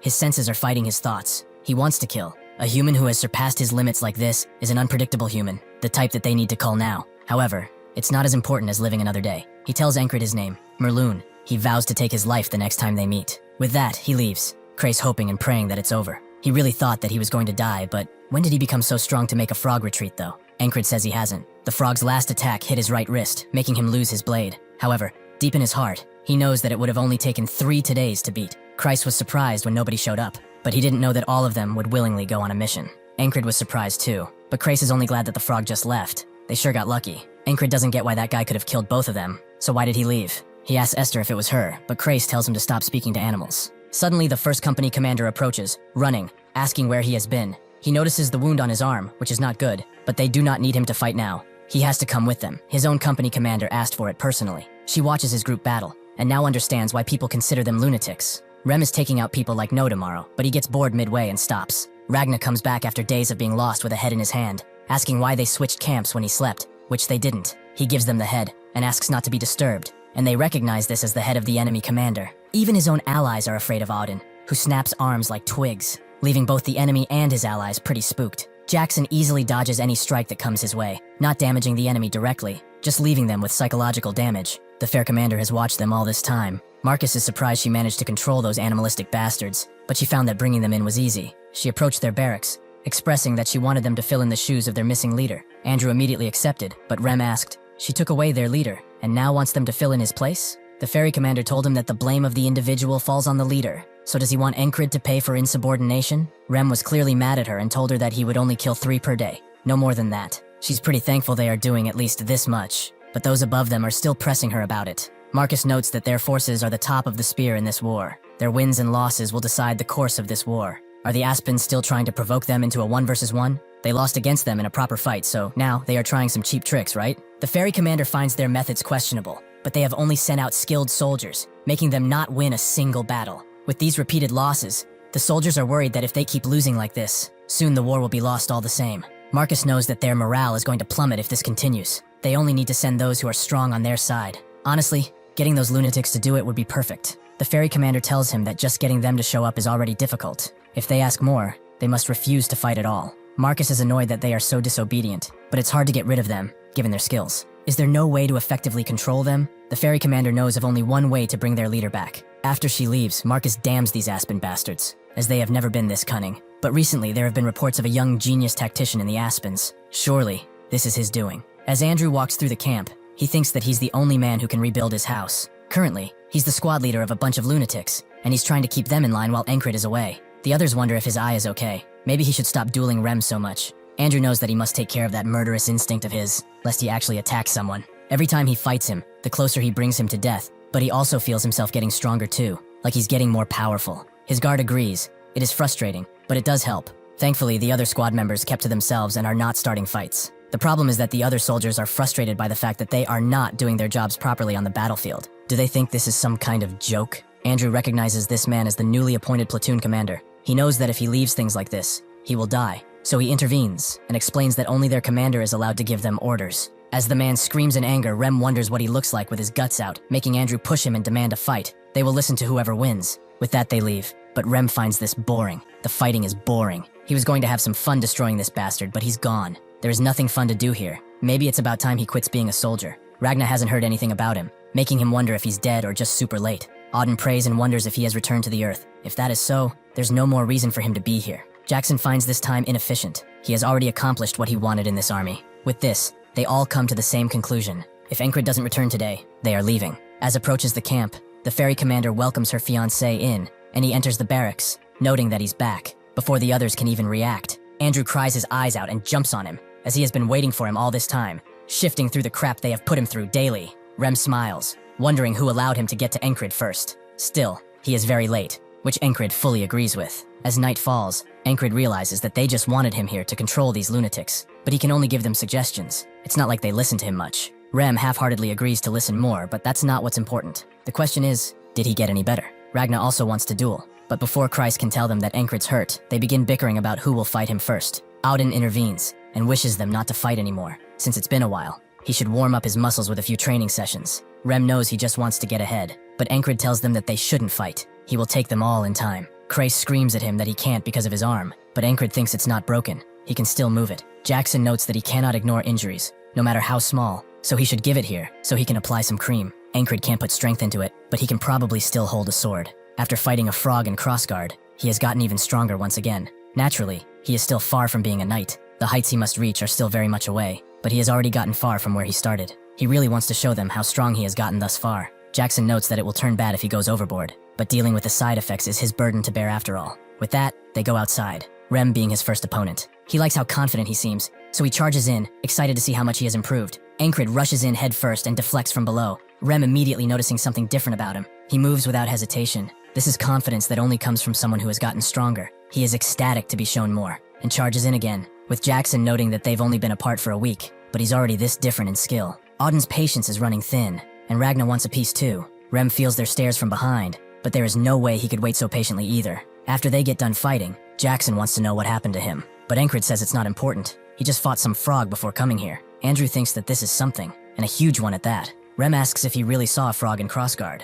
but Crace clarifies that the frog was at the guild. He only got hurt after returning from the border guard. Auden wants to know how the mission was, so Encred explains that it was basically a trap. They fought greyhounds, lycanthropes, and a man too. Andrew feels a little ashamed here. He fought these bastards day in and day out, but he still cannot get closer to him. They are surprised he survived, but he still has much to learn. As they go to sleep, Encred thinks that there was much to learn from today's duels, but he could feel them holding back because of his injury. He wants to recover and fight them at full strength. He has to, for their sake. Rem suddenly speaks, noting that he doesn't want them to lose to a frog anymore, with Ragna agreeing that they have much to learn. Auden notes that training is the way, and Jackson notes that he still has some openings. Encred notes that he will win if they fight again, and silence falls. Suddenly though, Rem says that they will fight once fully healed, and the others join in too, vowing to help him with the training and such. Esther covers her ears, and Encred dismisses them by saying that they will do all that once he recovers. A short moment of silence left. Rem damns the frog. He could have blocked his attacks and then caved his head. After his wrist is healed,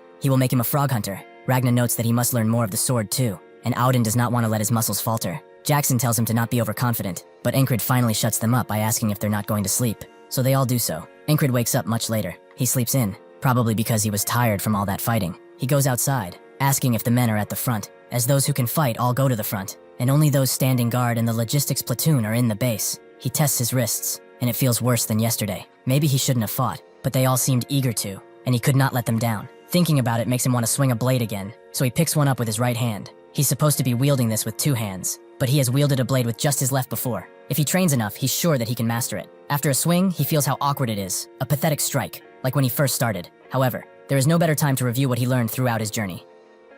Starting to learn the blade from scratch is not an easy thing, but thanks to the isolation technique, he does not lack strength. Suddenly, Vengeance appears, whom Encred thought was in the front, but his squad is actually in charge of the defense. Encred's sword strap becomes loose, and Vengeance can't believe how tardy he and his blades are, but he offers to help since he's injured. Encred is surprised. He was always quick to fight him, but now he's being nice. He wonders why he hated him in the first place, and decides to ask him directly. Vengeance looks at him, and then says it's because of Jenny, but Encred knows no Jenny. Vengeance screams at him that it was the herb merchant, but Encred is still confused. With his blade strapped back, he hands it over to him and walks away while huffing and puffing. Encred actually remembers her, but that affection was one-sided. Jenny was a girl who ran a herb shop at the border guard. He always dropped by because she had good products. She grew feelings for him for some reason, but Vengeance also happened to like her. He can tell him now, he was only interested in the product, not the seller. Vengeance knows. He only looks at blades, not women. Still, he's a bit mad because Jenny never once looked at him, but fell for his face. Because of this, he goes back to work angrily, making Encred wonder if he's bipolar or something.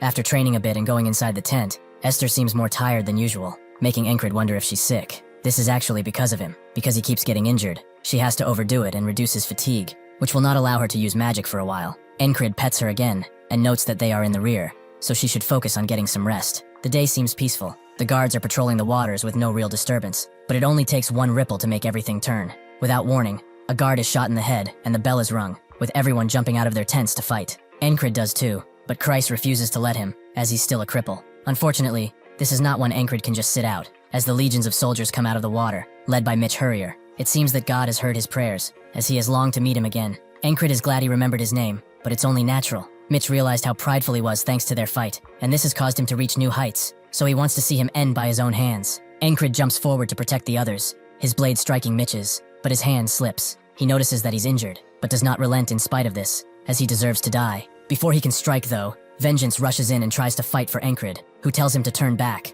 but it's too late, as his head is chopped clean off. Esther jumps in too, rushing to resolve this without more deaths, but she's struck down all the same. Kreis, who went for her, is out in the open, and Encred can only reach as he's killed too. Mitch finds this all disappointing. He would have shown him how much stronger he is, if only his wrist wasn't injured. With that, Encred dies too, seeing the aftermath of his foolishness one final time. Encred wakes up on the same day, petting Esther all the same, but his thoughts linger. He could not even hold a candle to Mitch because of his injury, and he has no one he can talk with to learn something. The Greyhounds will attack before the afternoon, so he must train, no matter how much it will tire him. Even while doing this, his thoughts go to a dark place, where he's blamed for the passing of his comrades, something he does not want to experience again. Vengeance comes around, and asks if he's training with his left now that his right is injured, but he should take a break. As does anything come out of this? Encred will make absolutely sure he will get something out of this, as he has vowed to save everyone. He also apologizes about Jenny, which Vengeance appreciates. But then Encred notes that there are women in this world who do not care for looks, so he should cheer up. This makes Vengeance shout and scream, but Encred just smiles.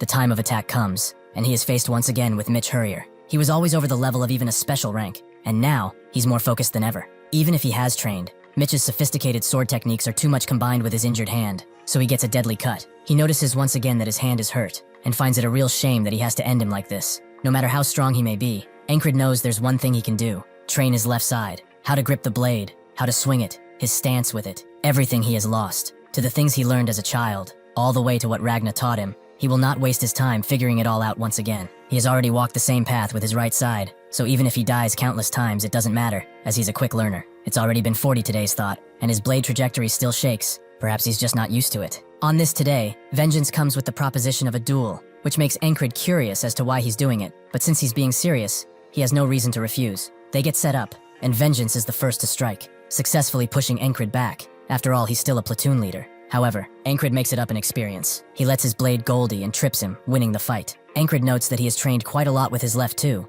but wonders why he wanted to duel. Vengeance doesn't really know. Just watching him made his blood boil for some reason. Encred says he's only been doing basic exercises, but that's exactly why Vengeance is like this. Looking at him reminded him of how he first picked up a sword and began training. That desire to become stronger, to become one with the sword. But his blade is weird. He doesn't know how to put it, but it seems like the sword of the dead. It's really difficult to explain, but what he wants to say is something else. This makes Encred think, does this mean he's not powerful enough, or something else? Vengeance was just getting to that, but Encred seems to have figured it out. He tried to follow the trajectory he learned with his right up until now, but his left side is fundamentally different. He needs to look for a trajectory that works with his left, and from his first strike, he has found it. He thanks Vengeance, as finally, he sees a way forward. He must awaken his senses in his left hand, which is the key to properly using it. To do this, he needs to start changing small habits, like eating with his left hand. He explains it's to make his right recover faster when someone asks why he's doing it, although he still needs practice. Things like getting dressed, even training, he will only use his left hand. And to awaken these senses to their limits,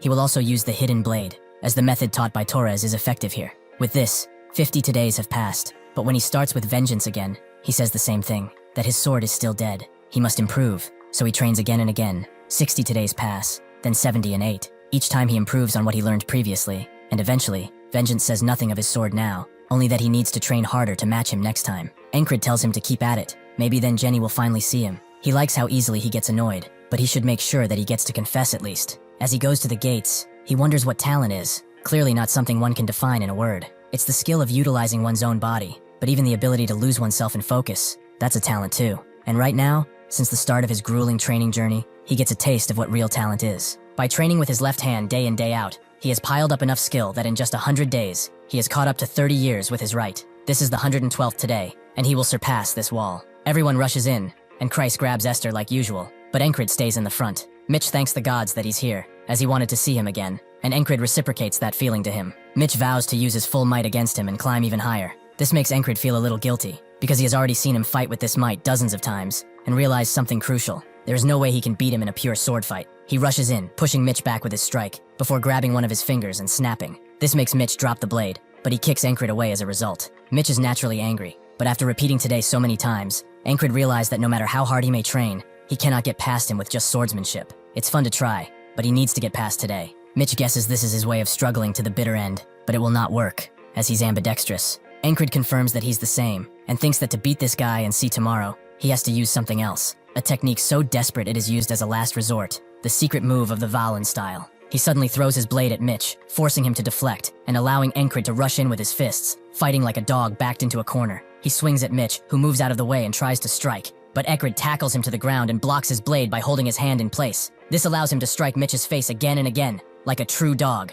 Before he can strike again, Mitch kicks him away and rushes in while telling him to grab his sword and take this as a real fight. Just as he's about to strike him, Encred surprises him by blocking with his shoulder pad, and reveals he's dead serious. He uses the hidden blade to cut one of Mitch's eyes, causing him to push further into his shoulder and back away. Encred knows that if this continues, he will lose, but Mitch's depth perception is no longer, so he can end this. He throws his hidden knife at Mitch, who naturally blocks it, but he fails to fully see it, and it seeps into his hand. The shock allows Encred to rush in and tackle Mitch once again, causing him to lose his blade. He then prepares to dislocate his leg, but Mitch summons all his might to strike, only for Encred to dodge and finish the job on his leg, causing Mitch to scream. He is the genius who did not try, a man who, despite his talent, was consumed by apathy. Mitch Hurrier changed after returning from the last battle. He never left the training grounds and kept on honing his already sharp blade. With effort added to that talent, his sword finally began to shine, but all of that was for naught. He wonders why this is happening to him, and calls out for Encred, who thought of him as a hopelessly large wall, a rival who gave him true insight. Mitch never wanted this. What he wanted was a true duel with him, even if he can reciprocate. Encred tells him to remember that this is a battlefield after all. With his blade, he strikes Mitch down, and his men try to intervene, but Vengeance and his squad immediately support Encred by shooting the men down. With this, today comes to an end. Encred admits that Mitch was fun, but he is just another stepping stone on his eternal climb towards greatness. After the fighting is over, as Krace is bandaging up Encred, he notes that it would have been bad if this place fell. The main unit knew it was dangerous, and sent the archers, giving them enough time to win. Vengeance comes around and says that they survived thanks to him saving time, but it seems he left his sword there. Honestly, he was surprised to find it there. He should take better care of it. Krace notes that he already picked up his sword, so Encred explains that this one belongs to Mitch Hurrier. It is the sword of the enemy he fought. Vengeance wonders if it's a good blade, and Krace takes a look, and seeing the blue gleam that appears when light hits, he guesses it was forged with iron from Demp. That place is a famous iron mine from Aspen. It's probably a whole lot more expensive than the Valerie or Noir steel the captain uses, so if he's thinking of selling it, he knows who to come to. Encred ignores him and asks Vengeance if he's heading to the front soon, making him ask if he's going too, which Encred confirms, as he cannot leave his squad members alone for long. Krace asks if he's going to switch blades, which Vengeance notes is not a great idea, but Encred will not stick to just one and wield both. As Rem walks, he thinks that their captain is about ready to move to the next stage. He never thought he would be drawn to a continental fellow in his life, but someone like him, he might be worthy enough to know the secret art born from the beast's heart. Auden thinks that with the muscle remodeling a success, now it's time for the joints. Once the posture is adjusted, the body shape will undergo a change too. That is how they build a body that will not collapse, and doing it all at once would break one's body, so he will do it one by one with the squad leader. Since he stopped, Rem walks into him, causing him to have a bruise on his head, and an angry demeanor, as he tells Auden to move it. He notes that he lacks the growth to talk like that, but before they can bash each other, Ragna nonchalantly walks between them, causing the situation to be somewhat diffused. Ragna thinks that training to make the sword a part of the body is hard, not just for free-flowing swordplay, but one has to move the tip as if it's a part of the body. Before he can teach that thought, he needs some sleep. Jackson feels it would be nice if Encred fixed his footwork. He's not asking for silent assassin movement, but if he can move efficiently, it will most definitely help. Does he really need to offer that kind of advice first thought? Ragna seems to be walking in the wrong direction, and Rem grabs him, as he knows that this lunatic is trying to go to the enemy lines once again. Ragna notes that at least he's more normal than him, causing them to scream at each other again. Jackson thinks that he will not have the squad leader turn into one of those dumbasses. He will correct him himself before that happens. As the group keeps walking, the ferry commander tells them to halt, as the enemy has shown up, and Lowell of Aspen principally challenges one of them to a fair duel. The ferry commander can't believe they are doing this again. This is a dirty tactic to lower morale with 1 versus 1s. It may be lame, but due to their losses being so constant, the mood has shifted. If they just ignore it, they will just say they ran away like rats. So fighting is the better option. They also believe a commander like her will not step in, as that will be really shameful. This puts the ferry commander in a precarious situation, but if they can win, the mood will definitely shift. Kreis advised her to use one of the madmen from their group, as they will behave since the squad leader is here. She asks Rem if he can handle this, who looks at the weaklings in front of him and pushes Ragna away, as this will suffice as entertainment. He approaches as the Aspen soldiers belittle him, calling him a barbarian and such, before he takes the head off one of them clean off and charges into the others. The morale seems to be improving, with the ferry commander thinking she did well, but that does not come to pass, as the Aspen soldiers begin crying and begging for surrender. But Rem does not yield. Even as the Aspen soldiers plead and plead, Rem simply cannot hear them. This tanks the soldiers' morale once again, but now the ferry commander knows for certain the only one who can handle these guys is Encred. Late at night, the group members tell Encred to stop fighting when he's injured, as it will take too long for him to recover. The ferry commander overhears this as she comes in, noting that her fiancé is overworking himself, so she hands him fairy medicine, something that he couldn't buy even with a fortune. Jackson notes that's better than his ointment, and Rem is surprised she cares so much about him. Encred is grateful, but why give him something like this? She realized that even if they exchanged vows already, they never exchanged some kind of token. It's a small engagement gift. Encred just plainly looks at her, and she leaves, with Crace noting that they really should open that salon he was talking about. Rem notes that this ability of his is more enchanting than his swordplay, and Ragna agrees. Encred doesn't understand why she keeps calling him her fiancé, but at this point, he will never understand her. Thank you for watching. See you next time.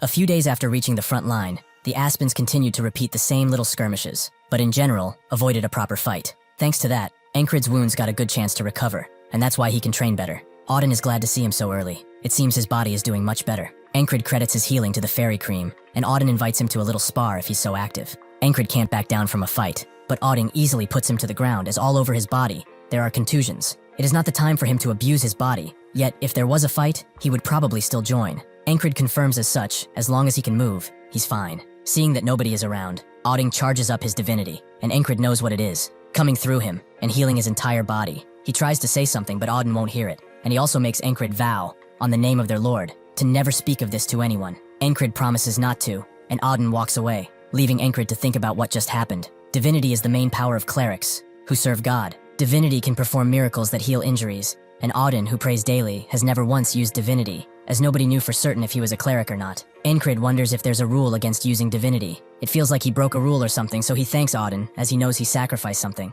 Auden thinks that if someone finds out about his divinity, the Inquisitors will come, as he left the church with many restrictions on himself. They bound his entire body so he could not use his powers. Despite the stabbing pain in his heart, he could not let Encred be. He speaks directly to the Lord, knowing that he never responds to them, even if he presides above them all. After meeting Encred, though, he began to believe that his word lives within, so he will act in the way he thinks is right. After eating, Christ sees Encred taking his bandages off and asks if he needs help, but he's very fine now. It's not entirely healed, but it's there. He cannot show this to the others if he wishes it to be a secret, so he will just spread some ointment now to look like he's still injured. He is also curious about when they are going to fight, but Christ explains that both sides are just testing the waters now. Their troops, led by Commander Marcus, are the vanguard, preventing them from flanking, and their main force is waiting at Green Pearl. They broke the unwritten rules of warfare last time by bringing spell slingers and sorcerers, so both main forces are probably prepared for all-out war, with entire night orders at the ready. Rem thinks they should be there, as they keep trying for a 1 versus 1. It's not fun sitting around. Christ thinks that this won't continue for long.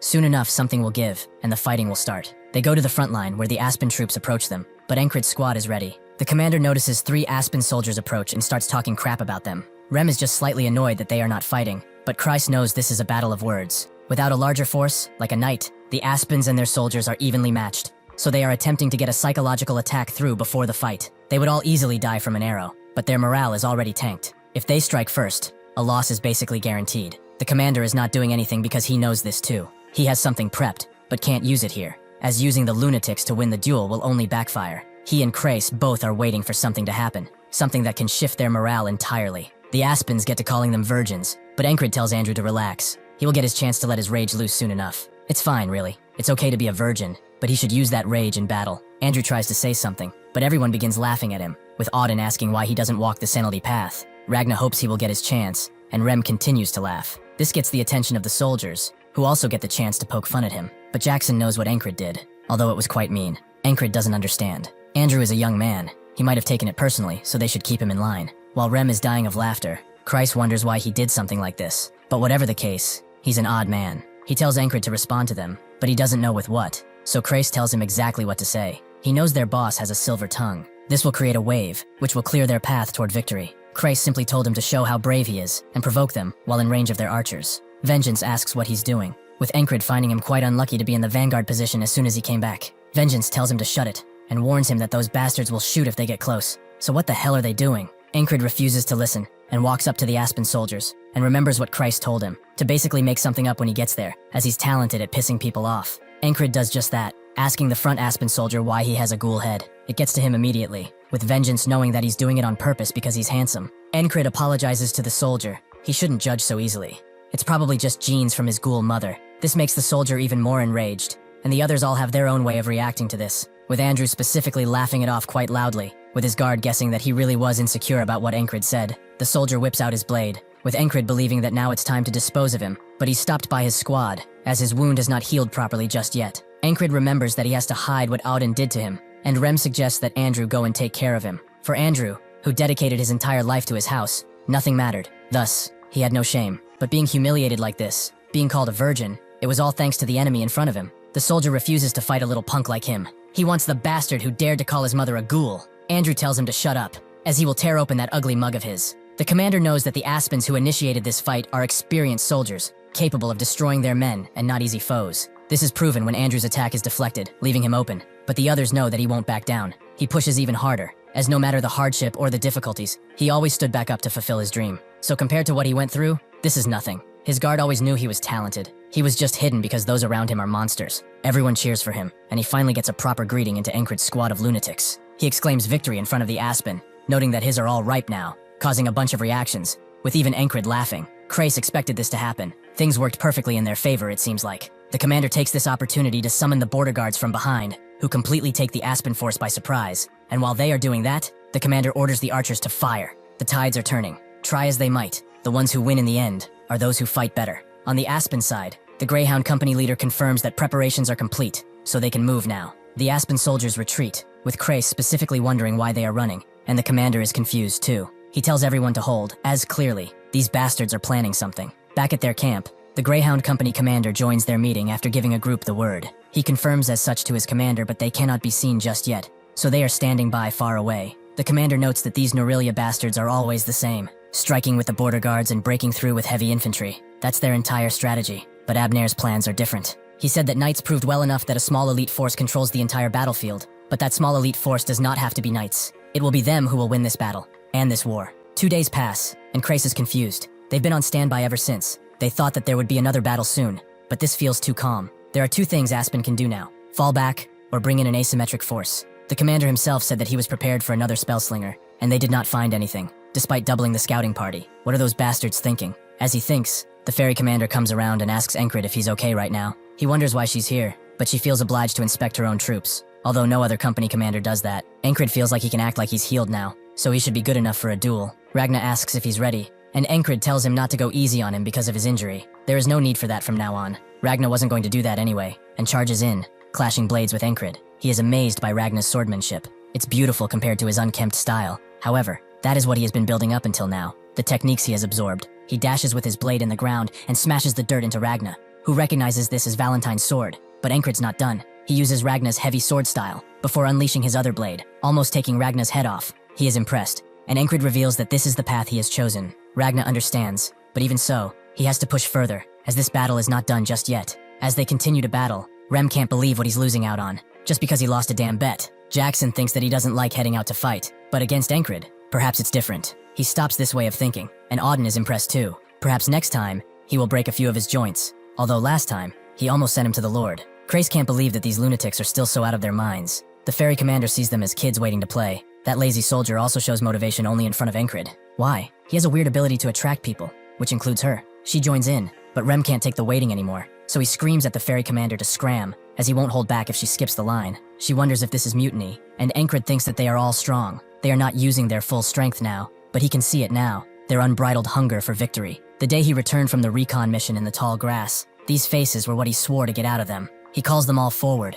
as he won't get tired before he fights all of them. Night falls, and Encred is dead tired, not even washing up. Christ calls them all brutes for fighting so many times. He barely got better, and they bashed him again and again. As they argue, Encred falls fast asleep, ending up in a dream, which confuses him at first, but then he sees something in front, him, as a mercenary, when they fought the Harpies. But besides them, he also spots the bastard that let them out to die. Encred experiences the fate of his comrades all over again. They were foul-mannered, but full of heart. This mercenary band took him in when he was just a weakling. They were kind, and accepted him without prejudice, except one bastard, the one that attacked at the same time as the Harpies. With the distraction of their boss's death, one gets grabbed and another tried to run, but the traitor took care of him. He was the strongest in this mercenary band, and used his strength to wipe out his friends. He advised Encred not to try and run away, as he has to die here too. Encred asked why, so the traitor explained that he got a better offer than sticking with some pathetic country bumpkins like them, and it's cleaner to wipe them out, no loose ends and all. Besides, they pissed him off quite a bit with their comradeship plays. Upon spitting on one of their heads, Encred charged in, but the traitor easily put him to the ground and began choking him. He wanted to let him go. After all, leaving someone like him alive would not change a single thing. Encred began to hate his weakness. Watching his comrades die helplessly was enough to bear, but what tormented him was the fact that he lived thanks to the charity of maniacs. He knew that wasting his life for revenge would be playing into that bastard's plan. He buried the grief of losing his comrades deep in his heart, and moved forward toward his dream. Even so, if he only had the strength he has now, in this nightmare, the traitor turns around and goes for his very soul. But something makes this entire scene disappear into serenity, and that something is Esther. He is a man who needs a lot of looking after. At the rear base, she used all her strength to drain his fatigue, but he was too exhausted, and she couldn't do much. She will not make that mistake again. In the morning, the battle horn sounds, with Rem noting that the Aspen bastards are finally crawling under their rocks. It's time to take some heads. Before Encred leaves, he looks at Esther, as that voice that ended his dream reminded him of her, so he pets her gently, telling her to guard the camp. Rem hopes they brought something interesting, and Encred agrees, as he's eager to see what kind of wall he will face next. Unfortunately, the frontline soldiers are not as eager when they see what they are up against, a mighty giant. The archers immediately fire, but the arrows break on the beast's skin, with even Encred surprised to see a giant here. With one fell swoop of his mace, he takes out 20 men, with the others left alive freezing up in fear. The giant smiles, making Encred think of the non-human races living on this continent. Frogs are simple, driven by dreams and desires, and so are the elves, who only care for nature. Dwarves obsess over metal, and beastkin prioritize reproducing above everything. Dragonkin are the strangest, forever walking the earth alone, and giants are intoxicated with the act of killing. They love the violence carried out through their bodies. That is why they carry the moniker, Beasts of Red Blood. Jackson points out that they are attacking from the other side too. A bunch of assassins have begun talking their men down, and it's not much better on the other side. Kreis is in full panic mode. If they don't stop them, they will be surrounded and killed. Encred notes that they just have to stop them, making Kreis wonder how he's so calm, but the ferry commander thinks so too. It seems someone from their side is already on the left, so she'll be heading there. She asks Encred for a blessing kiss for luck, but he refuses, making her call him cold. With the left taken, it only leaves the giants in the front and on the right side. Rem is up next, going in front and telling Encred to watch carefully, as he might learn something. Encred is curious about what he's planning to do, especially in a situation like this.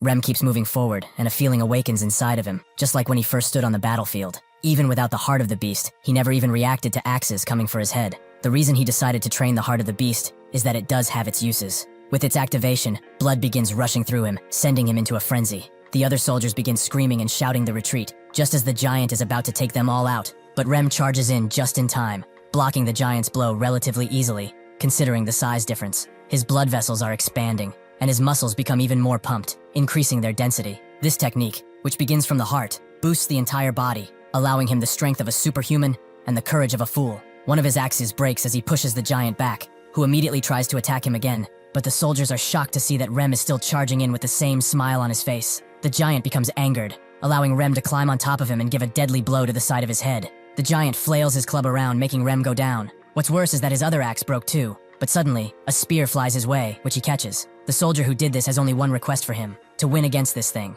Rem is pleased, as this type of courage is not bad at all. The soldiers charge in too, throwing their spears at the giant to keep Rem supplied. Encred is pleasantly surprised. This bastard is fighting the giant on a strength advantage. To have the strength unreachable by normal humans, perhaps that is what he will be going to attain next. Ragna has honestly seen enough of this, as it seems like Rem is just toying with the giant now. Kreis appears too, and explains that the company's commanding officer has left, and Rem is dealing with the middle giant. If they take care of the right flank, they can take the win from the Aspens. Encred agrees, but it seems like the other squads are off doing their own thing, so he asks Ragna what he will do. Ragna wants to go with him, as watching has gotten pretty boring. Encred curbs his excitement, as first, he has to win this battle. On the right, Vengeance is actively losing a duel, with one of his men advising him to stop, but he refuses. The man who challenged him finds it amusing that he refuses to die, but how long is he going to last anyway? Before he can strike Vengeance, Encred charges in and deflects the attack, noting how horrible he looks. Vengeance tells him to shut it. These are but flesh wounds. As he hears Encred's name, the man lets down his cloak and reveals himself,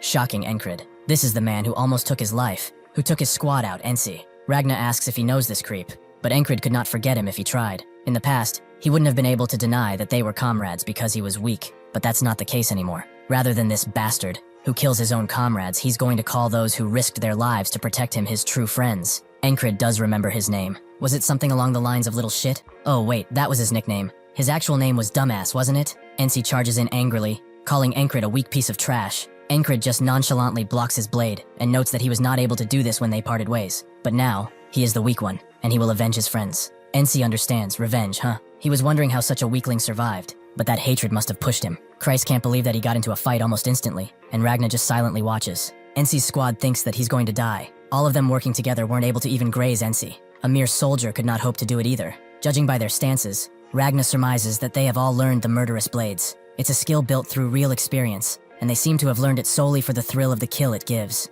NC notes that he continued to live his life, while he only harbored thoughts of revenge. It just so happens that a lordship in Aspen has been promised to him once they are victorious here, so he's going to climb so high that even if he survives this, he won't be able to touch him anymore. Encrid doesn't seem to care, prompting NC to charge in angrily, but Encrid just dodges. He knows what this blade is, a flexible sword, sharp as a needle. This is the Eastern Chi blade. Encrid readies his weapon, remembering what this bastard said and what he did. NC continues charging in, his blade flailing around, making Krace scared, as he cannot anticipate that sword path at all. Encrid is not too worried though, as Ragna already taught him how to fight this style. He charges in despite the incoming blade, going low enough to dodge it. This leaves NC completely open, and Ragna notes that no matter how strong those who train in the murderous blade are, if they do not think on their actions, they will always be vulnerable. Encrid has just abused that, and hit NC directly in the back. He wants to correct what he said, as he is nowhere near important enough to make killing him his life goal. He's just a stepping stone. Encrid completely slashes him, thinking that the Encrid who watched his comrades die has disappeared,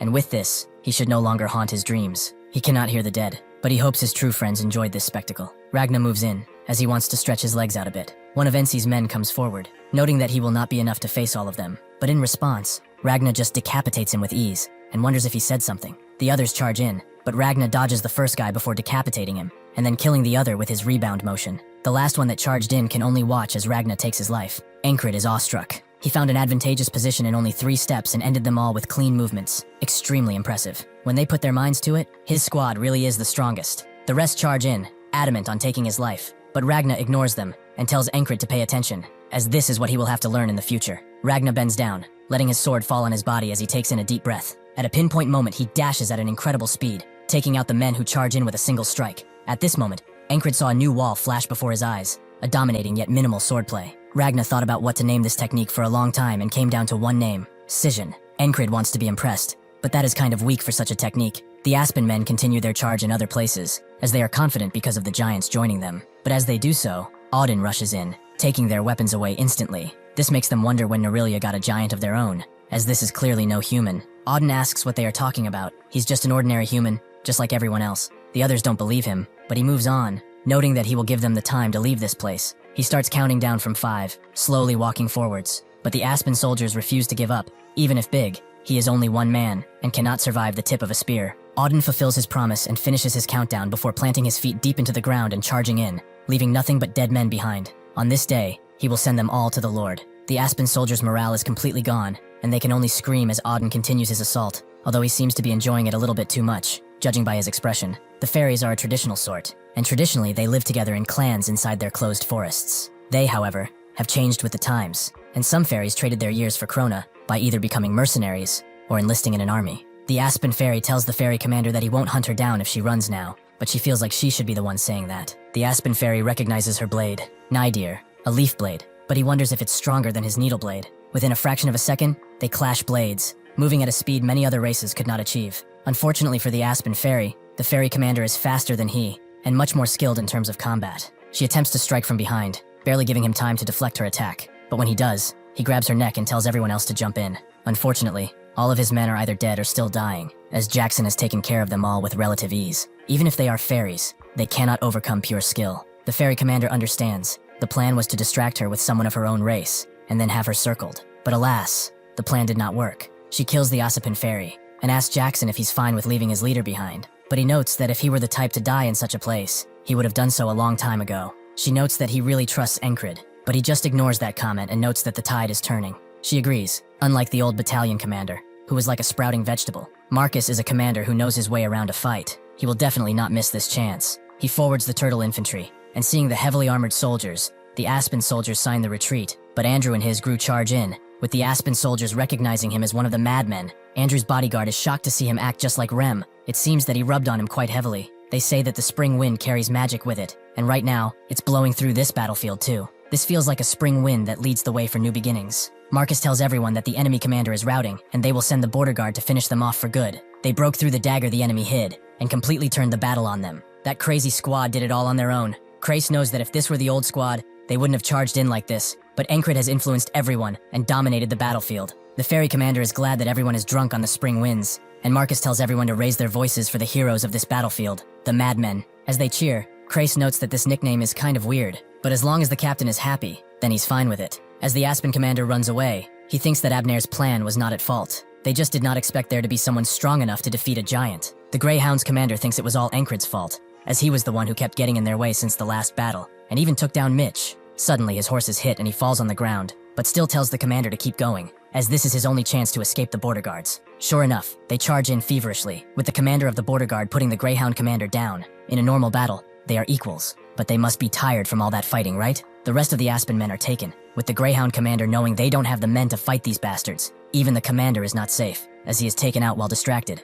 Seeing this, the Greyhound commander makes an opening for himself and retreats with his remaining men. The border guard wonders if they should give chase, but they decide against it, as those guys are nothing but a bunch of stray dogs now. This battle was a massive victory over the Aspens, but in the grand scheme of things, it was only a tiny piece of this gigantic puzzle. The proper all-out fight still awaited them in the tall grass fields. Krace tells Encred that they will move their base tomorrow, as they are going to wait near the crossguard and pressure the Aspens further. Encred thinks that there is no booze or party to celebrate their victory, but there are rewards for those who contributed. Rem is just glad that they don't have to help with moving as a bonus. It's all thanks to him defeating that giant. The others begin bragging too, about how many people they defeated, making him scream at them to not butt in. Jackson calls them a bunch of fools, prompting Encred to step in. If they want to fight, they can duel him. Andrew is just glad to have experienced this, as the thrill he felt as the lunatics spread out on the battlefield was amazing. Rem tells him that he's still a virgin though, prompting them to begin fighting again, but Encred ignores them this time, and stares at Henry, who seems deep in thought. He approaches and asks what he's thinking about, marrying that widower florist. From what he heard in the grass field, Henry's dream is to marry that widowed florist, but he will not be able to achieve that while still in the army. He asks if he wishes to return, and Henry admits it. How could he just return though, when everyone else is fighting? Encred recognizes that they've avoided death multiple times thanks to his experience as a hunter. They only escaped because of him in the grass fields, and also knew of those snakes because of him. With this in mind, he gets up and thinks that he dreams of his blade. He is happy here, but he will not let this man waste his dreams away. The first thing the next morning, the ferry commander grants Henry a special discharge, and he will get on the wagon with the injured. He's confused, but the ferry commander just notes that he should thank his platoon commander. Rem wonders where he's going as he packs up, and Auden prays for his safe travels, while Ragna is jealous of him discharging, as he will probably be able to sleep a lot more. Christ just notes that he did really well among these lunatics, and Andrew wishes him a safe journey. Encred awaits him outside and thinks that, unlike Andrew and Mac, who integrated well, Henry never did fit in. He bet he felt like an outcast too, since he is not suited for battle. He taps Henry on the shoulder and hopes that he will win her over. Henry bows down one final time and thanks him for everything. As he leaves, the ferry commander approaches Encred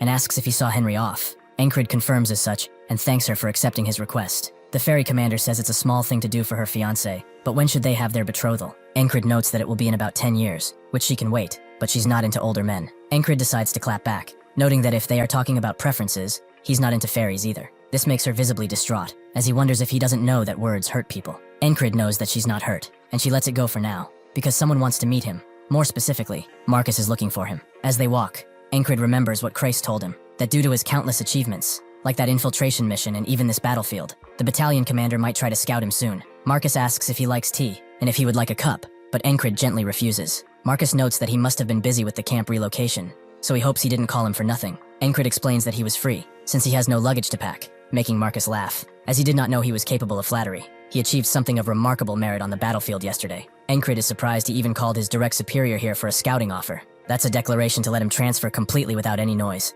but that won't change his answer. Marcus sees how calm he is, and guesses he already knows why he is here. So what is his answer? Encred refuses, which Marcus expected, since he heard him refusing a lot of commanders in the past, but he should know that his offer is much more potent than the other. Encred explains that he has a dream, and that dream is to become a legendary knight. Marcus is taken aback, as this is a person with a dream that shines brightly. He too was like this in the past, in the days when he wanted to become a sword for the royal family. As time passed though, he gradually compromised with reality, and now, his life is dull, as he has settled into the present. A stagnant heart like his forgets its dream, and becomes a shackle for those moving forward. so he does not have the right to command this young man. With this in mind, he sets Encred off and asks the fairy commander what she thinks about his dream. She can't say, as his future is his to decide. Marcus never liked the excessive honesty fairies had, but he respects Encred for his dream, as he too will move towards something new. Norelia is a centralized state, but power was usurped by the nobles, and they gained dominance. He too belongs to a noble faction, but perhaps it's time for him to reawaken that dream that he had forgotten.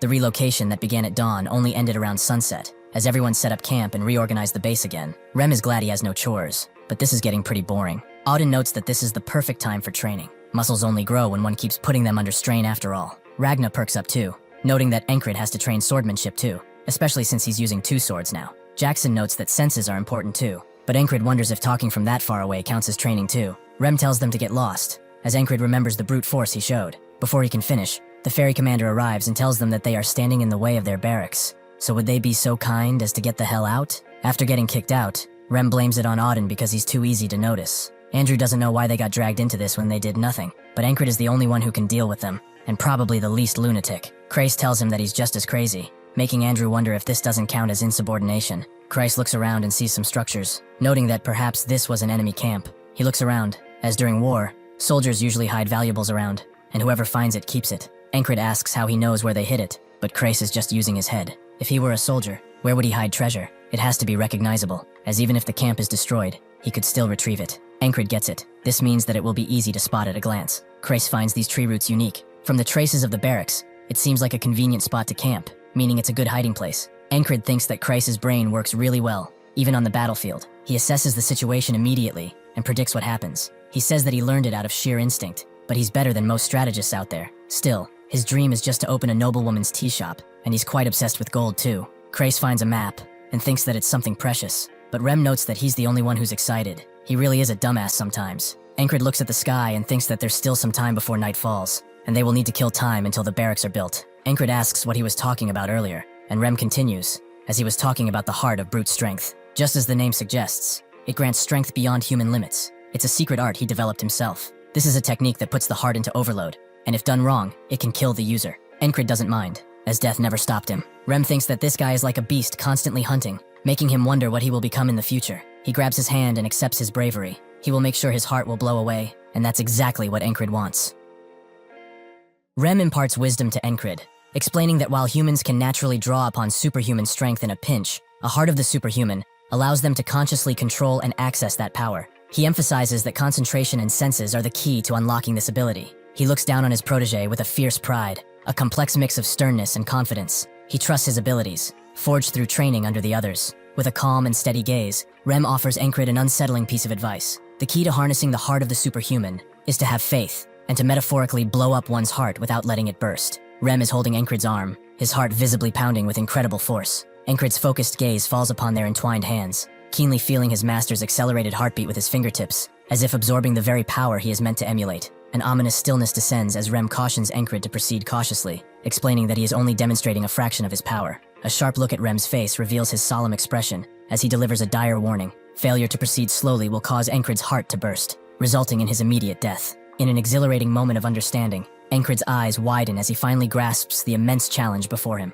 With newfound determination, he resolves to blow up his own heart, just as his master has, while the others silently observe from a distance, their faces a mixture of expectation and concern. With a wry grin that quickly shifts to a look of mild disappointment, Rem mutters that his worries were indeed useless. His expression hardens as he observes Encred, realizing with a sigh that his protege is currently making no progress in replicating the difficult technique. In this critical moment, Rem's frustration mounts as he realizes Encred is repeating a past pattern, advancing with incredible speed, only to hit a sudden wall. He confronts Encred, believing that he is holding back deliberately. While a baffled Encred looks on, the others share a knowing glance, silently concurring with Rem's frustration. They acknowledge Encred's peculiar habit of sudden and inexplicable stagnation, as it has happened many times before. Encred's face displays a portrait of intense bewilderment as he questions the fundamental nature of the task. This moment of profound doubt instantly triggers an explosive reaction from Rem, whose entire face contorts into a furious, frustrated mask. Night falls, and they continue to attempt to do the technique until the sun rises. With the wide, sunlit expanse of the training ground behind them, a furious Rem grabs Encred by the collar, his rage finally boiling over. He harshly berates his protege, demanding to know what he is doing and questioning if he is even making a genuine effort to succeed. As night falls over the camp, Rem's profound frustration finally reaches its breaking point. In a final, exasperated act, he raises his hands in front of Encred, who is already on his knees. roaring a command for him to do it now, before giving up on the training for the evening and going to sleep. Within the subdued glow of the lamplit tent, a frustrated and exhausted Rem sits alone on his bed, his thoughts consumed by the day's training. Suddenly, Krace inquires about the boss's whereabouts, only to be told that the leader is apparently preparing to swing his sword, like he always does. Jackson sits comfortably on a bed, idly toying with a wicked-looking dagger, as he dismissively offers his own perspective on the situation. He bluntly suggests that Encred's lack of progress is due to the uselessness of Rem's specific skill, and casually proposes that it would be more effective if he were to assume responsibility for his training. With a look of utter contempt and simmering fury, Rem looks down on his fellow mentor, his face a hard mask of simmering rage. He delivers a brutal, terse warning, demanding that they wait for their turn to speak, and not to interfere with his methods, more bluntly, to shut the hell up. Lying nonchalantly on a bed in their shared tent, Ragna delivers a cutting insult to the defeated and weary Rem, who sits with his back to the viewer. He plainly states that if motivation isn't the issue, then the problem must be the teacher, while an enraged Rem shoots back with an angry and personal retort, calling him a bum. Rem's mind wanders, consumed by his own lingering frustrations, as he recalls the origins of his signature technique. He reflects on how he created the heart of the Superman by meticulously modifying the skills of his tribe, intending for a person to first get a feel for the power with a special spell, before eventually learning to control it entirely on their own. Lying on his bed, Rem's mind continues to race with mounting frustration, as he desperately thinks that no matter what he tries, Encred just won't grasp the concept. He finds himself reflecting on a grim past, recalling that even the most formidable spellcasters from his own village could not master the skill on their first attempt, without nearly dying in the process. Reclining on his bed, Rem's mind races with a grim reflection on how the Heart of the Beast user took an agonizingly long time to master their skill. He thinks it's time to give up entirely if there is no hope left to continue. He shifts in his bed at the thought, but outside, as he's swinging his blade, Encred looks more determined than ever. The next day, Rem resumes his difficult teaching of Encred, as the other mentors gather around, silently observing the renewed attempt. The training focuses on his bandaged arm, its surface throbbing with a powerful rhythmic beat. With a weary sigh of exasperation, Rem decides to end the frustrating training for the day, telling Encred that it is simply not going to happen yet. Suddenly, though, Encred grabs his hand, which clenches into a resolute fist as he powerfully demands more, his face radiating unshakable determination as he commands Rem to keep going. A defeated Rem can only stare back, acknowledging his protege's efforts while thinking there is no point in continuing. With a furious expression and a ferocious grin, Encred demands that Rem intensify the training to stimulate his heart even more powerfully. Rem is left utterly astonished and speechless by his protege's unbelievable command. With a newfound authority, Rem confronts Encred, delivering a grave warning that his heart could burst if he isn't more gentle. He is left astonished by the sudden audacity, questioning whether he's being asked to kill him. Encred's face fills with a fierce and desperate resolve as he commands Rem to proceed with the training without hesitation. Rem's expression is one of utter astonishment,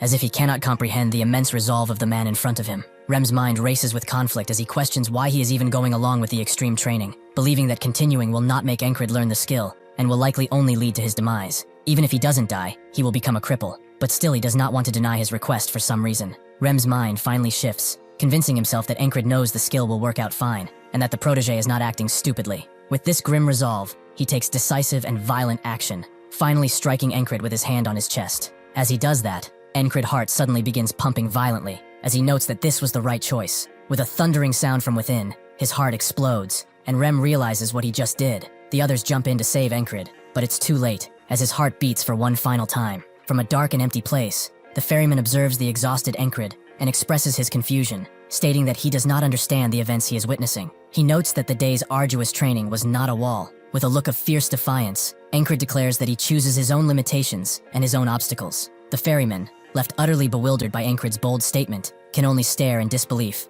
and question what he's possibly thinking. Encred, with a grim and knowing smile, reveals the final secret of his training. He confesses that he has been learning the heart of the superhuman by using the method he knows best, rather than the one he was taught. After coming back, Encred admits to himself that while he can feel the effects of the strenuous training, he simply cannot do it on his own. With a resigned look, he remembers what Rem told him, that he needs to acknowledge his limits, and that it's okay to give up sometimes. Kneeling on the ground in solemn defeat, Encred's thoughts reveal his unshakable resolve. He believes that to give up is to be satisfied with his current state, and to him, that might as well mean his death. With his sword glowing in the darkness, Encred thinks about how he finds a perfect method for himself. Just like before, he focuses on a single point, a skill that previously allowed him to fight against a stronger enemy without fear. With his sword in hand, his thoughts return to the core of his training as he questions what he needs to learn the heart of the superhuman, and where he should even begin to master the powerful skill. He tries once again with Rem, but the same thing happens, and he dies once again. The mysterious ferryman, holding a glowing lantern, appears before Encred and issues a direct and powerful challenge. He questions whether this is all Encred can do, or if he will continue to fail with a heart that explodes. Kneeling in solemn understanding, Ankred explains the true nature of the heart of the superhuman, revealing that it allows a person to use the superhuman strength they only get in life or death situations at will. With his eyes glowing with determination, Ankred reaches a chilling conclusion. He believes that the skill should be easier to activate in an actual life or death situation, which he can summon at will, basically. The ferryman looks down at Ankred with a saddened expression, declaring that the boy has completely lost his mind. He questions whether Ankred has considered the immense pain he will suffer from his actions. With an unbreakable will and a glowing aura, Ankred declares that he is willing to endure any amount of pain if it allows him to continue walking his chosen path. This is his final, resolute answer. After regressing, Rem informs Ankred that the training will not happen today. With a resigned expression, he tells his protege to stop his solitary efforts and get some rest. The tension from the previous scenes has completely vanished. Ankred, with an unwavering will, tells Rem that the training will work if he just presses his heart harder. Rem, with a look of utter horror, questions whether Ankred is asking him to end his life. With a chilling finality, Ankred calmly confirms that he is in fact asking Rem to kill him. Rem, in a fit of rage and utter disgust, tells Ankred not to drag him into his insanity. Ankred, with a cold and calculated accusation, calls Rem an aristicide, knowing the term is a personal provocation. Rem is incensed by the cruel jab and threatens Ankred, telling him to stop bringing it up lest he gets a hit to the head. Ankred questions why Rem is reacting so differently today, coming to a chilling realization that even if the wall is of his own making, if he does not surpass it, the day will simply reset. With a somber look, Ankred thinks to himself that it is fine because he can continue training, but he is left to ponder why Rem would not listen to his simple yet deadly request. He continues to reset today, gets to 30 times, but Rem is still reluctant. Same thing with 50 times. Rem seems to be doing whatever he wants. At 60 today, Ankred has had enough and orders Rem to do it, and he immediately does so. Now he understands. This guy only listens to him when he gives him a command. He thinks to himself that Rem and the others ended up in this place because they are all rebellious and do not listen to orders. He didn't even bother with ordering them around because he did not think they would listen. But at one point, these bastards actually started listening to his commands. He would like to know why, but first he has to focus on learning the heart of the superhuman. He continues letting Rem kill him, again and again, without stopping, his heart fading out every single time. But at one point, he finally understands, and his heart is complete. Rem is amazed. He learned to control his heart in a single day. With his repetitions, Ankred has finally learned how to control his own heart. A few hundred days have passed, giving him this power. Ankred rushes in with his sheathed blade, his heart boosting his power so much that he makes an entire hill fall. The others are impressed, especially Ragna, who calls him strong. Rem wants to know two things, whether he is from the West, and if he is actually a hidden genius. Ankred responds with honesty, he is neither. With new power surging, Ankred is overwhelmed by agonizing side effects. He lies in his tent, his mind racing as he confronts the heavy, unexpected price of his latest acquisition. Powerless to move, the protagonist lies on a bed as Rem observes. He gravely explains that the protagonist's body cannot yet handle the immense new power it has acquired. Standing over the bed, the muscular Auden explains the nature of Ankred's agony. This pain is not a curse or weakness, but a sign that he pushes his body past all limits for the very first time. Despite the debilitating pain, Ankred accepts the trial. The heart of the superhuman is a colossal skill, allowing him to smash boulders and transcend all human limits, but it completely exhausts the body. Now he understands. Knights are an anomaly. They possess the skin of a human, but the immense power of a giant, combined with the athleticism of a frog and the dexterity of a fairy. Even without using his newfound skill, their superhuman abilities take a heavy toll. With the protagonist groaning in pain, Auden kneels beside him. He calmly urges Ankred to rest, promising to help ease his agony. He calls this technique the blood, sweat, and tears. As Auden is performing this technique, Ankred realizes this is his biggest wall yet. Kneeling beside the bed, Auden uses a focus skill to loosen Ankred's muscle knots, explaining the Balak-style massage technique. He demonstrates the powerful art, showing Ankred the precise points where he needs to press to relieve the pain. Despite the unbearable agony, Ankred forces himself to endure it, recognizing that this new technique will prove useful. He accepts the pain, determined to learn and master the skill, no matter the cost. Rem, however, believes that Ankred will really die if this insanity keeps happening.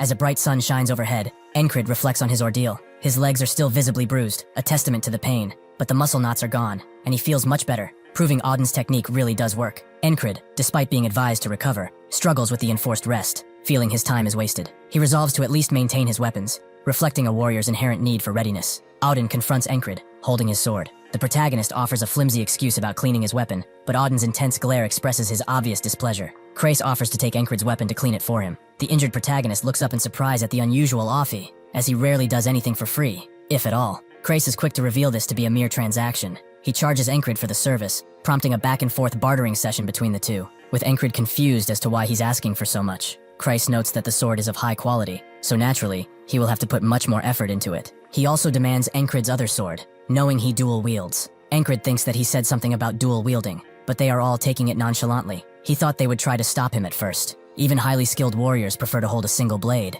as most consider the difficulty and risk dual-wielding carries to not be worth. It is hard to hold a sword up without proper training, and one cannot put enough weight into a swing as with one sword, making one's strikes naturally weaker. Ankrid gazes forward with a vexed expression, questioning why someone isn't stopping his dual-wielding. Auden holds a devious smile. He asks Ankrid why he thinks he doesn't stop him. Jackson carves stones with a diligent expression and tells Ankrid that he is stubborn. Auden smiles and agrees, making Ankrid question if he truly is. Auden then states that Ankrid is stubborn and doesn't accept what they just tell him. Ankrid leans over. He tells Auden that he is not being stubborn on purpose. Ragna then asks if there is a particular reason for the dual wielding. Ankrid replies that it is simply because he wants to. Ankrid looks ahead, stating that using two swords at once felt natural to him. It's the same reason as to why he wishes to become a knight. He heard of a song, of Sir Peacemaker, and it lit something in him. The others put him down, believing that he would amount to nothing, because he was always a weakling. Even though many told him it would not happen, he decided to live for what he wants and what he likes. So he will not give up on becoming a knight or on using two swords, no matter what anyone else may think about him.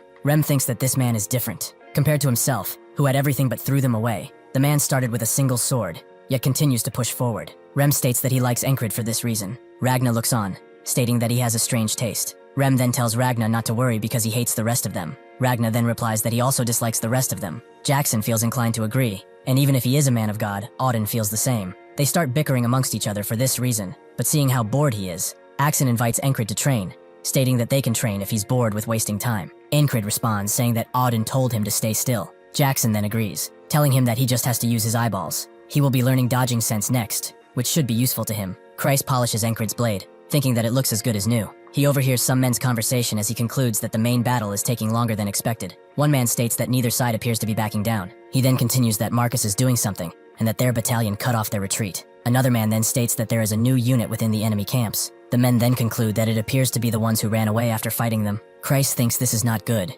He needs more information, as clearly the Aspens are trying something new. Somewhere else, Jackson explains that evasion means seeing with your eyes and dodging. He says training the sense of evasion is about pushing your reaction speed to the extreme. But first, one needs dynamic vision. He plans to throw stones with letters on them and have Ankrid read and answer. Jackson briskly throws a small stone. Ankrid's eyes widen slightly in surprise, and he wears a confused expression, clearly not understanding the current situation. Jackson then calmly states that he will throw another. Jackson continues to throw the stones, Ankrid failing to see what they say each time, but the training stops at night, when Auden gives Ankrid his massage. Suddenly though, a stone flies past Ankrid's face, and Jackson demands the letter that was written on it. Ankrid wonders if he waited until he was off guard, but Jackson tells him that on the battlefield, there is no mercy. The next day, as they train, something peeps out of the bushes near their camp, a dark figure, ready to strike. Just as Ankrid is about to see one of the letters, the guards ring the bells as a surprise attack has hit them. Jackson asks Ankrid about the letter. Ankrid replies, questioning if he is still asking about that now. He then tells Jackson that the letter carved on the stone was me. Jackson then congratulates Ankrid,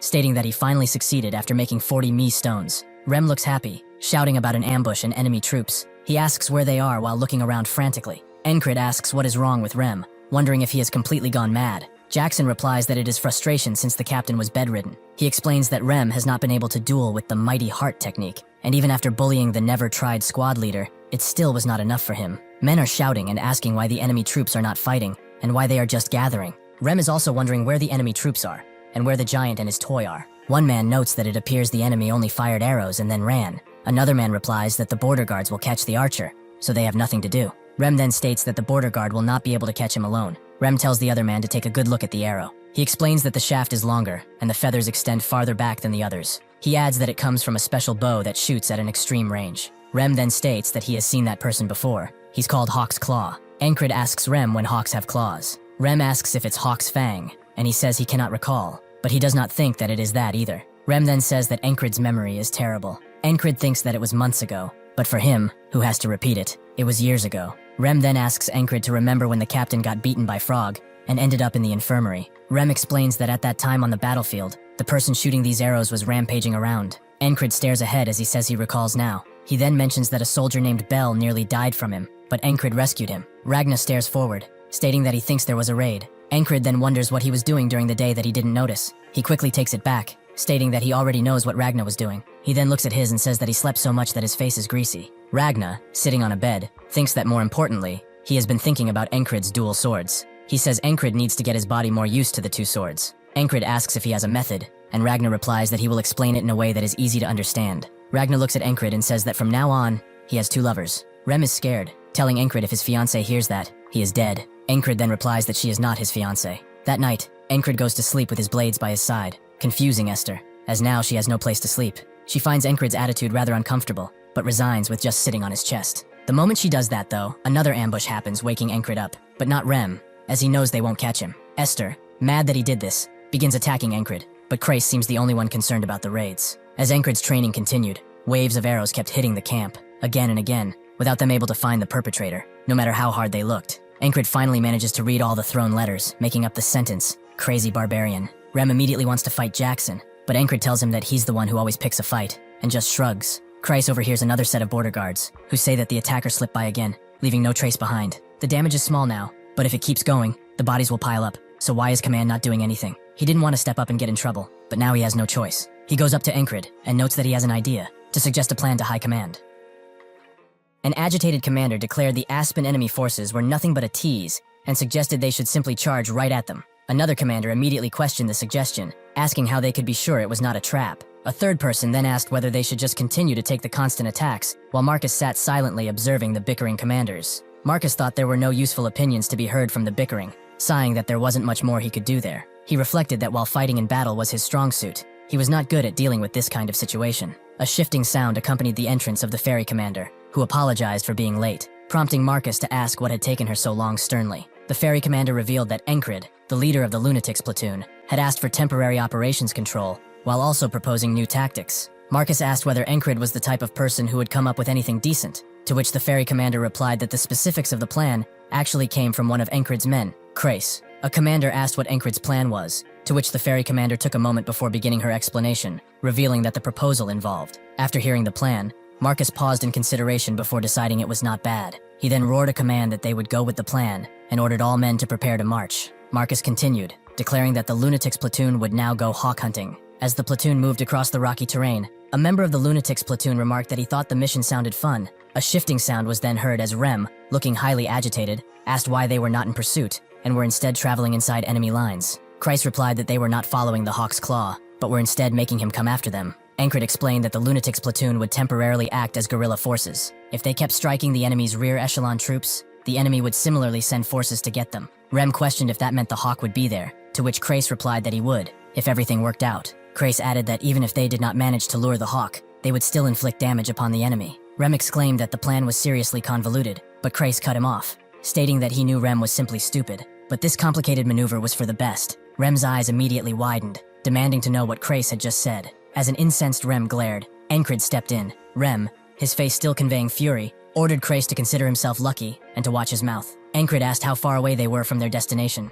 A moment later, Pin happily exclaimed that she thought she could see it. Encred reflected that the key to the plan was high mobility, allowing them to strike and retreat quickly. For that to work, an experienced ranger who could find safe paths was a must. Encred continued thinking that he had asked Command for reinforcements, and as a result, Pin had joined their platoon as a new squad leader. Encred asked Pin why she had to fully join their platoon, questioning if a temporary assignment would not have been enough, to which Pin simply replied that she had her own reasons. Encred looked up with confusion, prompting Pin to explain that she was now in an awkward spot because she had joined his squad, adding a sarcastic, "Thanks for that." Pin then stated that Encred could repay her in the future, instructing him to make the repayment good. Encred asked if Pin was still talking about the repayment, as Rem intervened, warning Encred to watch himself because he had a fiancé. Encred quickly denied the claim, stating that the woman was not his fiancé. A low sound of movement accompanied their arrival at the enemy camp, which was comprised of numerous tents and wooden structures spread across the open ground, and the platoon began the task of observing and stalking the area. Pin ordered the group to lower themselves, stating that she could see the enemy's base.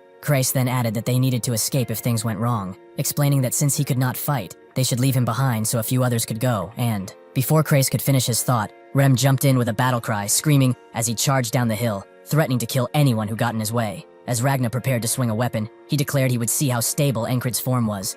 Encred stared back, realizing the action was meant as a test. While they descended rapidly down the rocky terrain, a loud swish of air and debris followed their movement, and Encred thought to himself that even there, his training was continuing. The guards at the enemy camp looked on in confusion as Rem happily shouted, as he approached and greeted them. One guard questioned who Rem was and asked his comrade if he knew the man. The second guard replied that he did not, then asked his comrade if he didn't know him either, beginning to question who Rem was. Rem immediately attacked, launching a projectile that struck the guard directly in the head with a sickening impact, causing blood to splatter everywhere and the guard to fall back. The remaining guards screamed as Encred and Ragna landed and continued their swift movement down the hill. Powerful sound of movement followed Rem's kick, which had generated a cloud of debris that blinded the guard. Rem used this distraction, charging at swift speeds to put himself directly in front of the enemy guard. Encred watched the action, wondering what he was seeing, before realizing it was the quickest charge he had ever witnessed. He smiled, concluding that Rem still had skills he had not yet shown his protege. He really wants to learn this one. Other guards noticed the commotion and shouted in alarm, realizing the attackers were the Norelia enemy. They then raised the command to go and get the intruders. Encred shouted the command to fall back, declaring they were leaving before the enemy could regroup. As he retreated, Ragna expressed his disappointment, noting that he had not even pulled his sword out. As they fled the camp, Ragna rebuked Rem to read the room, stating that the opening attack was not his turn. Rem fired back, asking if Ragna wanted him to split his windpipe. Encred then firmly put an end to the squabble, reminding both men that they were still in combat, and there will be plenty of opportunities to fight in the future. As a pink-orange hue settled over the sky, the group attacked a second time, as they raced down a steep rocky incline towards the enemy position. One of the enemy guards, having anticipated the attack, quickly threw a knife, shouting in recognition that it was the same intruders again. Encred recalled the training he received, thinking to himself that he needed to use his dodging sense, look with his eyes, and then dodge. Encred swiftly avoided the thrown knife. Jackson commented that it had taken Encred 0.4 seconds to see and avoid the attack. Jackson continued his attack with a sharp motion, declaring that Encred needed to lower his reaction speed to at least 0.1 seconds to be able to say that he had fully grasped the dodging sense. After the guard took a blow to the neck that caused him to grunt in pain, Encred questioned Jackson in astonishment, asking if he was counting the time. A powerful booming sound erupted as Auden appeared, warning the men that training was good, but they needed to focus on the mission at hand. Auden then added, with a quick sound of urgency, that the enemy forces were coming. Encred immediately agreed and declared they were leaving. Later that night, the guards began a chase as the enemy pursued Encred and his allies through the forest. As Auden carried him, Krace reflected that he had initially wondered if these lunatics could carry out the mission, but now he realized there was no reason to worry about them at all. Encred declared they were heading further into the forest there. Rem followed, enthusiastically asking if they could just kill all the enemies. Encred simply replied no, and urged Rem to come along. Encred ordered Ragna to stay in formation, while Ragna, attempting to divert from the path, suggested the other way looked like a shortcut. Encred abruptly cut him off. Krace thought to himself that he didn't think Encred would be able to lead the men this well, wondering if this was really the lunatics platoon that he knew. After a while of running, Jackson stated that the enemy had stopped chasing, and suggested they set up camp right there. Encred sat down, thinking that after realizing his platoon members followed his orders well from the today when he learned the heart of the superhuman, it had gotten a lot easier to control them. Encred continued reflecting that Rem's charge that morning was something else, noting that Rem had been listening to him well these days. Encred then wondered if Rem would teach him the skill if he simply ordered him to. Encred called out to Rem, who was lying down, and started to ask about the charge he had made earlier. Rem immediately sat up with a fierce expression, cutting Encred off by warning him to think again if he was really going to ask about that. Encred wondered why Rem was suddenly refusing, noting that he had never refused to teach him before. As Rem lay resting, he thought that while it was good for Encred to want to learn, the younger man had forgotten something. Encred realized what Rem meant, thinking that he had not even thought about the skill himself. Encred continued his internal monologue, realizing he had gotten too used to giving out commands, and that growth brought about by others was superficial. He concluded that he needed to go back to his roots. Rem mentally responded that Encred needed to think about the skill himself first, believing that learning would be more worthwhile if he did. As they began their run the next day, a sound of heavy breathing was heard, and a character identified as Andrew complained that they had been jogging non-stop since they started. He groaned that they were moving at such a high speed through the mountains that he felt he could collapse at any moment. Andrew continued thinking to himself that he knew the lunatics would be just fine, but he was surprised to realize that even Krace and the boss were holding up this well. Andrew gasped with exertion, thinking that Encred definitely wasn't this strong when he first met him, and wondered just how he had improved so much, thinking to himself that he, too, wanted to achieve more. Clenching his fist in renewed determination with a sharp sound of resolve, Andrew's guard, Mac, thought of Andrew, recalling that ever since he was dedicated to Andrew as a friend of the young man's father, he always stayed by Andrew's side in place of his friend, who had passed away with the fall of House Gardner. Mac continued his internal monologue, reflecting that Andrew had always seemed like a child, but not anymore. Mac concluded his thoughts, stating that just by looking at Andrew from behind, he could already feel what was about to come, the rebuilding of House Gardner. Encred confronted Rem, stating that he had figured out how Rem performed his charge. Encred continued that it was the heart of the superhuman, explaining that Rem strengthened his leg muscles to move forward explosively. Rem responded to Encred's realization with a pleased smile, confirming that Encred was correct and had truly figured it out. He affirmed that the move was indeed his heart of the superhuman skill. He urged Encred to try now that he had figured it out. Encred replied that he would try the move by himself. Pin commanded everyone to stop and look, pointing out the enemy base was located between two cliff faces, a position where their escape route could be easily cut off. Encred immediately noted that the visible base was a trap, explaining that such an obvious setup meant the enemy was hoping they would avoid it entirely. Krace confirmed this, stating the enemy's goal was to bait them into a different path, and then corner and kill them. Krace then warned that the Claw of the Hawk would be there soon. Encrid asked the group whether they should play the enemy's game. Ragna suggested it was too bothersome, and that they should just destroy all the enemies instead. Encrid smiled, stating he was leaning towards that idea as well. Encrid stated that if the obvious trap didn't work, the Hawk would be there even sooner. Since the base had a lot of armed personnel, Encrid declared that everyone should go in together. When Krace asked in surprise if he had to go in as well, Encrid quickly told Krace to stay behind. Encrid then commanded Pin, Andrew, and Mac to guard Krace. With a sharp booming sound and a shout of "Let's go!" Encrid and the others immediately jumped into the canyon, descending swiftly toward the enemy base below. The Greyhound's commander walked through his camp, thinking that this was the last opportunity given to his unit. He realized their mission was to help the Claw of the Hawk hunt down the Norelia guerrillas that were destroying their rear ranks. The Greyhound's commander thought it was humiliating that they, the famed elite troops of Aspen, had been forced to back up because of a single, albeit talented soldier. He gritted his teeth, deciding that despite the humiliation, they must clear the task to rise back up. One of the guards shouted in alarm that the attackers were here, identifying them as the Norelia guerrilla forces. The Greyhound's commander thought that the approaching enemies had walked into such an obvious trap, leading him to exclaim that they were idiots. The Greyhound's commander shouted in realization, recognizing Encrid, and declaring that he was part of the guerrilla forces. Encrid wondered in confusion if he knew the enemy commander. Rem questioned why Encrid was asking him, but then added that he didn't think he'd ever seen the commander's face before. Rem quickly changed his mind, stating that Encrid's memory really was terrible. The Greyhound's commander gritted his teeth, calling Encrid an insolent bastard. He then declared that it did not matter if Encrid didn't remember him, because he and his companions would all die there regardless. The Greyhound's commander charged toward Encrid, declaring that Encrid would be a stepping stone for the rise of the Greyhounds. Encrid blocked the commander's sword strike with his own blade in a flash of sparks and a sharp sound, holding the line despite the intense force of the attack. The Greyhound's commander shouted in surprise about the sword Encrid was holding. Encrid then spoke, identifying the commander as the one who guarded the flag during the Fog of Annihilation. Recognizing him as a Greyhound who knew Mitch, Encrid concluded that the commander must be him. The Greyhound's commander shouted that the recognition no longer mattered, and commanded Encrid to die. The commander launched a fierce attack, but Encrid parried the strike with a sound of sharp metallic force. Encrid thought about the commander, remembering him as a strong opponent whom he could only run from previously. He questioned his own capability now, concluding that the commander should be a good opponent to test exactly how much he had grown. One of the guards, armed with a spiked mace, spoke with a low, threatening sound, noting that it seemed Encrid and the commander had some bad blood between them, but affirmed that the guards were still going to destroy all of them. The guards were completely ignored by Encrid's group, which caused one of the infuriated guards to scream about how they were ignoring them, before charging toward them with a booming sound of movement. Rem intercepted the charging guard's attack, bringing the enemy to a violent stop.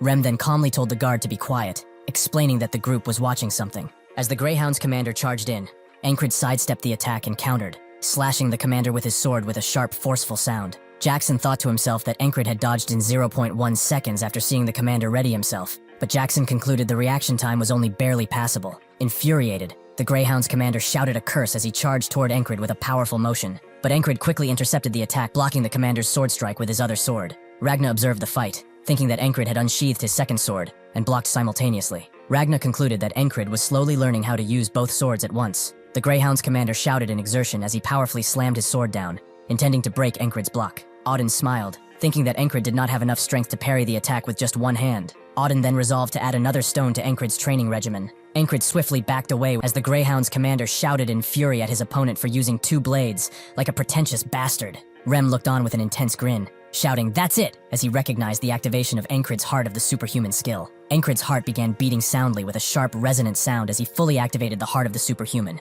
enabling him to charge toward the commander at explosive speed. The Greyhound's commander shouted in shock as Encrid's explosive strike connected, the force of the blow pushing the commander back with a massive booming impact. Encrid's attack did not stop with the push. He immediately followed through, using his second sword to pierce the Greyhound's commander in the neck, causing blood to spray as the man fell back. As Encrid stood over the defeated Greyhound's commander, who was gushing blood, a guard reacted with disbelief, shouting that there was no way their commander could have lost. Rem laughed loudly, declaring that was it, and that he knew the heart of the superhuman would suit Encrid perfectly. Ragna added that the performance was not bad, while Auden smiled, expressing confidence that God was surely smiling down on their brother's progress. Rem yelled down at the enemy troops, shouting at them to get out there in front of him. Rem grinned fiercely, declaring that his axe wanted to celebrate by tasting some blood. The remaining guards charged forward with a sharp sound of determination, shouting for their comrades to show the pride of the Grey Dog and to fight to the last man. Auden intercepted the charging guard's attack, bringing the enemy to a violent stop. Auden then shouted that he would answer the enemy's courage by sending him to the Lord's side. After Auden struck the enemy guard, causing him to grunt in pain and be knocked back with a jarring sound, Andrew watched and questioned in astonishment, how Auden had blocked the attack barehanded without even getting a scratch, wondering what kind of muscles Auden had. Pin smiled playfully and asked with a curious sound whether Auden actually looked kind of useful too. Rem charged forward with a fierce expression, bringing his axe down onto an enemy guard's weapon in a sharp, clanging strike. After Rem struck the enemy's weapon, Ragna immediately followed with his own attack, striking the same enemy guard and sending him flying back with a grunt of pain. Rem yelled in disbelief, cursing Ragna as a mad, lazy bastard, and demanded to know if Ragna had been planning to slice him up too. After Rem accused him of attempted friendly fire, a guard shouted a command to die as he drove his sword down at Ragna, who remarked that it was a shame Rem had dodged the strike. Ragna then effortlessly dispatched an incoming enemy guard who charged at him, cleanly cutting the guard down with a swift motion. M cursed Ragna as a cocky bastard before Rem swiftly and powerfully attacked another guard. Ragna looked down on Rem and asking if Rem was scared now. Rem shouted at Auden, calling him a lump and telling him to inform his god that Rem would be sending him a friend. Auden smiled playfully, replying that the Lord says he doesn't need friends like that. Krace then shouted, asking if the two were seriously going to fight right then. The remaining guards seized the opportunity created by the infighting, shouting the command to encircle them while they were split from within. Amidst the enemy charge, a sharp, swift sound of movement was heard as Jackson appeared, eliminating all the charging guards instantly with a burst of thrown knives, leaving them bleeding and collapsed on the ground. Encred told Jackson that there was no need to kill them all, noting that most of them were already wrecked anyway. Before Encred could finish his thought, Jackson saw something coming from the forest and immediately reacted. As an arrow came flying in, Jackson moved swiftly, managing to block the incoming arrow with a sharp, explosive sound of impact. Encred asked if they were here, and Jackson confirmed that they were, identifying the attacking force as the Hawk's Talon. Rem leaned forward, asking Encred if he knew the difference between a sniper and a hunter, enthusiastically stating that hunters were way more fun than snipers, especially axe hunting, calling it awesome. Encred looked on, questioning what Rem was trying to say. Rem stated that if one received a gift, one should give one back. With a swift, powerful motion, Rem then charged into the forest, leaving Pin behind to shout for him to wait. Pin looked on in concern, asking if Rem could act alone like that. Krace replied that Rem was not someone who would die off somewhere, telling Pin to leave him be. Andrew told Encred that they should get out of there for now. He explained that the enemy main force might pursue them from over there, and if they stayed put, they would become the Hawk's targets. Encred agreed with the necessity of leaving, declaring that they would use the best way to blind the enemy and get out. The enemy camp erupted in a massive fire, burning the structure down, as Encred noted that this destruction seemed to have become a habit. As fire raged in the background, a cloaked figure sighed, noting the smoke. A nearby archer lamented that the enemy had slipped out of sight, then asked the Hawk's Talon what he intended to do next. The hooded Hawk's Talon replied to his subordinate, giving the simple command to pursue the enemy. As the group scaled the sheer rock face with sounds of climbing effort, Encred thought that Rem acting alone wasn't planned, but acknowledged it was not a bad tactic. Encred continued to think about the situation, noting that Rem was targeting the Hawk's Talon, who was in turn targeting the rest of them. Encred realized they could now act as bait to deliberately draw the Hawk's attention. He also thought that since they had chosen rough terrain on purpose, there was only a slim chance the Hawk could see them. Encred continued to think, noting that since they had picked terrain that was hard to shoot in, the spot was comfortable. He concluded by giving Rem permission to hunt as he liked. While hunting in the forest, Rem looked up and thought that the memory brought back old times. He recalled that back then, he was the exceptional hunter the tribe had held high hopes for. Rem continued to reflect, noting that he couldn't return to that time now that he had left, but he could summon the memories for a moment, specifically from the moment they first met. While in pursuit, one of the Hawk's Talon men noted that the targets escaped well at awkward angles, but stated it was just stalling and that the Talon would not lose his target. Suddenly, the man was decapitated, causing his head to fly off with a stream of blood as the Hawk's Talon remained as still as he was before. Another enemy soldier screamed, "Ambush!" and commanded the remaining men to scatter. The enemy forces dispersed as Rem continued his aggressive charge into the group. Rem continued his chase, cutting one of the scattering enemy soldiers down with a booming, forceful strike, while the dying man cried out in pain. He continues his deadly pursuit, taking out one guard after another, until none are left. The Hawk's Talon ran in panic, thinking about Rem, calling him that barbarian and wondering what was happening. The Talon was astonished that there had been absolutely no sign of the barbarian and wondered when he had suddenly appeared. Rem continued his fierce charge, as the Hawk's Talon gritted his teeth and launched an arrow with a powerful echoing sound, declaring that hunting was always on his side. Rem smashed through the incoming arrow with his axe. He followed through with the strike, slamming the backside of his axe directly into the Hawk's Talon's shoulder. The Hawk's Talon cried out in pain as he was struck, but Rem stood over him, shouting for the Hawk Brat to stop whining and use more strength. Rem declared that this was a rare hunt, and commanded the Talon not to end it so boringly. Rem finished the Hawk's Talon with a swift, powerful strike using the Talon's own arrow, slicing the enemy across the throat. Rem then looked down at the defeated foe, stating that the fight was lame to the end, stating that he had wanted the man to suffer more while they were at it. Rem added that the fight was also an opportunity to brush up on his rusty hunting skills. Rem paused in thought, realizing with a surprised expression that he had just acted exactly like the lieutenant. He concluded that after being around Encred so long, he must have learned the behavior without even realizing it.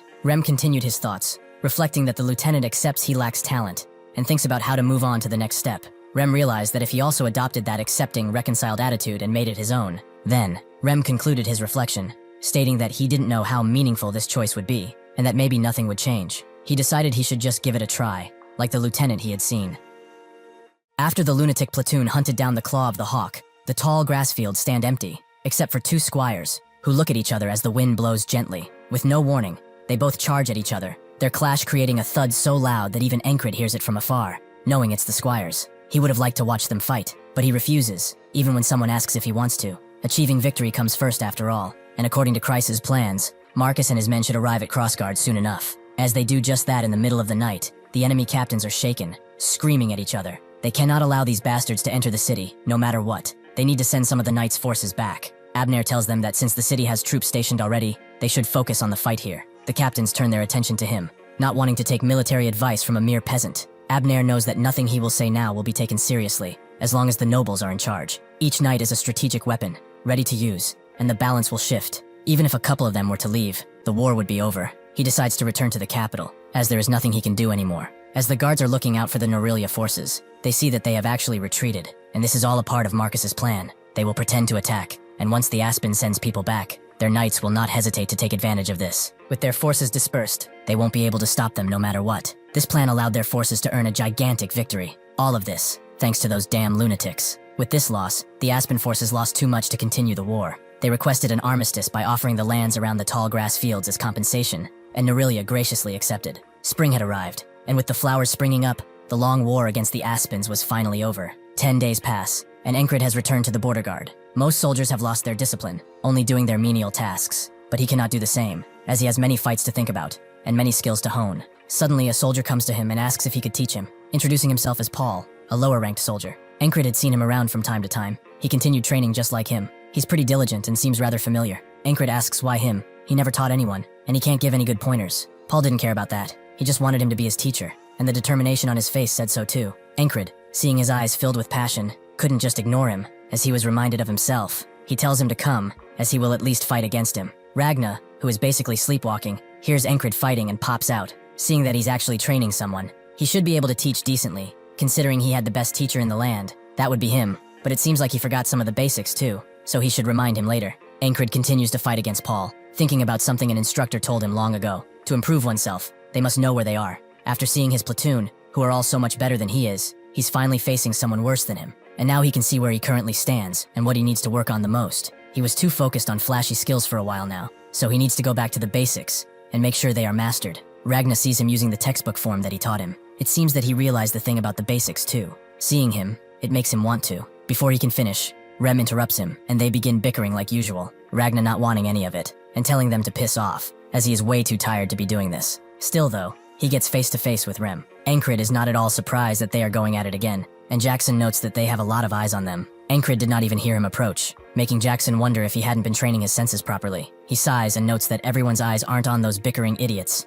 but on him. Encred takes a closer look and sees that everyone has stopped to look at his training, some considering Paul to be lucky that he can train with him, and some noting that they should all be leaving him. Later, Marcus thinks of Encred, from the squad leader of the losers to the platoon leader of the lunatics. His constant path towards improvement has been recognized among soldiers as a prime model to follow. He is a war hero, recognized by all. After climbing on stage, he speaks, noting that the reason why he summoned the nobles and soldiers of the border guards was to recognize the valiant efforts of this war's key contributors. Could they tell him whose contributions were the most impactful in this war? If he has to spell it out for them, then their head isn't even cut out to be a helmet stand. The nobles are shocked by his rather crude language, Marcus knowing they wouldn't understand, but he knows that the soldiers do, as they all smile. He invites Encred on stage, who thinks that he previously climbed this stage before, when he destroyed the spell. But unlike back then, where the soldiers looked at him with scorn in their eyes, only silence fills the air now. Marcus faces him and says that he thought about it a lot. What would a soldier like him want as a reward for his achievements? Thus, he has prepared this for him, an award that he's certain he wouldn't refuse. He opens an ornate chest in front of him, revealing a royal dagger. The royal family's dagger is a ceremonial blade, bestowed upon those who have done a great service to the family. It not only serves as a proof of honor, but grants its holder the right to be received as a guest by the royal household at any time. Encred recognizes what this is, a blade with many ornamental engravings, but little value as a weapon, though he hears the crowd cheer for him. This is the true honor, as a knight who goes after strength alone is no better than a mercenary. A true knight must build honor with the foundation of his skill. That is what defines them. This very moment will become a stepping stone for his knighthood. Even his squad cheers for him in their own way, some just smiling, others just sleepy, but all of them are happy. Marcus is glad that this reward suits him, but he shouldn't feel satisfied just yet, as he has prepared another personal gift for him. He should look forward to it in the near future. Encred can't ask what exactly he means, because suddenly, Marcus announces that they are having a banquet tonight, as he has brought the finest wine, so they should all drink to the very last drop. Encred notes that he's quite the passionate type, but a banquet, that sounds nice. The festivities are in full swing that night, with everyone having a mug of wine with them. Rem asks Ragna why he's not drinking,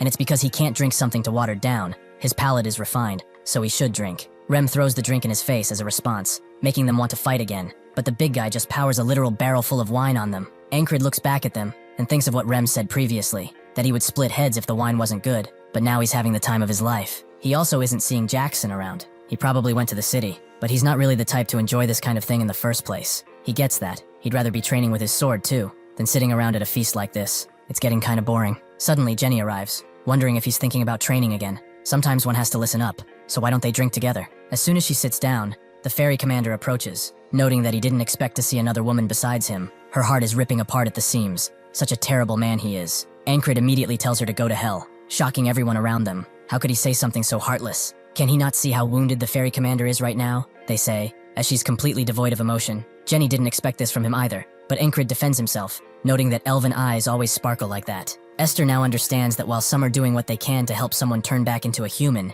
he's flirting around. She headbutts him in the chin, surprising everyone, as it seems that his charms also affected that animal, but one of them has had enough. He pulls out his blade, as he can't stand seeing him with so many women, but in return, Encred just smiles, as someone wanting to fight him is just what he needed. The man immediately retreats, but now the fighting mood is in the air, and Krace is already taking bets. Someone else arrives. One of the border guard veterans has come to introduce a rookie to Encred, as he wanted to meet him. As they talk, the recruit stares at the ferry commander, seemingly smitten by her beauty, but she tells them that they came at the wrong time, as Encred has his eyes on just sparring now. After the fight is done, Encred thinks that this is nowhere near enough. Once he starts, he just wants more and more fighting. If he's to fight, it would rather be with someone stronger. He stares at everyone, but they are seemingly refusing to duel with him, making him wonder why. So Krace informs him that not everyone is as crazy as he is. Andrew, however, would like to take up that challenge, as this is how he's going to prove himself. Everyone stops whatever they are doing to see Andrew approaching Encred, as through him, he has learned what it truly means to never give up. He dreamed of reviving his family name as it was his mother's dying wish,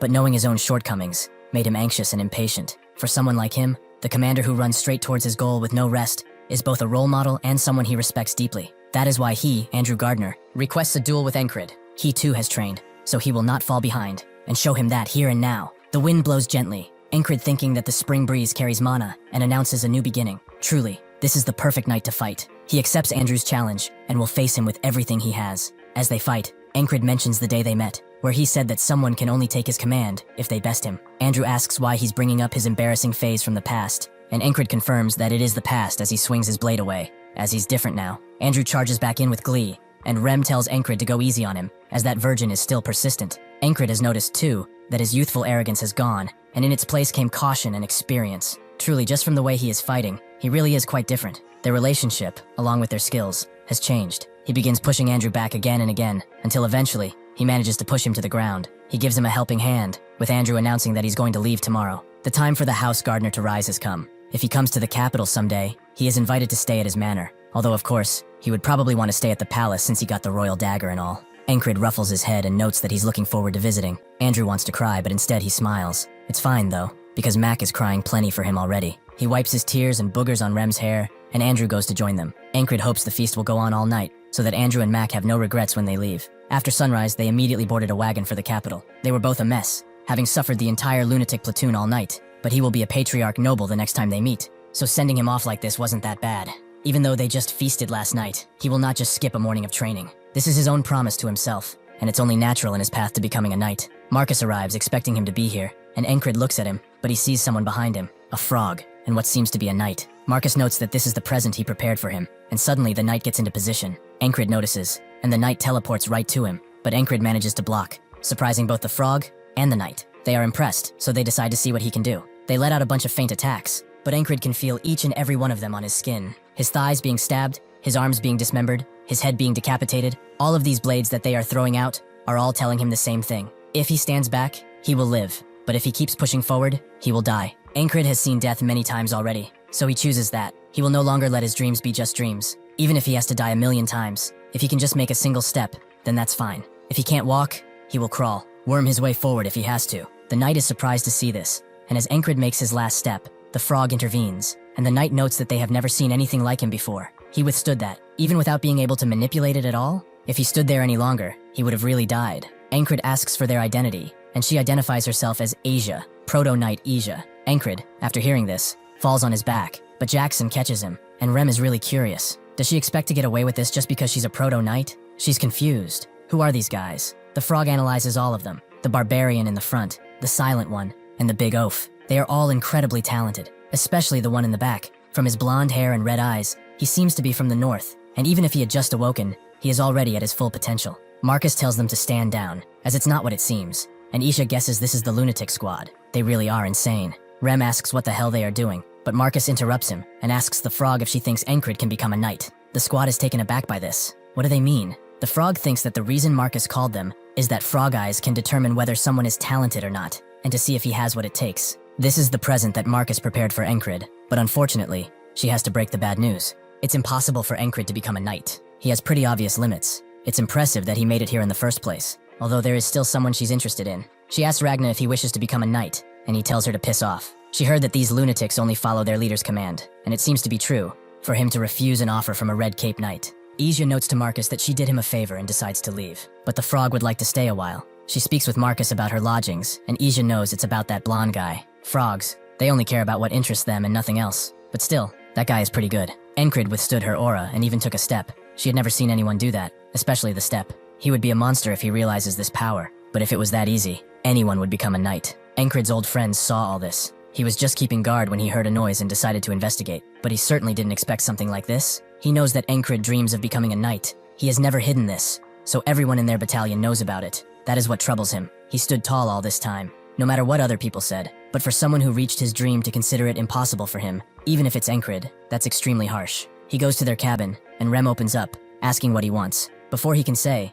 he notices the frog is right next to Encred, who excuses herself, and Rem doesn't really care, as she does not harm. He wonders why they are all acting like this is completely normal. The dream of their leader, who they all follow like dogs, just got shattered. He could be devastated completely. Encred wakes up, and Rem immediately tells him that they said he has no chance at becoming a knight. He keeps screaming it again and again, and Encred just says, "Really?" The friend pushes Rem away and tries to tell him that he will be fine. But Encred doesn't understand the worry. He decides to go train, as he doesn't have time, and he missed his morning routine because he passed out. With Encred out, Ragna wakes up too and decides to leave, with the frog finding this very fun. The friend wonders why he's acting completely okay, and Rem tells him it's because he's stubborn. Even if a knight said those same words the frog did right in his face, he wouldn't care at all. He's persistent to say the least. Now he understands no defeat means no despair, and no giving up. That is why he will not be talked out of anything. He decides to go and train too, as he will not lose to Encred. As he does his push-ups, he thinks on the power of a proto-knight, that illusion of blade specifically. It wasn't any regular old murder intent. That was different. The frog detects his curiosity and asks if he would like to know.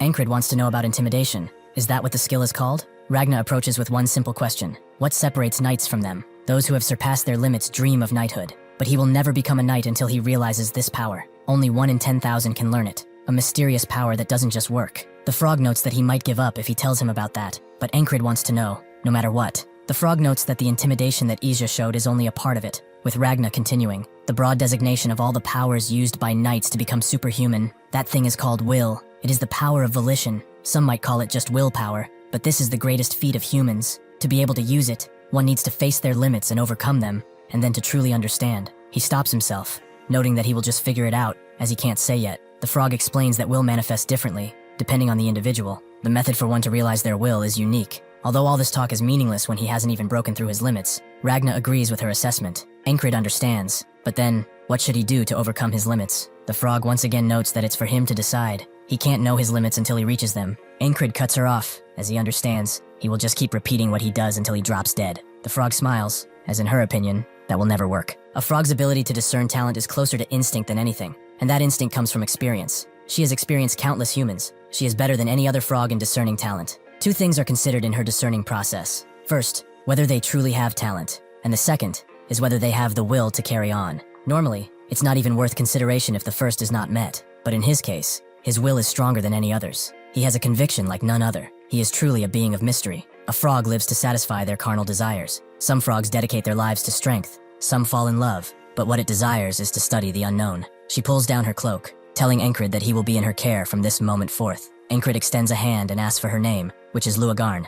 That night, as they dine in the hall, everyone's attention is drawn towards the mysterious frog that is dining with the lunatics. Out of all the people here, the friend notes that she decided to stay here, and the others immediately swarm him with questions, to the point where only that side of the mess hall becomes occupied. Rem notes that they are uncultured, but Jackson doesn't really want to hear that from him. They immediately begin sparring, with Krace noting that they are both uncultured ones. Luagarn has assessed all of their talents, and in truth, they are all insanely talented, having surpassed their limits long ago. If they realized their will, they would have all become knights, but that also requires luck. Jenny asks Encred if he shouldn't stop them, but he notes that it's fine, making her ask if he's blind. Encred explains that they are not hiding anything from each other. They seem close enough to the point that they probably won't kill each other, he says as they pull out their blades. Encred pays them no mind and asks Luagarn where she decided to stay, and she prefers to stay next to him if possible. Suddenly, an axe flies towards her face, and Encred has to block. It was thrown by Rem, who notes that the place next to Encred is his. She can't have it. Luagarn notes that they really are all crazy, and Encred apologizes for him. She's fine though.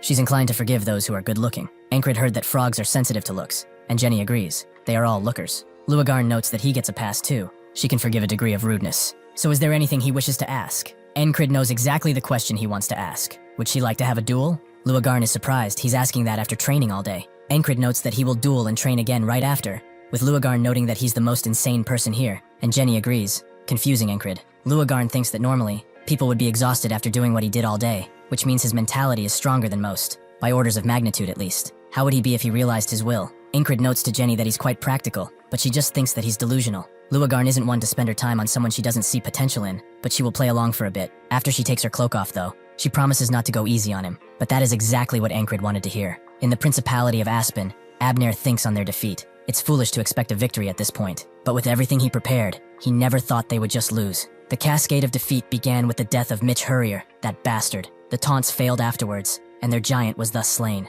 However, at the center of all this events was the soldier named Encred, the platoon leader of the lunatics. The war is not entirely over yet. Once the armistice runs its course, Aspen will definitely make a move, but if Encred gets in their way, he can't make any other plans. The Greyhounds already sent an assassin for him once, and at the time, he found it weird that they invested so many resources in one man, but that might be the solution after all. The Swamps of Monterey are the assassin guild owned by the Crown of Aspen, which has never failed a request with their excellent competency. Thus, he requests a job in the name of the Crown of Aspen to eliminate the soldier called Encred, no matter the costs. That same night, an assassin watches Encred closely, identifying him as such, but suddenly Jackson appears behind him and asks who he is. A secret admirer of the boss, perhaps? Thank you for watching. See you next time.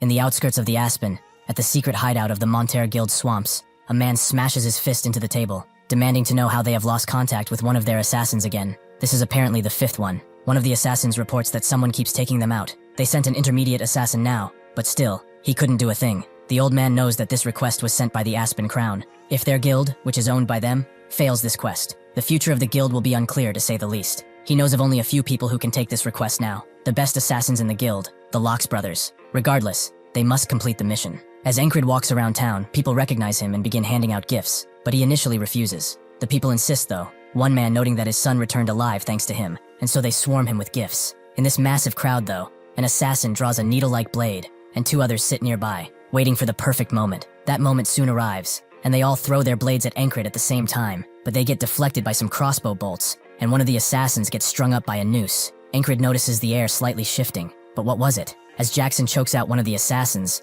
another appears, knowing that he's the bastard who keeps getting in their way, so he charges in, but Jackson uses the string to tie him up by the neck as well. The other assassin, who was sitting in the house, knows that this is bad. The brothers didn't stand a chance, and they need to take out the target now. Unfortunately for him, Jackson has noticed his presence already. He breaks his needle knife with a throwing one and strings him up too. Encred approaches, asking what he is doing all the way over here, and Jackson notes that he just found some drunkards who were about to get run over in the streets, so he moved them to prevent that. Encred senses alcohol in the air, but would do something nice for some strangers. Jackson asks if that's a problem, and Encred says it's not and goes on his merry way. Jackson knows that Encred has to spend this time getting stronger, and he won't let these idiots get in the way, although it seems that they keep getting better and better. That half-fairy and rat that came before them too was quite vicious. Still, who do they think they are? He makes his way to the shadowy part of town and goes directly to the guildmaster of the local assassin guild. He reports all that he has done, and she thanks him for it, but it seems like it's really the swamps of Montera. What should they do?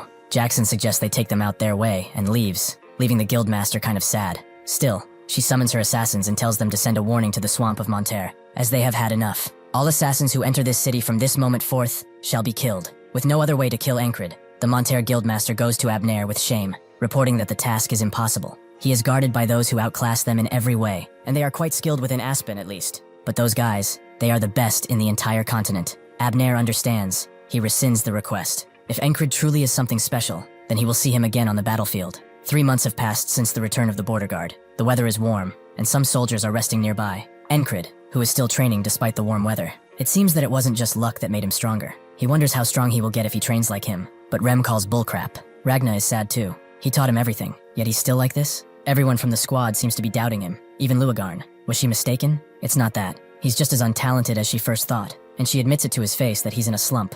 Encred, however, doesn't see it that way. He's taking huge steps that nobody can truly see, except him. Just as the sun is about to rise, Kreis is under his blanket, trying to read something he apparently can't understand. As he does that, Luagarn pulls his cover, as he is too noisy. But as she berates him, she notices the letter he's reading, and Kreis asks if she can read it. As the sun peeks over the mountain, Encred immediately gets up and notes that it's time for his morning training. As he does that, everyone watches, with the consensus being that he's not improving at all. Jackson notes that he probably knows he's in a slump too, but why does he not seem bothered at all? Rem is really curious about this. What is he really thinking? After finishing his training, Marcus calls for him, giving him a mercenary request. Encred reads it, to take out a colony near a frontier town. Marcus explains that things get tough outside the city at this time of year. Monsters and beasts sprout out like crazy in the summer. Once they have enough numbers and a leader rises, that pack of monsters becomes a colony, which threatens nearby towns. A large colony has been seen near a frontier town. He will give him command of the town defenses, so he will have to take care of it. Jenny comes by as he prepares to head out, but she's surprised by how much she carries on him,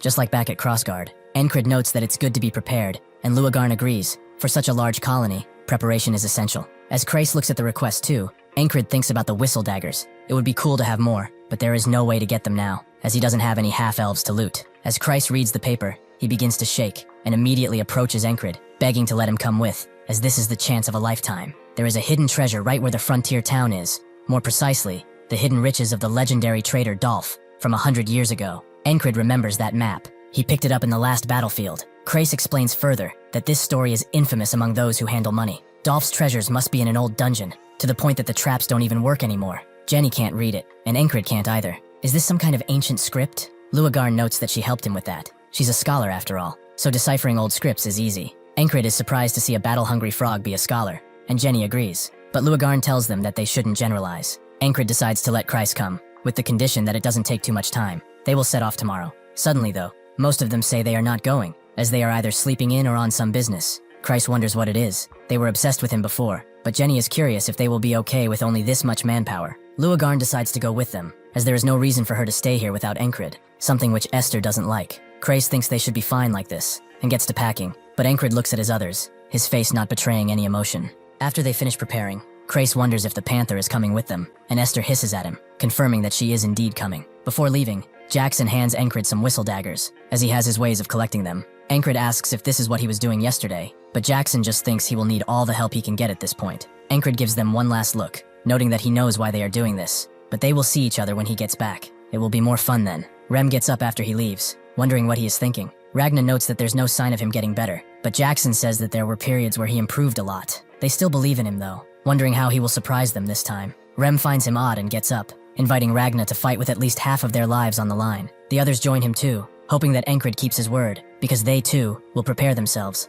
A colony attracts nearby monsters and beasts. Thanks to that, they expected the journey to be difficult, and it is just that, as they are swarmed with beasts at the moment. Kreis notes that there have been 6 groups since they started, and Jenny apologizes. She was sure this was the right way. Encred says it's fine, and they keep moving. Apparently Jenny knows of a side path where not many monsters pass, but each time they keep meeting beasts. Luagarn finds this odd. Even if there is a colony nearby, this isn't no Devil's Gate either. Encred knows what that is. The source of the monsters and beasts. A land unreachable by humans, and suspected to be the catalyst for monsters. This just keeps getting weirder, and he has a bad feeling about it. After they arrive at the town, the leader welcomes them, and Encred says that they are here about the mercenary request. Before Encred can finish, a man who has seen some fights in his time appears, noting that they will talk with him about that. He shakes hands with Encred, introducing himself as the leader of the town watch, Deutsch Fullman. If he is frank, they already took care of the colony. The men of the watch are composed of well-trained mercenaries. Monsters and beasts are no match for them, and they have the wall too. A masterpiece created by an engineer from town. A regular beast can get through.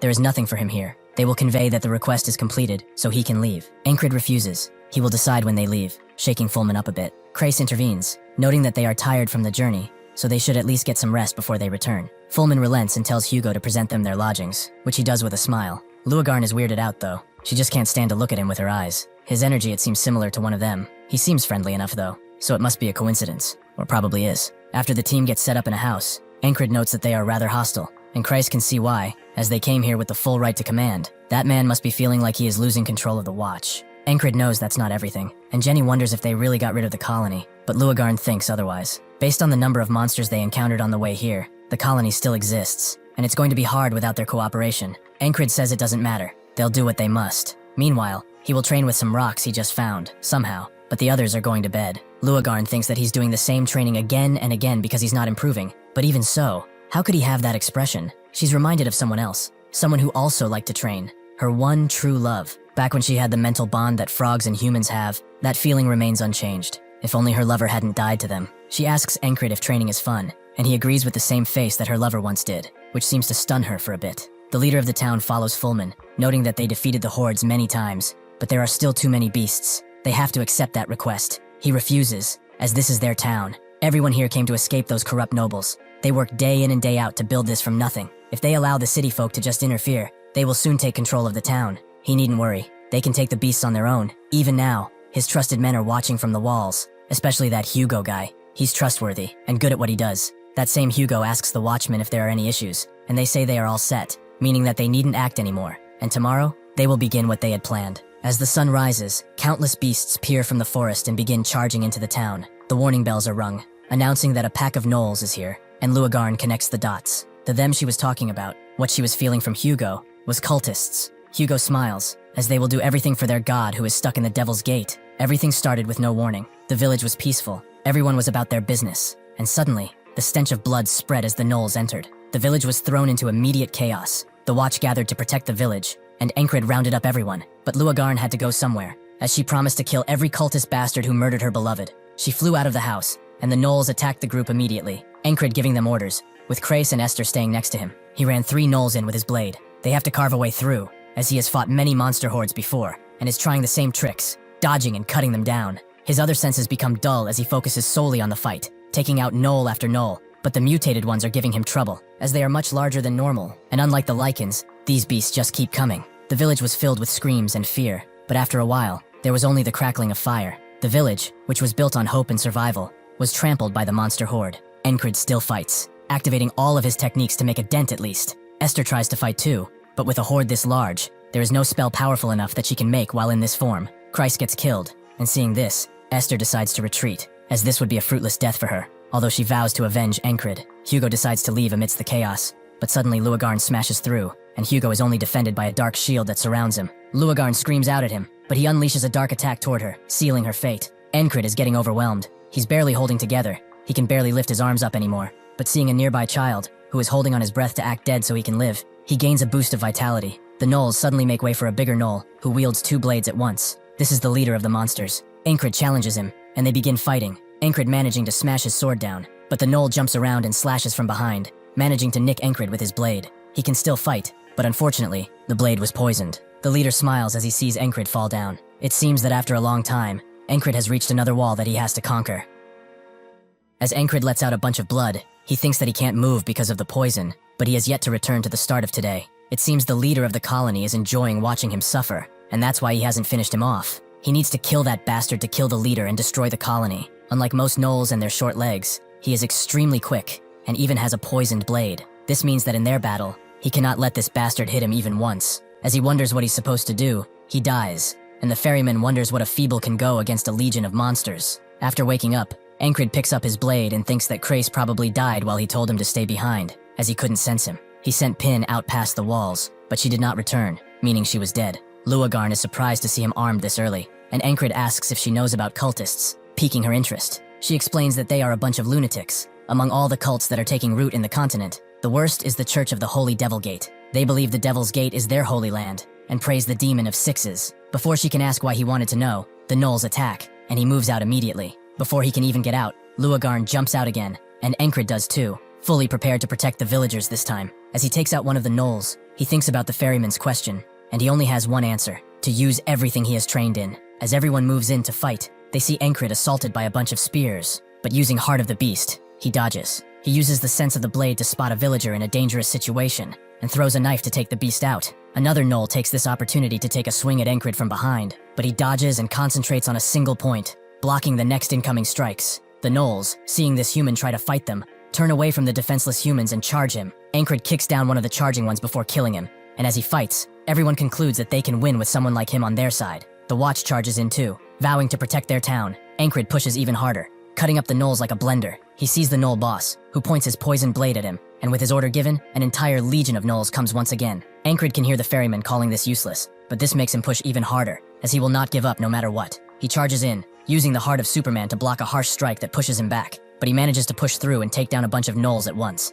Another charges in, but Encred swings widely, taking him and more out. He continues charging in, but one of the gnolls manages to hit him with a spear, and everyone starts to lose, one by one. They are all taken out. Encred is forced to kneel too, knowing that this bastard was waiting for him to get injured. Even with his injury, he charges in, but the boss's blade still grazes him. This bastard seems to really enjoy watching him suffer. As everyone dies around him, as Encred slowly fades away, his eyes are still filled with a need to fight. The third attempt comes and goes, same with the 20th and the 40th. No matter how well he fights, the leader does not appear before he's critically injured, so he thinks of getting injured earlier. Even with that, the gnoll boss has a speed that rivals a proto-knight. He cannot avoid its blade. Is there no other way? Can he truly not dodge this wall with what he has? He remembers what Jackson said, that his dodging sense is only half done. This is not about watching and dodging, but only one thing, and that is coordination. As the bell rings and he gets out, Encred realizes that what he has is not enough, so he must try something new. As a gnoll charges in, he dodges, but another takes his place. He remembers Jackson's word to not hesitate, but he does, and dies in the process.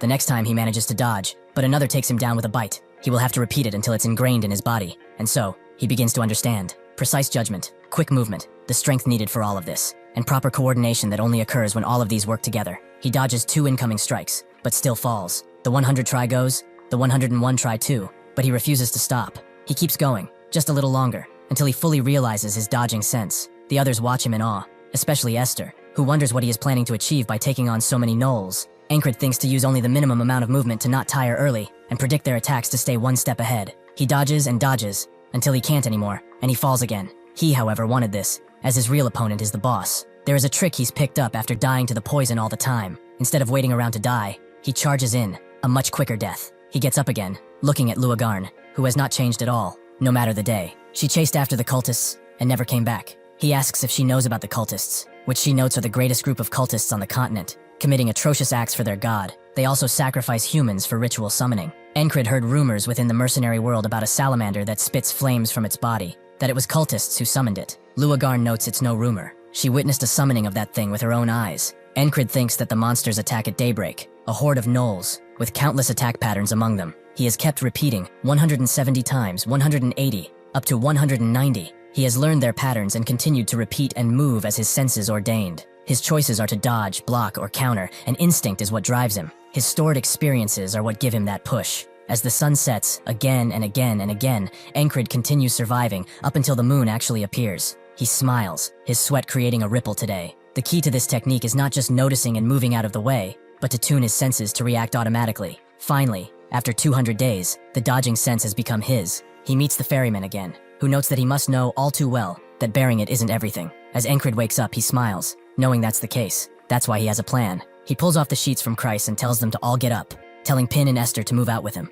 He also needs Kreis to do something important. Luagarn asks what's happening so early, and he notes there's not much time. The Gnoll Hoarder will be here by sunrise. They must finish preparations before then, and surpass this wall of his. He turns to Luagarna, and notes that he remembered some cultists escaped during a job he took as a merc, and there are people here who look just like them. She asks if he's sure, and Encred is positive on this. With that, she immediately goes to check on who she suspected from the start. She never came back in the past 2 days, but since he sent her before the Gnolls attack, perhaps things will be different. Not that it matters to him, though. He tells Kreis to bring Fullman by any means necessary, even if he has to take the village chief hostage. As Kreis tries to refuse that order, Encred ignores him and goes outside with Pin and Esther, as they need to secure the wall. The monster horde that infiltrated the village is strange. As to enter, they must pass through the wall. That wall they were proud of couldn't be breached, but could those gnolls really climb over it with those short legs of theirs? There is only one answer. The gate was already opened, and the reason Pin never returned when he sent her over the wall is that there are enemies there too. The wall guards are all cultists. They look on as he approaches and suddenly announces that from this moment forth, command here is transferred to him.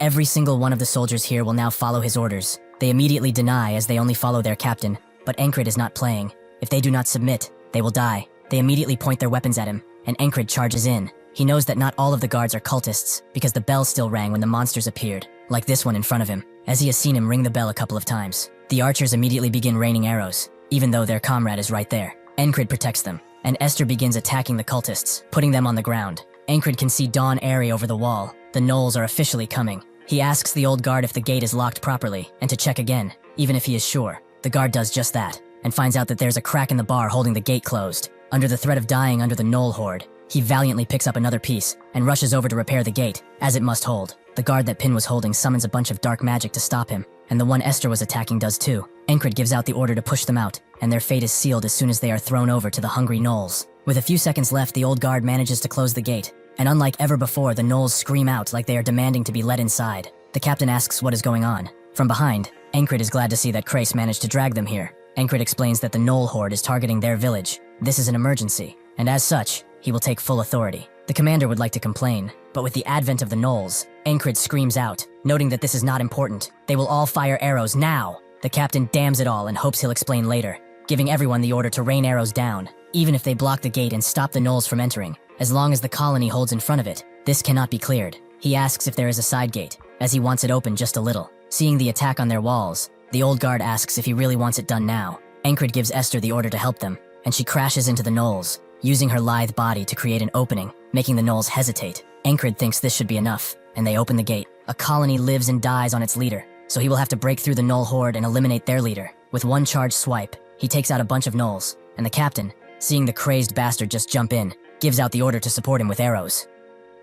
The captain keeps ordering his men to fire and fire, to not stop shooting no matter what, and they do so, but one of the men tells him that there are far too many enemies, and they are running out of arrows. The captain grits his teeth at this realization, but there is nothing they can do at the moment except this. Pin, who's coming down a ladder, tells Krace that Encred is outside, while he thinks that they don't have any proper defensive weaponry, and the walls are falling apart too. His eyes begin to shake as he realizes that it's only a matter of time until these bastards get through and cause chaos. He slaps himself out of his fear. He's sure the squad leader has a plan, so he needs to do what he can to help him. He gets the idea of throwing stuff and asks one of the men if they have anything to throw, like rocks. The man explains that there's a quarry behind the town, and so, Krace pulls everyone to help, even the working men and women. Encred is doing exactly what he wanted to, draw as much attention as possible, cutting through gnolls after gnoll, and Esther is helping in that too. With this, all the gnolls' attention will be focused on him, and with Esther at his side, he is able to do much more than before. With the help of the others, who have just begun to throw large rocks that scatter across the battlefield, taking some gnolls out before they even realize it,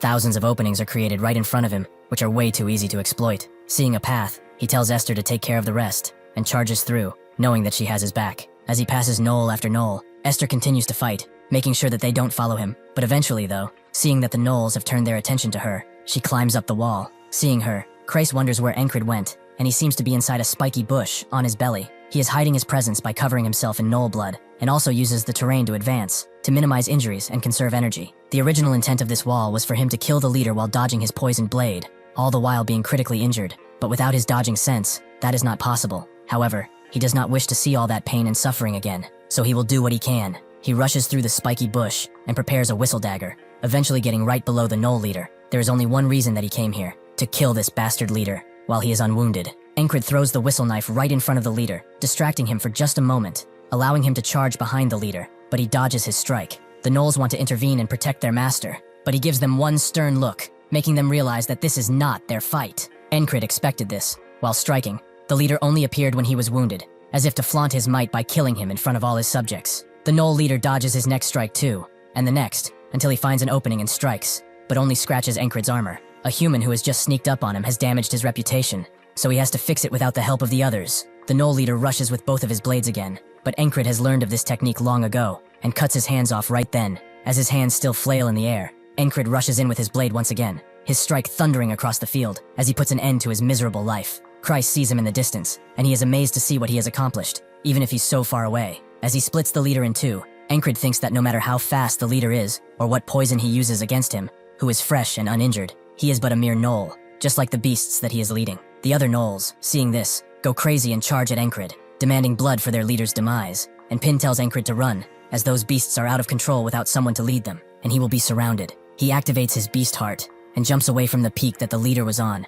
going right into the middle of the field, where there are still violent gnolls waiting to avenge their master. Fortunately, the guard captain opens the gates and comes out with his men, telling Encred to get to them as fast as he can. Encred gets to doing just that. He has achieved his objective, and he is not about to die here. Using his beast heart, Encred slashes through 4 gnolls at once, and he dashes in to take care of the others. But arrows fly in their heads before he can deal with them, and the guards push in, the captain telling him to go inside now. The gnolls scream and thump at the thought of letting their target get away, but as the others watch from above, Encred gets past them and dashes through the gate. The captain calls his men of the watch away, telling them to retreat, and as the gnolls charge in, they close the gates as everyone gets inside. The people continue to throw stones, and the gnolls get driven away, seeing that they have no chance to enter. Everyone is quiet as the gnolls run away. There is only silence after this hard-fought victory, and Christ screams out after seeing the empty plains, noting that they did it. Everyone cheers, and the captain looks at Encred, who is now slumped on the ground. He thinks that it all happened in but a few moments. He knows their town was almost wiped out, and that he was the one who stopped it. He was sent temporarily, yet he did so much for a town that meant nothing to him. Encred looks at him and notes that he wanted answers, right? The captain notes that he will call a doctor as he walks away, as they should take care of him first. Only then will they talk. As the sun begins to fall over the mountains, Encred informs the captain about what happened, about how there were cultists among his men, and how they sabotaged the gate too. Crace notes it makes sense now. A colony of that size is unnatural at best. Large colonies number a few hundred max, but that one was almost 1,000 strong, and all of the gnolls were armed. It only makes sense that the cultists were involved, as gnolls do not have the capabilities of arming themselves like that. One of the villagers asks what they could have against them, but Christ tells him not to expect logic from cultists. They only strive to expand the Hell Gates. Maybe they wanted to establish a gnoll kingdom in place of their town. The villager is scared, and the captain notes that they got rid of them, so they should be safe from them now, right? Encred explains that they can't know that yet. With the death of the gnoll leader, he escaped the repeating day. However, the cultists that Luagarn was chasing are still somewhere out there. The captain asks if there were even more cultists in addition to those at the gates, and now that he thinks about it, the villager hasn't seen that Hugo guy in a while.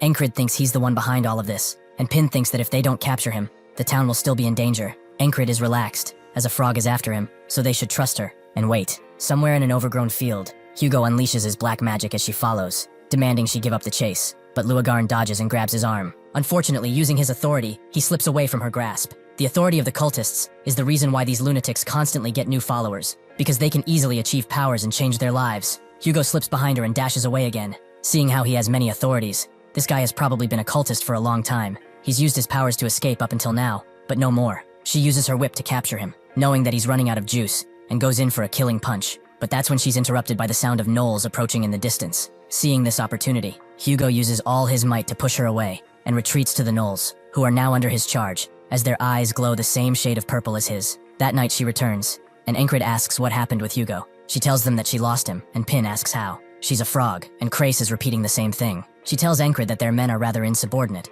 but Encred notes that she's a frog in name only. Now she understands where they got it from. If it weren't for that gnoll pack at the end, she knows she would have gotten him, but he became their leader and escaped. Encred notes that cultists are a persistent bunch, so he will come back to his town sooner rather than later. Pin asks if they really have to fight more cultists, but Encred thinks it's not a bad thing. A dispersed colony is dangerous, so they cannot leave them be, and they can take out the cultists along with them. Pin asks how they are going to take out 1,000 gnolls, with the cultist at the helm too. Christ thinks this is better. They cannot know what a beast thinks, but they can anticipate the actions of a human. Encred says they should get planning. By the time the sun rises, they will have finished their preparations. That night, as a carrier hawk flies away with a message, the villagers are rightfully informed of what is happening. And to put it lightly, their reactions are not mild, as there is just no way they can hold out against such an attack again. The village chief explains that they sent a reinforcement request to Count Bantra, but even at the fastest, that will take 7 days. The captain wonders if they have no choice but to endure, but Crace tells him that it might not take 7 days, not if the plan they prepared works. The captain asks if they really do have a plan,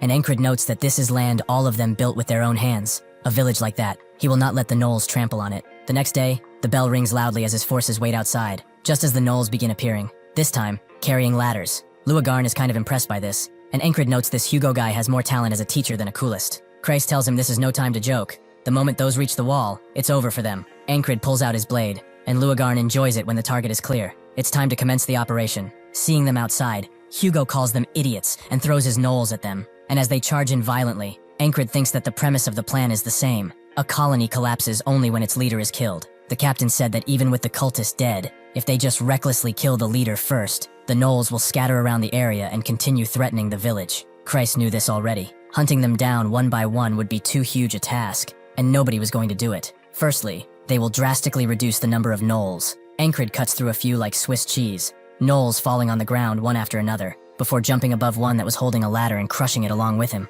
Hugo is surprised by his skill, and Luagarn thinks that when she was hunting this bastard yesterday, she heard Encred went alone and killed the gnoll leader. Honestly, she could not believe it at first. He'd fallen into stagnation not so long ago. There were no signs of growth, but even without all that, she is seeing him today, much stronger than before. With one large swipe of his blades, he eliminates tens of gnolls at once, proving his prowess is enough to change the battlefield. With that level of strength, he is almost at the stage of a junior knight. The people continue to throw arrows and rocks at the gnolls, dampening their advance, and while getting into the fight, Luagarna's heart begins to race. As she takes out one of the ladder gnolls, she thinks that seeing Encred, the unknown that he is, makes her feel young again. As Encred continues cutting his way through, Hugo wonders who this madman is, how he is cutting through 100 gnolls by himself. At this rate, he will be pushed back, so he decides to fall back, but that's when he sees something strange. Luagarn is carrying Encred away, who seems extremely exhausted. This gives Hugo a bright idea. That night, the captain noted that even if everyone manages the gnoll packs with the squad leader at the front, how are they supposed to kill that damn cultist? Hugo will not show himself easily.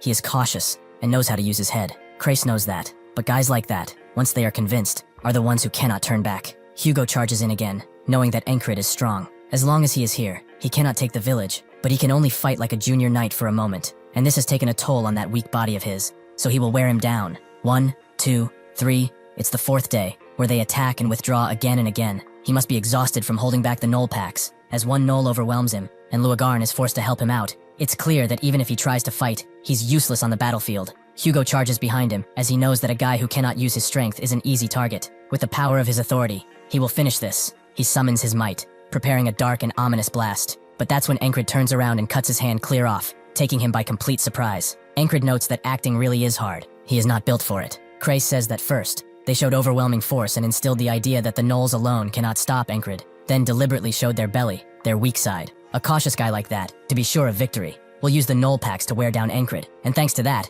most of the gnolls are dealt with. Finally, the moment the cultist showed himself, he fell into their trap. Hug calls him a vermin. How dare he trick him? Encred notes that the one fooled is at fault, so should he be more ashamed of himself? Thank you for watching. See you next time.